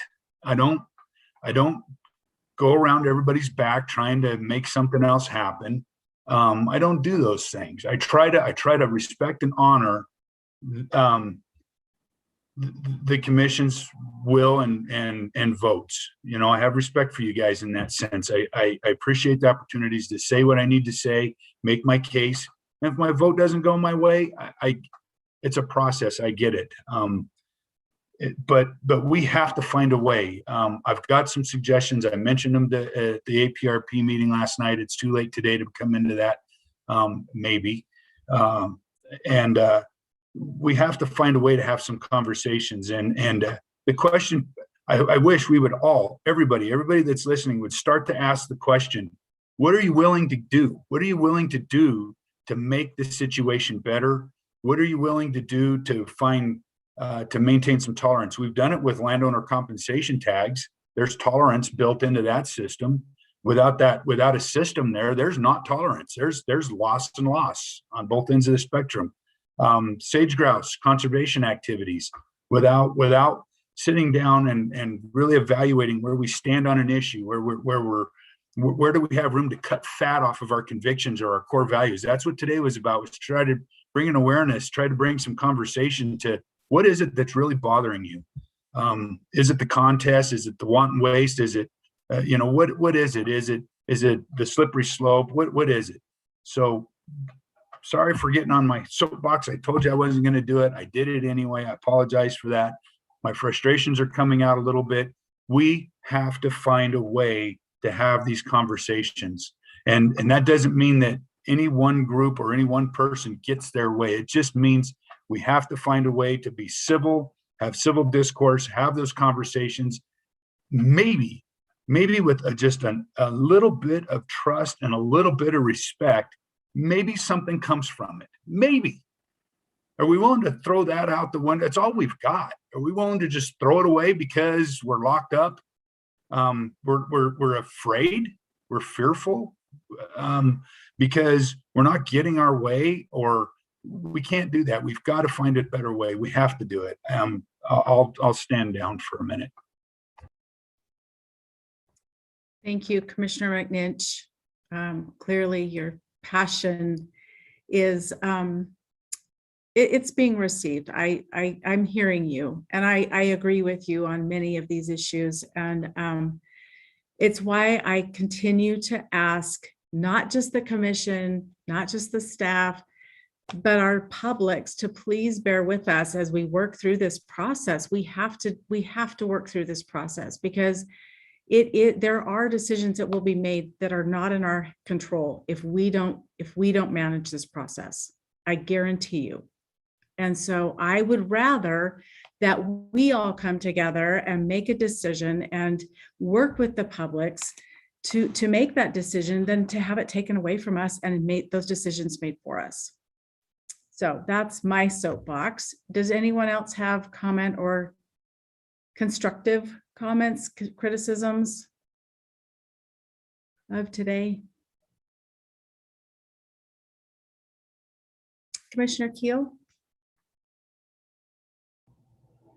Yeah, thank you, Madam Chair. Not really a criticism, but I think for me, it's been a bit uncertain. How does this process play out, or what do we do? I mean, we know we have normal workshops that we work through, and this situation has been extremely fluid. And then we had good discussions in Winnemucca, anticipated being able to meet in Tonopah in person. I thought the department did a great job today compiling that, shifting to a really unscientific poll of the people that were able to attend today. But it's just kind of been a bit of a black box on how we work through these discussions that I think is difficult to get any meaningful or different discussion points than we've heard. I mean, we've gone through this the last 3 or 4 meetings, basically the exact same commentary from both sides of the issue.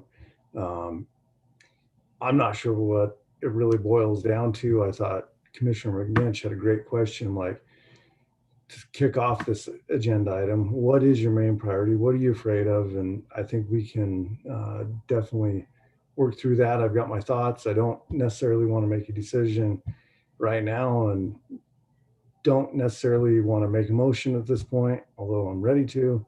But maybe if we had some context about how this process plays out, or what some of the other commissioners, how do we see this going forward, and what are those discussions would be helpful, at least for me.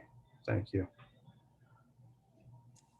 And I could say that I had hoped that we would, I'll get to you in just a second, Commissioner Barnes. I had hoped that we would be in person and that we could do this in different communities with different, and I was hopeful. Maybe I was remiss in that hope. My husband calls it going all Tiffany. But I was optimistic that we could get different constituencies in to help us really dissect this and learn where there may be some common denominators, common ground. But I after today, I'm being honest, I don't know that we're any further along than I had hoped. So, Commissioner Barnes. Thank you, Madam Chair. Multiple thoughts bouncing around inside my head. I guess I'm going to start with what you just said. I don't quite know where we are after I listened to the comment. I really kind of question where, what kind of middle ground we are, if there is any. I do agree with Commissioner McNinch that we do have to sit down, and times are changing, and we have to talk about a lot of this stuff. This is just, when I look at this is just a very small piece of probably what we need to be discussing. And I think that's not something that we're going to do in a short period of time. I think this is something that at future commission meetings, we need to sit down and have a visit about and kick around and talk about a lot of these things. The world's changed. I look at even the way we do business now, the way we market our livestock. We look at what the consumer is asking for, and that's what we got to start producing for. The consumer's looking for a product that's healthy, it's got taste. And so we're starting to change the way we operate around our ranch to produce for what the consumer is demanding. And this really is not a lot different. Now, when I look at this specific issue right now and kind of where we are, we've talked about it for 3 meetings now, and I don't think we're any further along now really than when we started. I think personally, we need to make a decision on this, but continue a bigger discussion if that makes any kind of sense at all. And so I know Commissioner Keel didn't know if he was ready to make a motion or not. I think I am to go ahead and move on from this issue, but keep in mind that we need to consider discussions right along these same lines. And so with that, I guess I'm done. And if when people are ready, I'll attempt a motion. If the rest of the commission doesn't think they want to do anything with a motion, then I'm fine too. But I'd be willing to take a stab at it when everybody's ready. Okay, any other comments? Commissioner Allenberg. Yeah, I guess there's lots been said that I agree with. It seems like, the trench just keeps getting deeper and the tops keeps getting broader. And it is based on core values. And it is difficult to see how we can mingle or come with middle ground on things. It seems like we're getting deeper seated. Again, the trench is getting deeper. I'm good with the prospect of meeting middle ground. It just seems like it's very difficult and not too sure how. Maybe Commissioner McNinch has some more thoughts and ideas and not willing to give up, and I'm okay with that myself. But it is tough, and it's kind of, it's just super tough. But I also agree again with Madam Chair East. If we don't deal with this ourselves, it will be going to the legislature. Maybe that everybody's comfortable with that. I don't know, but everybody needs to ask themselves that. So that's where I'm at. Thank you, Commissioner Allenberg. Anyone else? Commissioner Rogers. Thank you, Madam Chair. Yeah, just my 2 cents on the matter. I have been really open-minded as a new member on the commission to the previous meetings and the discussions on both sides. I think that what Commissioner McNinch has talked about in terms of some type of a compromise, is certainly justified. But to Commissioner Allenberg's point, it has been so polarizing and dividing. And I mean, I'm seeing it play out in the chat room as we speak here, for gosh sake. So it is difficult. I don't know what the right answer is. I think collectively what the points have been made by the commissioners before me today, I think are, I agree with what they're saying. It's tough. Compromise is a good thing. I just don't know how we get there. Okay, thank you. Anyone else? Vice Chair Caviglia. I guess everybody else weighed in. I will too.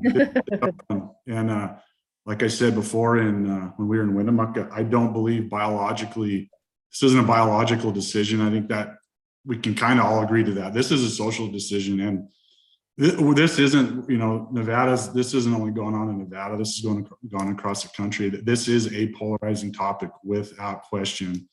And I feel like both sides of it that are in on the argument, you've got the extreme ends of both worlds, are in on this argument. Most of the general public is, as much as everybody like to say it, is not involved in this argument. So you've got the two extreme ends of the two worlds fighting this fight against each other, right?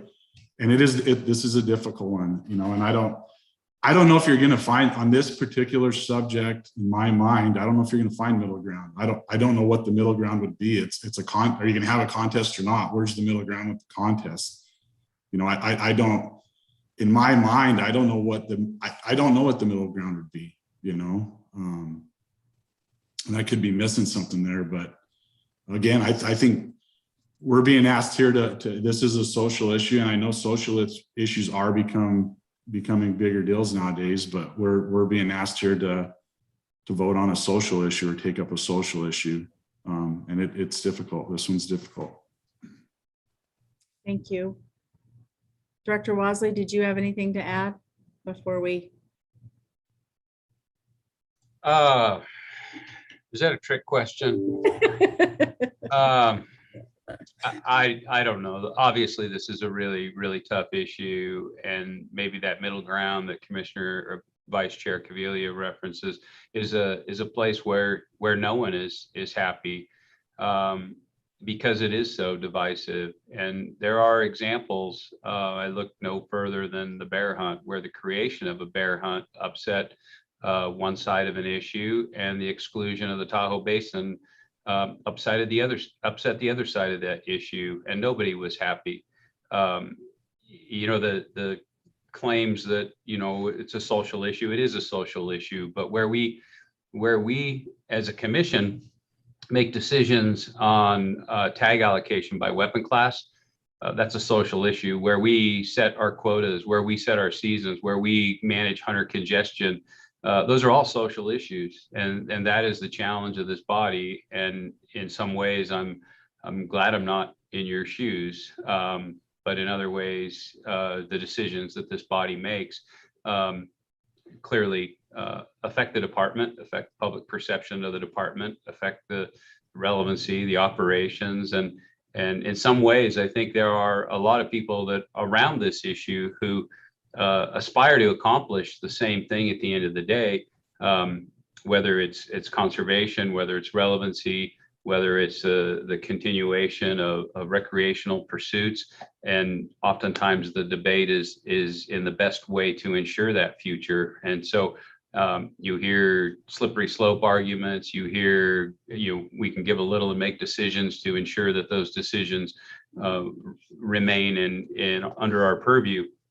And it's, hindsight is 20/20, right? We can all tell, when we waited too long to intervene and upset the apple cart, but oftentimes it's too late. And so, is this the right issue or the right time, or I don't know.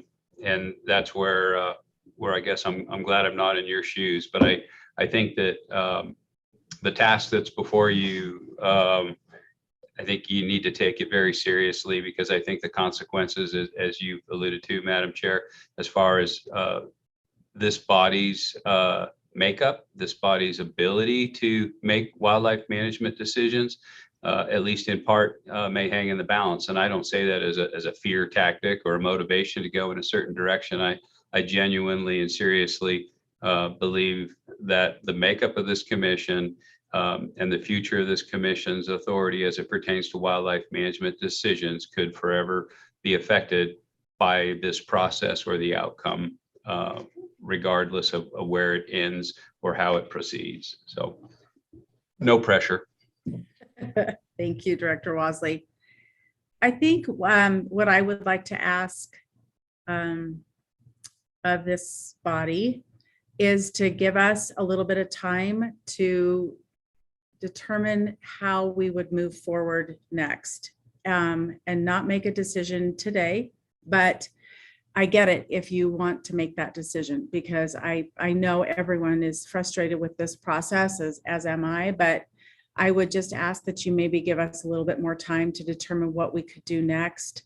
As you just heard Director Wasley say, you know, and I've asked, you know, I've promised to take us through this process so that we could get, so that we could be in different places. And unfortunately, we're not going to be in those places. We're going to be virtual probably for the rest of the year. That's just the bummer of it all. You know, today was just the first step of going back to virtual. So, you know, we're not going to get out to other people. We're not going to get into other places, but I would just ask if you have the patience, let us figure out what's next. It may not happen in September, but maybe it happens in November.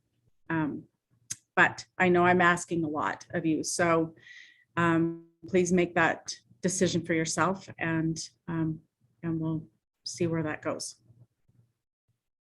Commissioner McNinch. Thank you, Madam Chair, for that comment. I have a really close friend that shared with me one time that he has a lot of opinions about a lot of the things that we deal with. And he's so glad that he doesn't have to share them in the public, recognizing how difficult it can be. And you guys have gone through that with me today. So this idea of, you know, did we make progress today? I am an eternal optimist. I'm not always like that. I can be, you know, I can be whiny at times, but I do very much appreciate you guys sharing where you're at today. To me, that's a gain. That's a win. I understand. I get where you're at, and I appreciate where you're at. I do have some ideas. I do have suggestions. Maybe this isn't quite the forum to do them. They were discussed at the WAFA meeting, and I appreciate Director Wasley's comments. They're Washington, New Mexico, and a couple of other states could tell you horror stories about. There's more than just the contest issue at hand here at this point. It has to do with how we process these things and how we deal with them. And they have hindsight now, and you know, the kind of hindsight that I want is the kind that we can, you know, where we're not smashing at the bottom of the cliff flat on our face or on our heads, you know, that we make a little softer landing for ourselves. So I do have a couple of suggestions, and I'll share one of them. Oregon, that we're not unique. Every state's dealing with very difficult issues, and Oregon has stood up a committee that's very similar to our sage grouse conservation team planning that I mentioned a little bit earlier. And they have a facilitator, and I'm not proposing that we do that today. That's a big lift and but the concept of Commissioner Cavilla bringing in, you know, kind of a broader group, and getting at the table where we can, whether it's on Zoom or at a table, whatever, where we can have conversations where we're not just continuing to hear the same point over and over and over and over, where we find a way to engage in some conversation. Maybe something happens there. I don't know, but I do have some thoughts, and there's no, in my mind, look, I haven't really been counting votes as we go along here. I don't take anything for granted. So I guess my point of saying that is that I'm not feeling like this has to be something that's resolved today. I hope I've never given that impression. I understand the complexities. I understand that there's more than just the contest issue at hand. And with that, I would just reiterate or support what Madam Chair has suggested, and that's that we continue to see if there's a path forward, and I'll work with her. No, I don't feel like we have to have a contest item on the next agenda. I don't feel like we have to have one or not have one, but maybe we can come back with something that produces a conversation that's more productive, that we can bring back to the commission to chew on or something. I don't know. Vice Chair Cavilla. I mean, and yeah, I mean, I would just ask Commissioner McNinch, I mean, you've been kind of the spearhead in this deal that, you have a couple thoughts on the middle ground that next time, maybe you lay those out next time, right? That we can look at, because the last 3 times, like, and we've just regurgitating what's already been said. We've kind of heard the same thing. Me personally, I'm willing to look at it again. At some point, the road's got to end though, right? Decision has to be made, but I would hope that at that point, we had some options to look at, right? That would be all I'd ask for. I appreciate that, Commissioner Cavilla, and I've been trying to step back and hope that by setting up a conversation opportunity or some thought-provoking activities like the department put on today, that it might bring that back through some of our public comment and the input. But I'll be glad to engage with some of the interactions that I've had and some of the thoughts and share some of those areas where there might be, from my personal experience and maybe drawn from a little bit of the information that was brought out today and see what happens. I mentioned earlier, I made some assumptions and they were wrong. And so I would have been trying to fix issues that probably weren't as big of an issue as I thought they were. So, putting focus on a couple of issues, but I'll be glad to do that if we move forward. Okay. Commissioner Barnes. All right, thank you, Madam Chairman. Well, we just started this discussion here a little while ago. I was prepared to make a motion. I think I was ready to make a decision, just because we've talked about this and we talked about the same thing over and over again.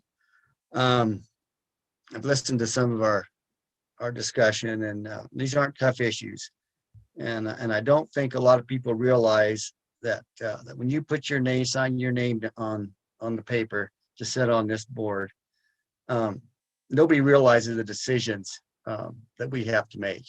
It's pretty easy to sit back on the other side of the table and say, well, gee, they should have done this, or gee, they should have done that, or why didn't they think of this, or why didn't they think of it?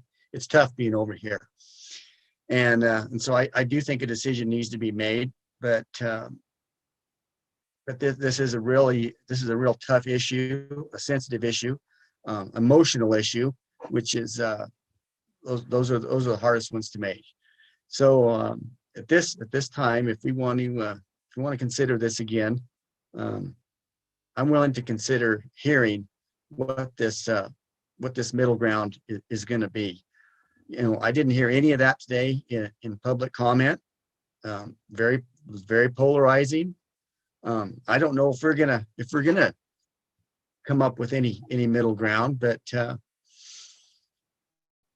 in respect to Dave and the commission and the implications that our decisions could have down the road, I think it's worth it to me, I guess, to go one more time, see if we can come up with some middle ground. So I guess, Dave, the pressure's on you.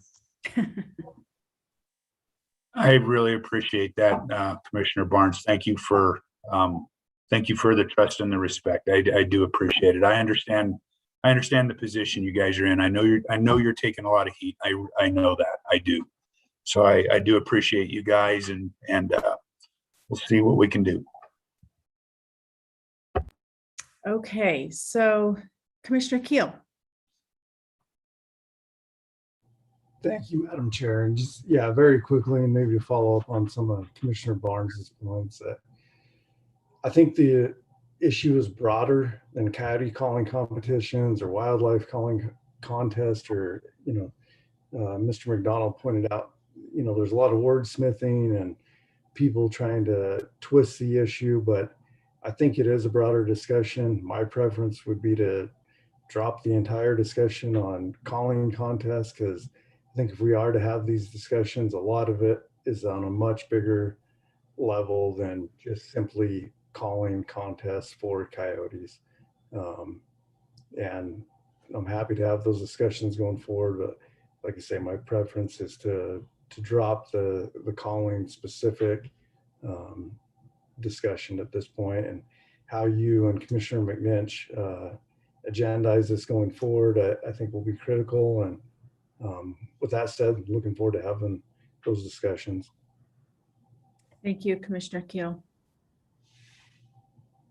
Okay, any other comments? I don't think we need action, so we'll move on to agenda item number 11. And I will, just going back to agenda item number 10 real quickly, I will work with Commissioner McNinch and the department to figure out how we move forward. Thank you all for your time and your patience. Agenda item number 11, future commission meetings and commission committee assignments, Secretary Wasley and Chairman for possible action. The next commission meeting is scheduled for September 24 and 25, 2021. The commission will review and discuss potential agenda items for that meeting. The commission may change the date, time, and meeting location at this time. The chairman may designate and adjust committee assignments and add or dissolve committees as necessary at this time. Any anticipated committee meetings that may occur prior to the next commission meeting may be discussed. So I have a couple quick things, and then I'll turn to Director Wasley, but I wanted to let you all know that Chief Maynard actually sent a direct message to me during our shed antler discussion. He wanted to provide us with some information. So if I can read this in real quickly, and my apologies to Chief Maynard, I didn't see it because I was paying attention to everything else. It says, FYI, under our current bail schedule, due to NRS 501.385, the maximum bail is $500 plus $140 administrative and court fee, which equals $640 per citation. So I just wanted you all to be aware of that. And we'll discuss that, I'm assuming, at our September meeting. And then I also, we got a copy of the 2022 and 2023 meeting schedules. So I do think we have to vote on that under this agenda item, I'm assuming, because it was a part of our packet. Is that correct, Director Wasley? I believe it's for possible action. We do have some time. I think that if anything, maybe for the September meeting. Okay. Just to acknowledge and maybe take formal action acknowledging that would be virtual rather than in Las Vegas. And then the November meeting is scheduled to be in Reno, but that may well be virtual. I don't know. And then there are some possible changes to some of the rural locations because of COVID. But I think we have plenty of time to make those adjustments. So I think the way that's agenda is, I think it says for possible action. I don't think you're required to. Okay. All right. Then we'll discuss that next time. We've got plenty of time to decide on 2022. Okay. So do you have the things that I have on my list for September include the Utah Bighorn sheep request? I was writing notes, the shed antler regulation, and then potentially the wildlife contests or a version of that. Is there any, did I miss anything? You've probably got the typical stuff.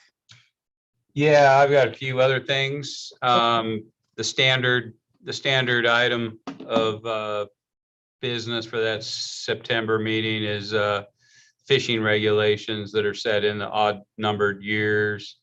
Amended and even numbered years. So we'll look at those fishing regs, and then just FYI for the commission's knowledge, and in even numbered years, we do taxonomical changes and updates. So as those folks responsible for scientific names of species are ever changing them or adding or subtracting, that's something we do at the September meeting in even numbered years. It hasn't been a huge number of changes there to deal with.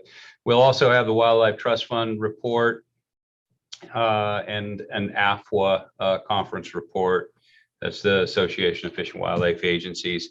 And we would, at this point, it appears that we will need to have a virtual meeting. I don't know that we had originally had secured a venue in Las Vegas, but with some of the changes that we quickly lost that, and with where we are right now with masks and data and other things, it makes sense that we would need to be virtual. We also had a request from former Commissioner Hubbs for a Living with Wildlife presentation. So that's something that we certainly could put on that agenda, whether that ends up being a single day or a multiple day agenda. We can, once we put that together, we can see if we need 2 days or if we're at 1 day, and let that be a game time decision with your input, Madam Chair. And then the Desert Bighorn Sheep Plan. And I think it's just the Bighorn Plan. I don't know that my note here says desert, but I think it was the desert sheep issue for Utah, but then also the Bighorn Sheep Plan that Mike brought up during his presentation. And then we could have, we have the landowner, hopefully we'll have that reg back from LCB, and then we can look for possible adoption depending on what the cabs and others want to do with that shed antler reg. And then, as you indicated, Madam Chair, the wildlife contest. We can also possibly reach out to some of our adjacent states and get some perspective on the ability to have similar shed antler seasons. But as was brought up before, some of the challenges are, for example, sage grouse and strutting seasons where, Utah doesn't necessarily have the sage grouse populations adjacent to, White Pine, Elko counties, where we would have that regulation. And so our reasons for having that longer might not fly with Utah. Okay. Thank you. Looks like it'll be another good meeting, full meeting. Okay, that concludes agenda item number 11. Gosh. Agenda item number 12, public comment period. Public comment will be limited to 3 minutes. No action can be taken by the commission at this time. Any item requiring commission action may be scheduled on a future commission agenda. So let me get to that point. Do we have any public comment? Kathy. Hi, good evening. I know it's been a long day. I just have a quick comment that I was going to bring up at the last agenda item about committee additions. I just thought after all this discussion today that it might be good to have an ethics committee. I mean, we have one where I work. Almost all of these issues we have are ethical. And until we address the elephant in the room, it's going to be difficult to change. I mean, for example, you could even go as far as, is a gut shot as good as a headshot as long as you kill the animal? Why can you condemn a coyote to a horrible death by a snare, but not a dog? Why do hunting dogs not have the same protections as domestic dogs? I think that if we had a broader and more in-depth discussion on ethics and morality as they pertain to wildlife, that could be really helpful to see where everybody stands and to see how much motion we could get moving forward. Thank you. Just a thought. Thanks. Thank you, Kathy. Any other public comment? Okay, seeing none, we'll conclude our wildlife meeting for August, and we are adjourned until September. Thank you, everyone. Thanks, guys.